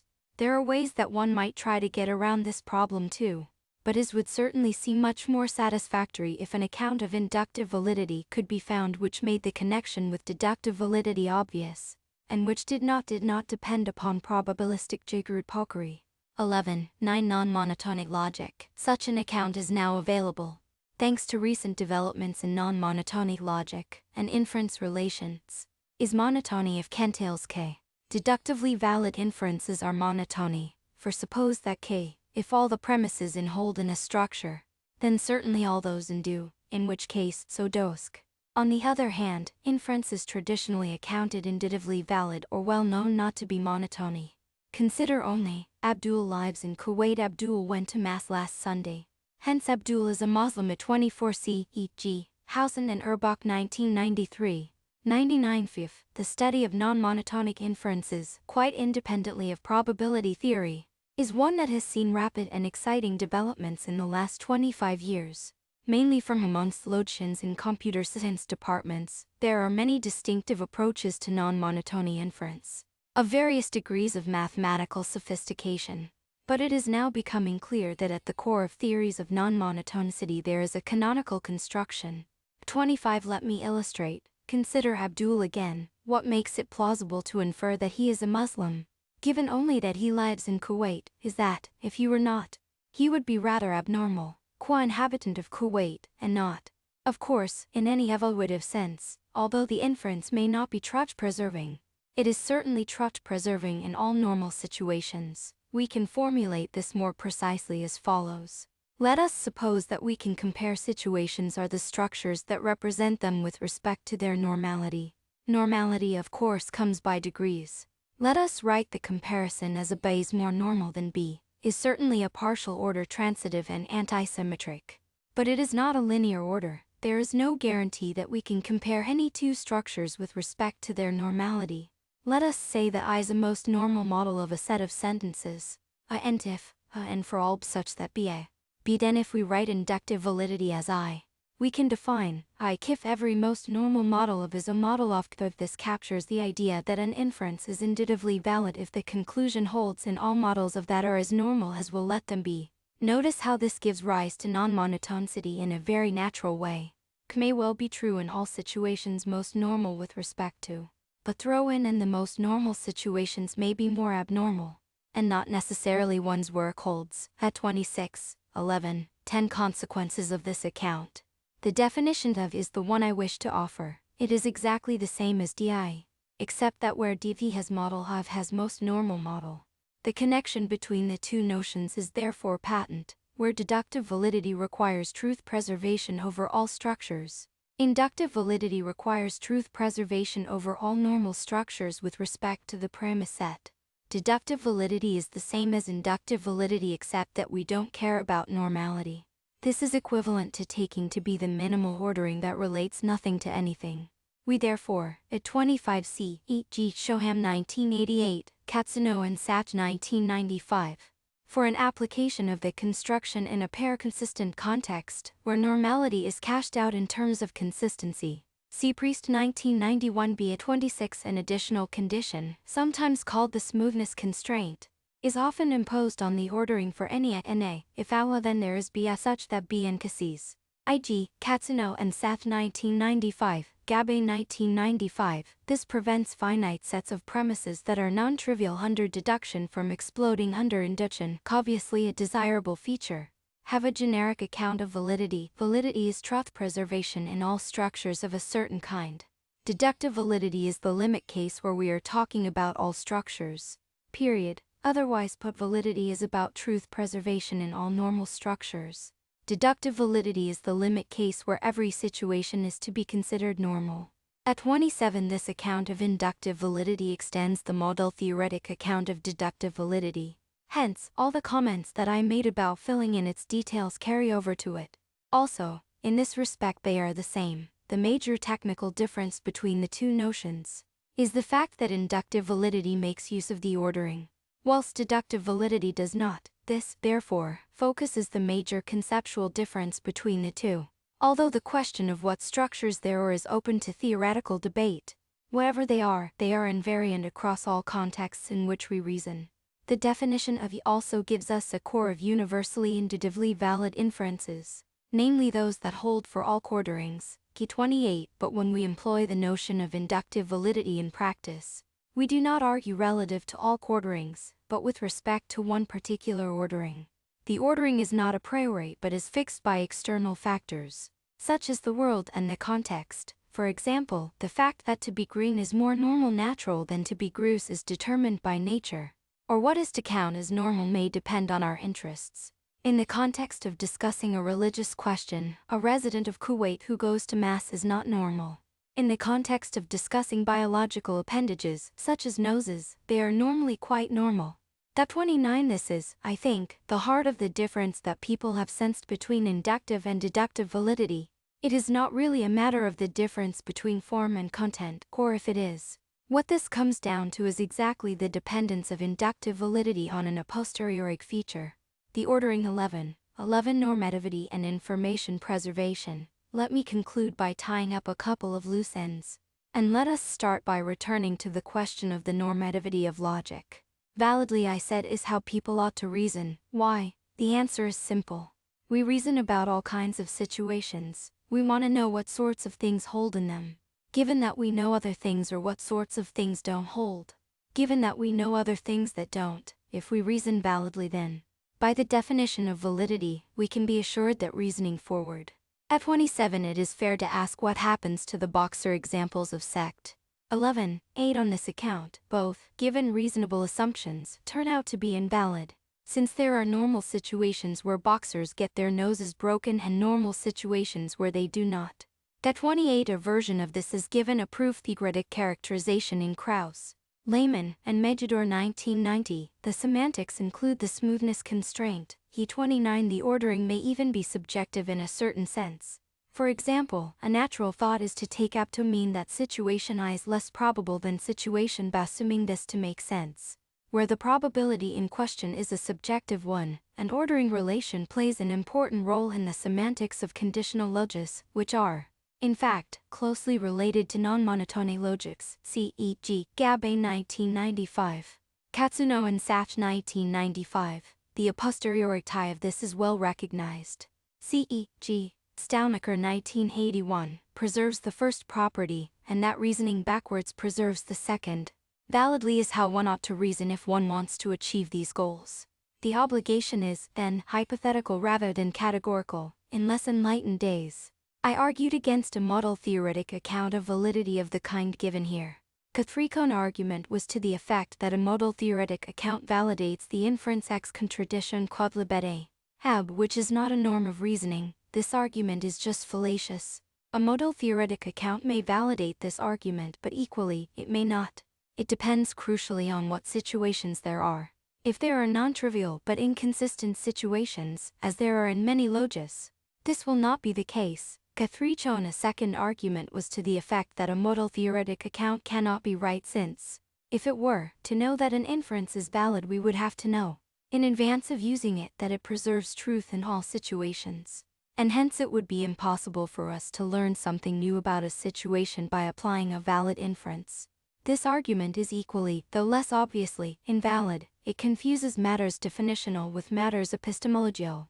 We may well, and in fact do, have ways of knowing that a particular inference is valid, other than that it simply satisfies the definition. Particular cases are usually more certain than general truths. Compare the Church-Turing thesis provides, in effect, a definition of algorithmicity. But we can often know that a process is algorithmic without having to write a program for a Turing machine. If we could not, the thesis would not be refutable, which it certainly is.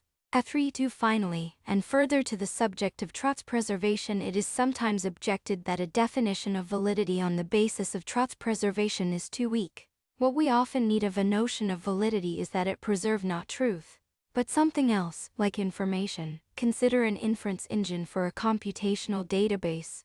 For example, we want one which extracts the information that is implicit in the data.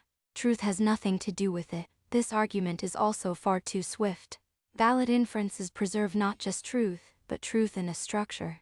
Given the right way of setting things up, the situation as described in the database may well be represented by an appropriate structure. Structures do not have to be large like classical possible worlds, but may be small, as in situation semantics. In particular, the set of things true in a situation may be both inconsistent and complete. A valid inference is, then, by definition, just what we want to extract the juice from the information provided by the database. Provided we choose our situations carefully, a logic of truth preservation is also a logic of information preservation. 3.3, Hebrius 1979, 297. The point is made by Mortensen 1981's, Detu C. Priest 1995b. 287f. 3. For example, the logic of information that Devlin gives in 1991's Sect 5 is exactly Dunn's four-valued truth preservational semantics of first-degree entailment. In disguise, for further connections between model-theoretic semantics and information, see Mayer's 1996. 11.12 Conclusion. This last claim is, of course, just a promissory note, and needs to be redeemed by a lot of hard work, specifying all the details that have only been hinted at above. The aim of this chapter has not been to present all the details of an account of validity. That is probably the work of several lifetimes. The aim has just been to provide the general form of an answer to the question of what validity is. To this extent, the slack in the definition is to its advantage. The details are to be filled in the most appropriate way. But despite the slack, the form of the answer is far from vacuous. There are certainly other possibilities, some of which we have briefly traversed. And the fact that this answer is possible at all is a tribute to the developments in modern model theory, of both classical and non-logical logis, of which this account can be thought of as the distilled essence. 12. Logical pluralism. 12.1 Introduction. The previous chapters in this part of the book have given us an account of the epistemology and ontology of logic. But this still leaves an important question. I said logic, maybe I should have said logos. Is there one logic or are there many? Traditionally, there was only one, the logic of Aristotle and the Stoics. As melded together in the Middle Ages, and the question never arose. This century, we have seen a plethora of logos. Friedrich Husserl, classical logic, intuitionism, pair-consistent logic, quantum logic. Usually, the advocates of these logos were still logical monists, in the sense that they took it that other logos were wrong. But the weight of the plethora has been too much for some people, who have decided that there is no one true logic. There are lots of things which may, with equal justification, be called logic. In logic, as in a multicultural society, pluralism must be endorsed. Is this right? To one answer, person might expect, is that it depends on what it means. There can retain senses in which the answer is clearly yes, but in the case of central importance, I will explain what I take that to be in due course. I think that the answer is no. And in this chapter I will defend a monist position. I think that much of the initial plausibility of pluralism in this central case arises from a confusion between the various senses of the question. The first topic on the agenda is therefore an appropriate disambiguation. One of the important notions that requires clarification is that of rivalry between logos. For pluralism arises in a serious form when there is such a rivalry, and we are called upon to adjudicate. Can we, in such circumstances, decide for more than one candidate? The notion of rivalry will therefore be of central concern, and I will revisit the discussion of the notion in section 10. 10. A consideration of these issues in the first main part of the chapter will clear the ground for discussing serious objections to monism, which we will do in the second. This will leave a few words to be said about inductive inference in the final brief section. An excellent preliminary discussion of the issue can be found in Hawke 1978. 12. One should note, at the start, that pluralism is to be distinguished from relativism. Relativism equals pluralism plus the claim that each of the plurality is, in some relevant sense, equally good. Pluralists sometimes sail very close to the relativist wind, though there are different, equally good ways of giving an account of validity. They are different, equally good logics. Beale and Restall 2478.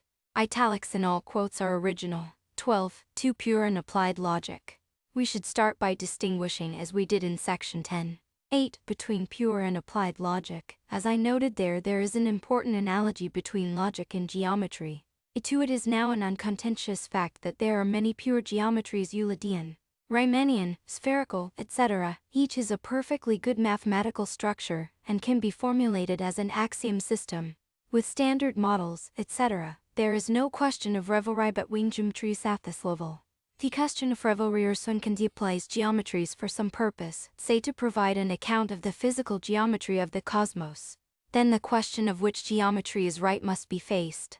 In the same way, there are many pure logics. I enumerated several of these in the previous section. Each is a well-defined mathematical structure with a proof theory, model theory, etc. There is no question of rivalry between them at this level. This can occur only when one requires a logic for application to some end. Then the question of which logic is right arises. If one is asking about pure logis, then pluralism is uncontentiously correct. Plurality is an issue of substance only if one is asking about applied logis. In this case, there is the potential for rivalry, and whether one should be a monist or a pluralist about this rivalry is a question that must be faced. 12. 3. Theoretical pluralism. Let us turn then to applied logis.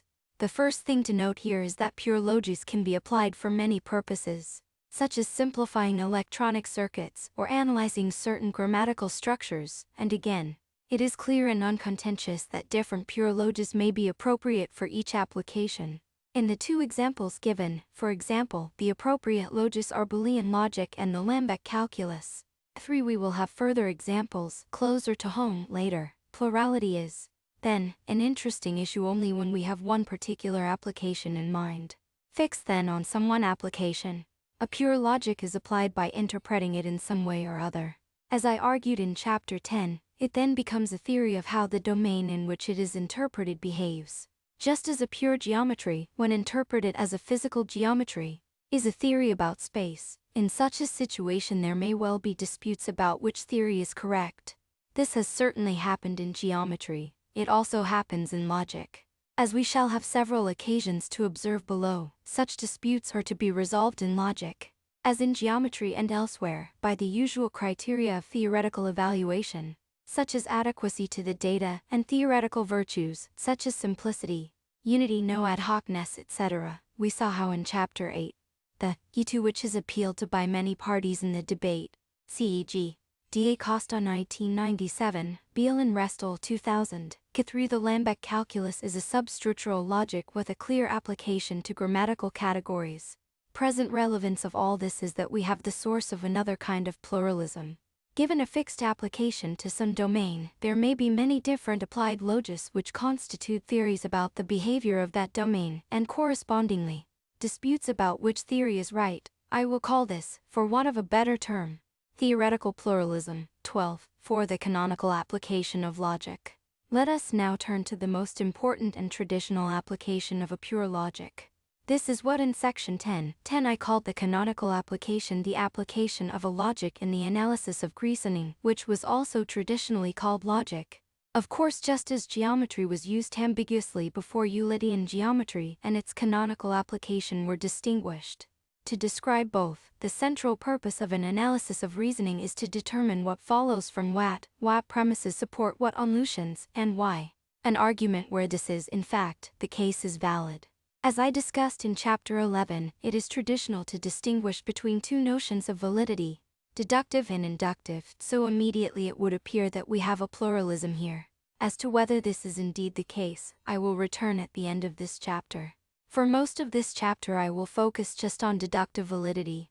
Before we can discuss the issue of plurality for this application, we need to recall how pure logis are applied in an analysis of reasoning.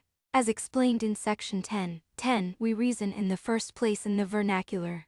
We establish by observation that a planet moves in a certain way, and wish to know if the description of its trajectory follows from our theory of motion, or we infer what would be the case if the butler did it. to see whether these consequences do, in fact, obtain. Premises and conclusions are formulated in a natural language. By all means, this may be a natural language augmented with technical vocabulary, such as that of mathematics. The language employed, though, is still the language of use and communication. Pure logics, at least as standardly conceived, do not concern the vernacular at all, but are couched in terms of formal languages. A definition of validity is provided for inferences expressed in one of these. Applying this to provide an account of validity for the vernacular, as in the application of any pure mathematical structure, requires an interpretation. And in the case of logic, the interpretation is quite literally so a translation procedure between the formal language in question and the vernacular. Such a procedure is rarely articulated at great length in logic texts. Rather, students are given hints about treating or as most of the time, etc., and then set loose on a bunch of exercises, through which they develop procedural knowledge. But given such a translation procedure, a pure logic provides an account of validity for vernacular inferences. A vernacular inference is valid if its translation into the formal language is valid in the pure logic. The result, moreover, often produces disagreement. According to some logists, there is an infinitude of primes follows from it is not the case that there is not an infinitude of primes. According to others it does not. According to some logists the sky is green. Follows from the liar sentence is both true and false according to others. It does not. Such disagreements mean that we clearly have a case of theoretical pluralism. Is there a more serious kind of pluralism here? To address this question, let us turn to accounts of validity for formal languages. 12. 5. Validity. There is a plurality of formal languages employed in logic. I am not talking here of the fact that different symbols are used in different languages. The fact that is used for negation in one language whilst is used in another is neither here nor there as long as each plays the role of vernacular negation in the sense of Chapter 4 according to the appropriate translation manual.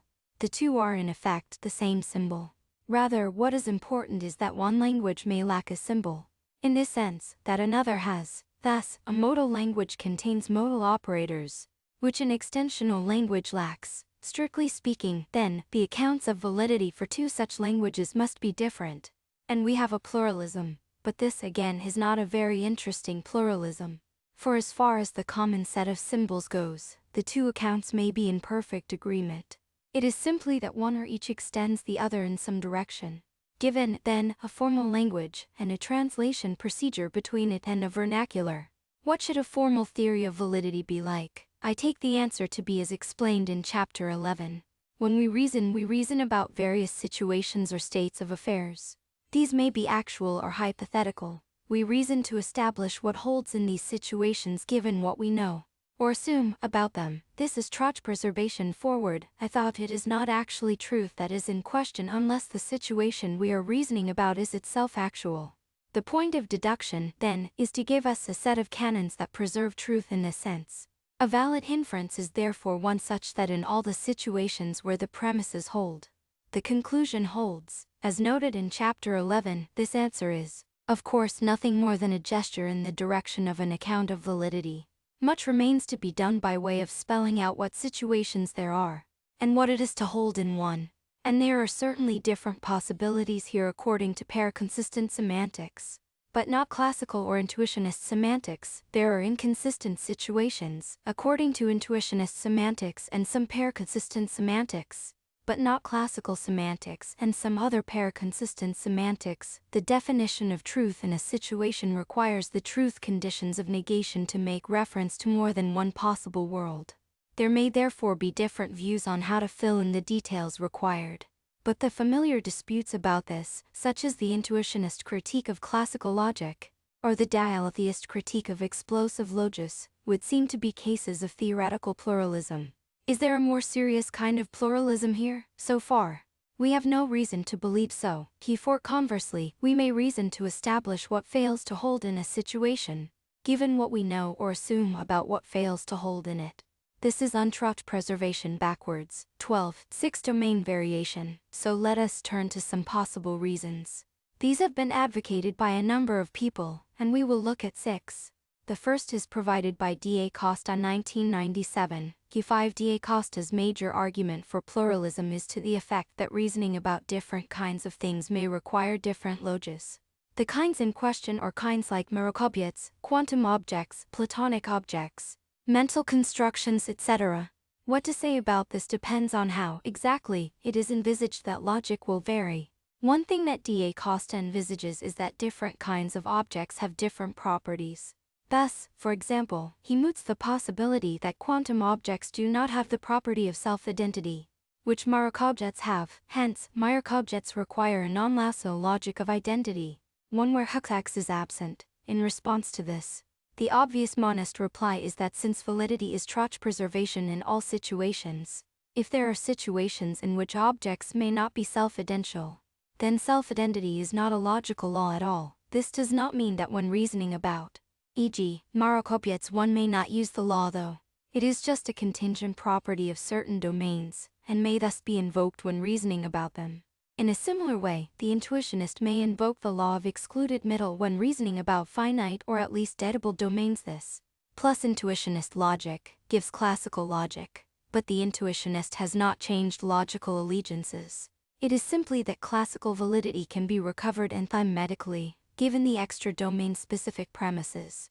D. A. Costa's pluralism is more radical than I have so far indicated, though he envisages not only that objects of different kinds may have different logical properties, but that different logical operators may also need to be used in reasoning about different kinds of objects.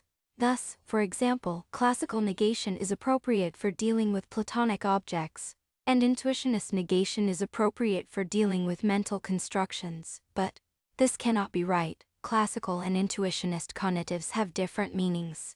Indeed, some intuitionists, such as Dumet, even claim that some classical connotives have no meaning at all. Thus take negation as an example. Classical and intuitionist negations have different truth conditions. But difference in truth conditions entails difference in meaning. Hence, the two connotives have different meanings. A7 Now, either vernacular negation is ambiguous or it is not. If it is not, then, since the different theories attributed different meanings, they cannot both be right. We have a simple theoretical pluralism. The other possibility is that vernacular negation is ambiguous. Thus, it may be argued that vernacular negation sometimes, give a review of this in English, which documents the claims attributed to D. A. Costa and what follows, can be found in Priest 2000 DK6. Intuitionist connotives are often given probability conditions. But since an intuitionist, in effect, identifies truth and probability, these are truth conditions. A7 One might challenge this for reasons that we will come to in Sect 12.10, and I will deal with there, means classical negation and sometimes means intuitionist negation. But if this were right, we would have two legitimate meanings of negation, and the correct way to treat this formally would be to have two corresponding negation signs in the formal language. The translation manual telling us how to disambiguate when translating into formalies.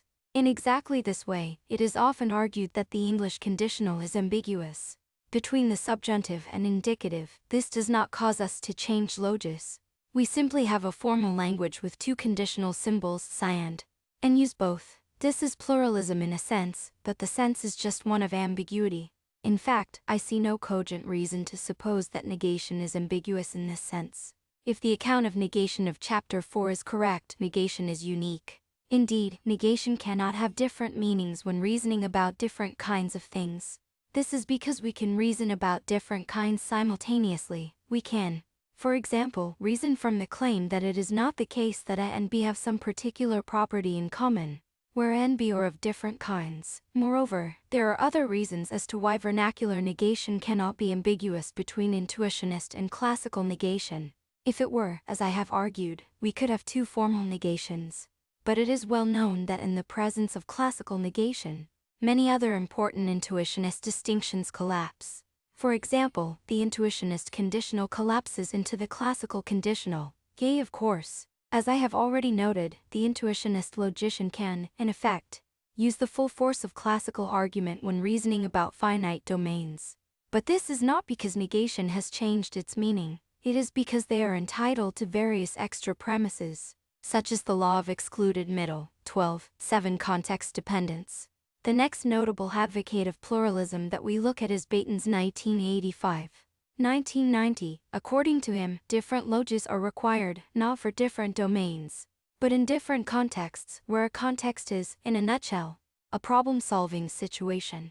Two of Bateman's arguments for pluralism were particularly notable. The first, given mainly in 1990, takes it for granted that a pair-consistent logic is correct in some contexts, but argues that it cannot be correct in others, e.g., a metatheoretic one, for which classical logic is required, hence, pluralism. Now, just as an intuitionist may use what amounts to classical logic when reasoning about finite situations, so a pair-consistent logician may use what amounts to classical logic given appropriate information about the domain. For example, sufficient information is that for all a, whereas an appropriate detachable conditional J. Moreover, classical negation C and intuitionistic negation I become logically equivalent. See Harris 1982. One way to see this is to note that for both we have a, b, whereas C or I, given a little fiddling gives a ci and vice versa. And is a logical constant that entails everything. This extra information, together with the base pair consistent logic, generates classical logic, and in this reply might not satisfy Buttons. For the following reason, as I have stressed, the meaning of a logical operator, such as negation, does not change simply in virtue of the extra information. But, Buttons argues, a pair-consistent negation just cannot express certain things that need to be expressed in talking about such situations. In particular, I cannot express the fact that A is rejected. What to say about this argument depends on how one interprets rejection, which may, in fact, mean several different things. I discussed this matter in section 6. 3, so do not need to go into details here. The major sense of rejection that Buttons has in mind is that to reject is to commit oneself to something, which, in conjunction with a, produces triviality p. 222, but a pair-consistent logician can do just that. By endorsing a, the second of Buttons' arguments given mainly in 1985 is that, notwithstanding the above, different contexts result in different meanings for logical operators, and hence deliver different logis p. 338f. The argument for meaning variance is a familiar one, of a kind employed by Kuhn and Feyerabend in the philosophy of science. The first premise is that what is accepted may vary from context to context. The second is that what is accepted partially determines the meanings of the words involved. It follows from these that meanings change from context to context. Now one might say a good deal about this argument, but its central failing is that a change of what is accepted does not necessarily result in a change of meaning. When a Christian loses their certitude and comes to believe that God does not exist, the word God has not changed its meaning. What they come to believe is the very opposite of what they believed before. Similarly, the classical logician believes that it is not the case that he entails a. The intuitionist believes otherwise. It does not follow that it is not the case that means something different for the two of them. If it did, they would not be in disagreement, which they most certainly are. Intuitionist and classical negation do mean different things, as I have argued. The point of disagreement between the two logicians is precisely which of those two negations it is that correctly characterizes vernacular negation. 12. 8 logical constants and variables. The next 3 arguments we will look at are all to be found in Beal and Restall 2000, who give what is, perhaps, the most sustained defense of pluralism. 11. Burr, and 9c in Contradiction Sect 8. 5. There are less brute force ways of recovering classical logic in consistent situations. See Priest 1991 BK 10 if they mean anything at all, which, as I have noted, may be disputed. 11-page reference in what follow or to this. The position is given an extended defense in Beal and Restall forthcoming, which at the time I write has not yet appeared. Endorse an account of validity similar to that which I gave in chapter 11. But they argue for pluralism. Nonetheless, the 3 arguments are all to the effect that the details of the account given there may be filled in different, equally legitimate, ways. Burr's first argument proceeds as follows. There is a strong tradition in logic of treating certain words in premises and conclusions as parameters. This is done in the semantics of first-order logic, e.g., where one treats predicates and constants as semantially variable. Burr observed that the account of validity can be parameterized in this way to give the usual model theoretic Tarskian account of validity. 13. What are the consequences of this? A simple example illustrates. Consider the inference A is red, hence A is colored. This is valid on the unparameterized account. Any situation in which A is red, it is colored, which is not to say that there might not be inconsistent situations in which it is not colored too, but the inference is not valid according to a parameterized definition of validity, at least if the parameters include predicates, for it is of the form pa. What is at issue here is the question of what situations are to be admitted into our semantics. Were we to include, in our sweep, situations in which things can be in the extension of red but not of colored, etc., or are we not? Now, it is true that the modal theoretic construction can be done in either way, parameterized or unparameterized, so giving different notions of validity, but as far as I can see, this is just another case of theoretical pluralism, or at least, Burr provide no reasons for thinking otherwise. They say that they do not think it fruitful to debate which of the two accounts is logic p. 480. I am really not sure what this means. It certainly cannot mean that there are no considerations that might persuade one to adjudicate for one theory over the other. Give 14. Many of the moves in this theoretical dispute are, in fact, well known. The inference is red, hence is colored is certainly prima facie valid. Hence, if the parametric account is to survive, this validity must be explained away.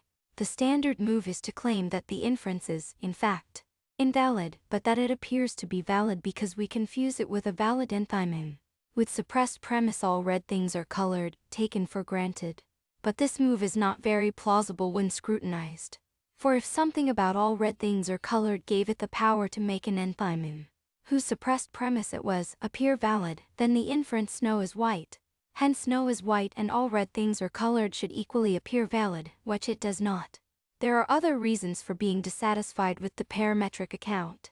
For example, the parameterized definition of validity in effect allows the meanings of some words, but not others, to vary. But when we ask what follows from some things, similar, but not identical, they think of situations, essentially, as worlds, or better, as the situations of situation semantics. For me, a situation is represented by a structure of the kind normally thought of as an interpretation of the language. A 13. Burr appear to suggest that it is only the parameterized account that can be applied to formal languages p. 479. This is certainly not true. Ki 14. Burr agree. One might now wonder, is there any basis upon which to choose between these two accounts? Is there any reason you might prefer one to the other? The answer is a resounding yes. Burr p. 480.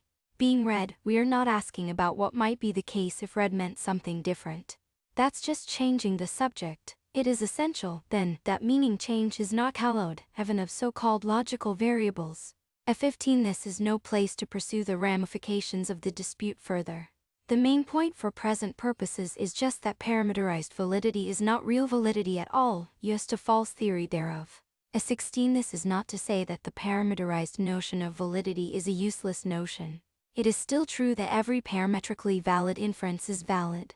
Hence, a conclusion that follows according to such a notion still follows. And this may well allow us, in reasoning, to show what we need. But there is more to validity than formal validity. 12. 9 classes of situation. Burr's next argument is to the effect that we can obtain equally legitimate notions of logical consequence by defining validity as truth preservation over different classes of situations. Thus, if we restrict ourselves to consistent and complete domains, classical logical consequence will result. If we take a broader class, it will not. If we include situations with empty domains, we will have a free logic. Otherwise not. We therefore have a plurality of validities, one for each appropriate class of situations, and all equally legitimate notions of validity. The obvious reply to this argument is that it is only truth preservation over all situations that is, strictly speaking, validity. One of the points about deductive logic is that it will work come what may. We do not have to worry about anything except the premises. As I have already observed, this is not to say that in practice one may not reason as if one were using a different, stronger notion of validity, one appropriate to a more limited class of situations. But this is not because one has changed logical allegiances, it is because one is allowed to invoke contingent properties of the domain in question. A possible reply here chances that the class of situations is so large and variegated that there are no inferences that are truth preserving over all of them. except, possibly, the trivialata, hence monism is vacuous. I have never seen any persuasive argument as to why one should suppose this to be the case. However, it may well be that the intersection of the valid principles in all pure logis is empty, but this is beside the. A third objection to the parametric account is that if it is to have any credibility, the distinction between logical constants and logical variables has to be drawable in some principled fashion, and I doubt that there is any such way. It is true that there is, in practice, a distinction of this kind handed down to us by tradition, which puts R and not on one side, and red and colored on the other. But this, it seems to me, is simply an historical contingency. A 16c, further, read 1994b. It is perhaps worth noting that in the standard semantics of first-order logic, we assign predicates arbitrary extensions. Sometimes this is glossed informally as assigning each predicate a meaning. Sometimes, on the other hand, an interpretation is thought of as representing a possible world, where the extension of each predicate, whose meaning is determined in other ways, is as assigned. These are not the same, as should now be clear. It is perhaps the confusion of these two things that lends the parameterized approach some credibility. The 17-1 that, in fact, per p. 490 give point. We are not talking about pure logis here, we are talking about applied logis. And indeed, logis applied for one particular purpose. Moreover, I think it just false that all principles of inference fail in some situation. For example, any situation in which a conjunction holds, the conjuncts hold, simply in virtue of the meaning of. Naturally, if one were allowed to vary the meanings of words as the class of situations is broadened, then this would not be the case. But when we ask about what is the case in situations where the sky is blue and the sun is shining, we are interested in just that allowing, and to take on some other meaning is beside the point. It is certainly open to someone to claim that what I have just said gets the meaning of and wrong, and that the standard truth conditions are not, in fact, delivered by its meaning. That is a substantial issue, and certainly gives rise to theoretical pluralism. But it is not germane here. As long as meanings are fixed, one can't vary them to dispose of valid inferences. 18 There is another possible move that might be made at this point of a kind that came up in another context in section 10. 14. What, exactly, is the disagreement between the monist and the pluralist about here? The monist accepts that there is a core of universally correct inferences, but this may be augmented if we are reasoning about certain kinds of situations. The pluralist holds that different sorts of situations require different validities, but may will accept, if the above argument is correct, that there is a core of inferences that are acceptable in all kinds of situations. What is the difference? None, it might be thought. The facts are agreed upon. What is at issue is only how to describe them. One might argue against this decrepit pluralism as follows. A 19 Suppose that one is a pluralist of the kind in question. Let us be some situation about which we are reasoning. Suppose that S is in different classes of situations, say K1 and K2. Should one use the notion of validity appropriate for K1 or for K2? We cannot give the answer both here. Take some inference that is valid in K1 but not K2. And suppose that we know Orchestimia holds in S. Are we or are we not entitled to accept that dose? Either we are or we are not. There can be no pluralism about this. In fact, the answer is that we are, since S is in K1, and the inference is truth-preserving in all situations in K1. In other words, if we know that a situation about which we are reasoning is in class K, we are justified in reasoning with validity defined over the restricted class of situations K. At 20, p18 It is possible to see the argument of the previous section as a special case of the one in this. Looked at in this way, the advocate of a formal account of validity wants to include a class of situations where the meanings of non-logical constants are allowed to vary, and so where there are worlds where something is in the extension of red but not of colored. If one takes this line, then, it seems to me, there is no reason not to carry the process to its limit, and allow every word to change its meaning. In this case, the logical form of some man is mortal is K aspects, where is an arbitrary binary connective, and Q is an arbitrary monadic quantifier. If we do this, then nothing is going to come out as valid except the trivial K. So much the worse for letting meanings change. In 19 Indeed, in the paper on which this chapter is based, I did argue in this way. At 20 Note that this raises the following possibility. Take some situation, S that is in class K1 and class K2, and suppose that A is true in S. It is quite possible that, for some of a K1 band a K2b, even though the consequences of a under both K1 and K2 are consistent, that is, S is an inconsistent situation, though each consequent relation exposes only part of that inconsistency. Thus, differences in validity due to variation of the class of situations in question can be viewed from a pluralist perspective. But as I have observed, one can view it equally from a monist perspective. 10 Instrumentalism. Burr's final argument is that we may generate different logis by giving the truth conditions of the conatives in different ways. Thus, for example, we may give either intuitionist truth conditions or classical truth conditions. If we do the former, the result is a notion of validity that is constructive. That is, tighter than classical validity, but which it is perfectly legitimate to use for certain ends. There are two aspects of this position that need concern us. The first was covered essentially in section 12.6. If we give different truth conditions for the conatives, we are giving the formal conatives different meanings. When we apply the logis to vernacular reasoning, we are, therefore, giving different theories of the meanings of the vernacular conatives. We have a case of theoretical pluralism, and the theories cannot both be right, or if they are, we simply have a case of ambiguity, as we have already seen. One might dispute this argument as Grestall did in discussion. Classical and intuitionist conatives do not have different meanings. Truth conditions are general and uniform.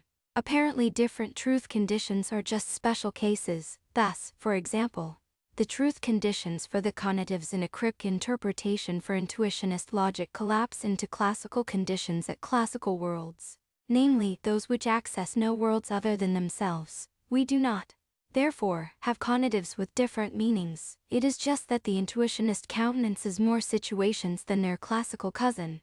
If this move is right, then this third example of pluralism reduces to the previous one, which I have already dealt with, but I do not think it is right. For a dispute about meanings can be cashed out just as much in terms of what situations there are, as in terms of truth conditions. For example, to determine whether it is part of the meaning of to see that the eyes be employed, we might consider whether there are any maybe hypothetical situations where someone could be described as seeing, even though they had no functioning eyes. One who holds that seeing involves having eyes will deny the possibility of such situations. Exactly the same is true of the case at hand, for someone who takes classical truth conditions to govern an account of the conatives. Say negation, for example. What it means to say that a holds in a situation is just that a fails to hold there. It follows that there can be no situations where neither a nor a holds. Suppose, for example, I cone that one thinks of a situation as a part of a possible world. Moreover, suppose that we have a situation of which she is not a part. It follows that E's reading is not true of that situation. For classical negation, it will follow that E is not reading is true of that situation. It is not an option to say that neither of these two is true. The situation, at 21.1 of Burr's p. 481, cannot be incomplete. As Burr themselves put it p.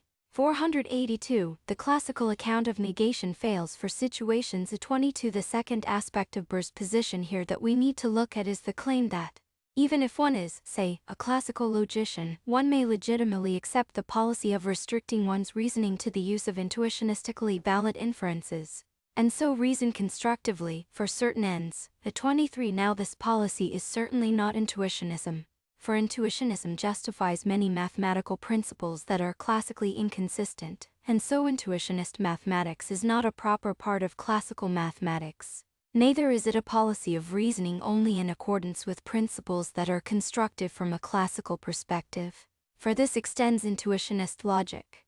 For example, it legitimates Markov's principle in arithmetic x where the quantificators are constructive. This is not intuitionistically valid. At 24. Nonetheless, it is certainly the case that one could decide to operate with just intuitionist logic, or, more generally, with a constructive part of one's preferred logic, assuming that that logic is not itself constructive. One could do this simply as an exercise, but more importantly, there might be a perfectly sensible point to doing so. A point might be provided by the fact that conclusions obtained constructively contain more information, are more computational content, than conclusions proved non-constructively. Reasoning in this way may therefore be a useful instrumental technique. I noted that a pure logic may be applied for many purposes, and instrumental purposes or purposes, Hence this is simply a case of applying a logic for a different end. And we have already seen that different applications require different logics. Note, though, that it does not follow from this that conclusions obtained using non-constructive principles of inference are themselves defective in any way. The thing so proved or guaranteed, in fact, to hold in the situation about which we are reasoning, by the definition of validity, whilst we are on the instrumental use of logics. Let me give one more example of this. Inference procedures are used in science. And sometimes in science, we have a theory that we know to be incorrect, but which we use, nonetheless, for instrumental purposes. If we are doing this, then we are clearly also at liberty to use whatever inferential processes we like if they satisfy those purposes. An example of this is as follows. The Bohr theory of the atom was a very useful theory, which made strikingly accurate empirical predictions. Its inference procedures were highly non-standard, though involving the hunking of principles with limited flow of information between the chunks. This can be understood in terms of a certain non-adjunctive pair-consistent reasoning strategy. At 25 now no one ever thought that. At 22 the case is even clearer with respect to inconsistent situations of a kind that are also invoked in situation semantics. If one subscribes to classical negation, no situation can be such that a and a hold at it. This is a very part of what negation is taken to mean. At 23 b. 485 the constructivism of certain mathematicians can best be described as mathematics pursued in the context of intuitionist logic. At 24 classically, if an arithmetic predicate is deducible, and we are assured that not everything fails to satisfy it, then we can test it for each number until we find one that satisfies it. This is a perfectly good classical construction, but not an intuitionist one. See Dummett 1977, 22f, E25C Brown and Priest 2004 and forthcoming. Bohr's theory was correct. It is commonly suggested that this is because it was inconsistent. I do not think that this is a good reason. What is a good reason? As explained in section 9.6, is that if a truth-preserving inference mechanism had been used, the theory would have had all sorts of empirical consequences that are not observed. The theory, then, cannot be true. Despite this, it was an important stepping stone en route to a more adequate theory. It was necessary to obtain insight into various principles and their interaction, so that more adequate principles could be formulated. The use of a logic that is not one of simple truth preservation was perfectly legitimate in this context. A number of writers, working in the field of non-adjunctive pair-consistent logic in particular, have argued that it may be important to have an inference engine that preserves something other than or as well as truth. For certain purposes, E26 as I have already stressed, different applications may well require different logics. State your purpose and how it is to be achieved, then use a logic the application of which does this. 11 Under determination by the data. Let us finish with one more argument for pluralism.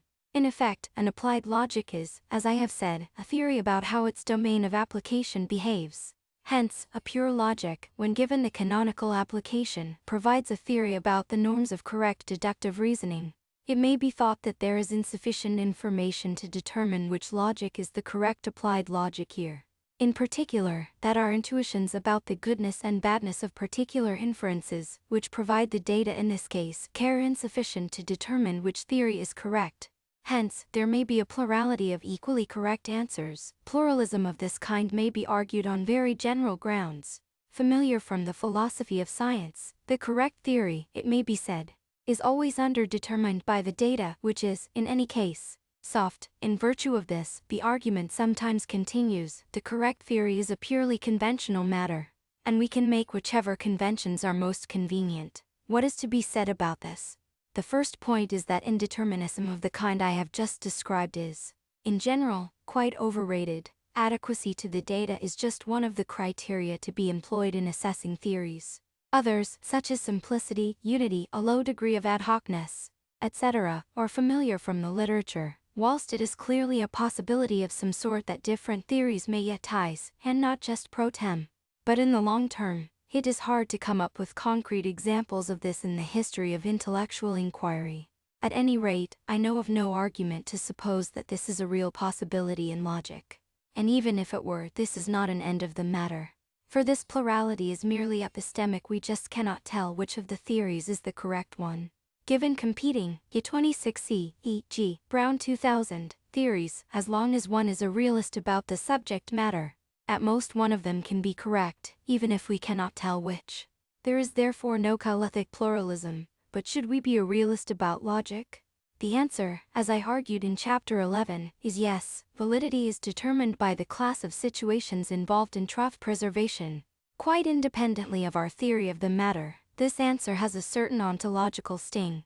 Of course, for, as I observed, the situations about which we reason are not all actual, many or purely hypothetical. And one must be a realist about these too. There are numerous different sorts of realism that one might endorse here, many of which are familiar from debates about the nature of possible worlds. One may take hypothetical situations to be concrete non-actual situations, abstract objects, like sets of propositions or combinations of actual components, real but non-existent objects. At 27 I will not address the question of which of these account is correct here.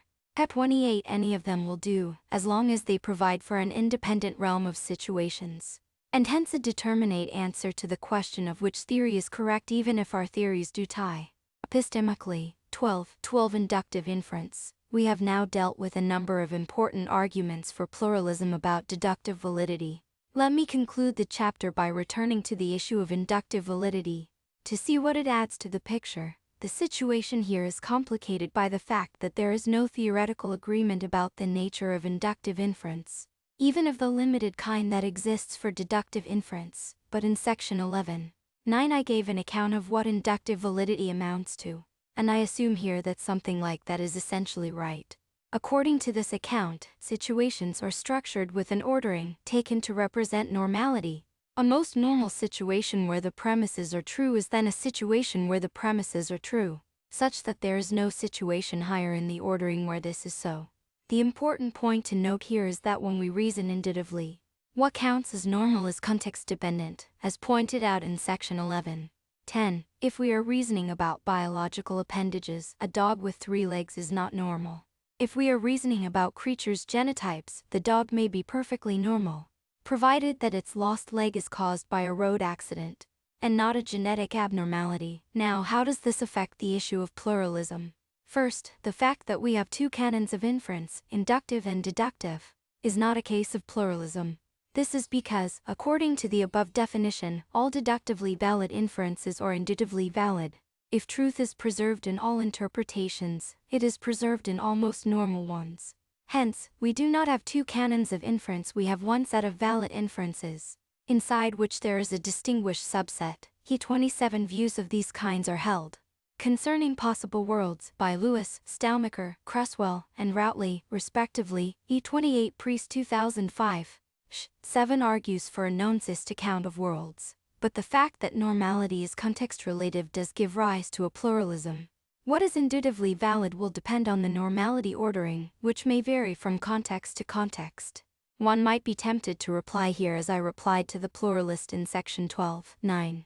It is still the case that there is a core of inductive inferences that are valid in all contexts, namely those that hold whatever the normality ordering. Why not call those the valid inductive inferences, the others being reducible to those enzymatically? A main answer to this is that if one conceptualizes the valid inductive inferences in this way, then there is no difference between inductive and deductive validity. The valid inductive inferences turn out to be indistinguishable from the valid deductive ones.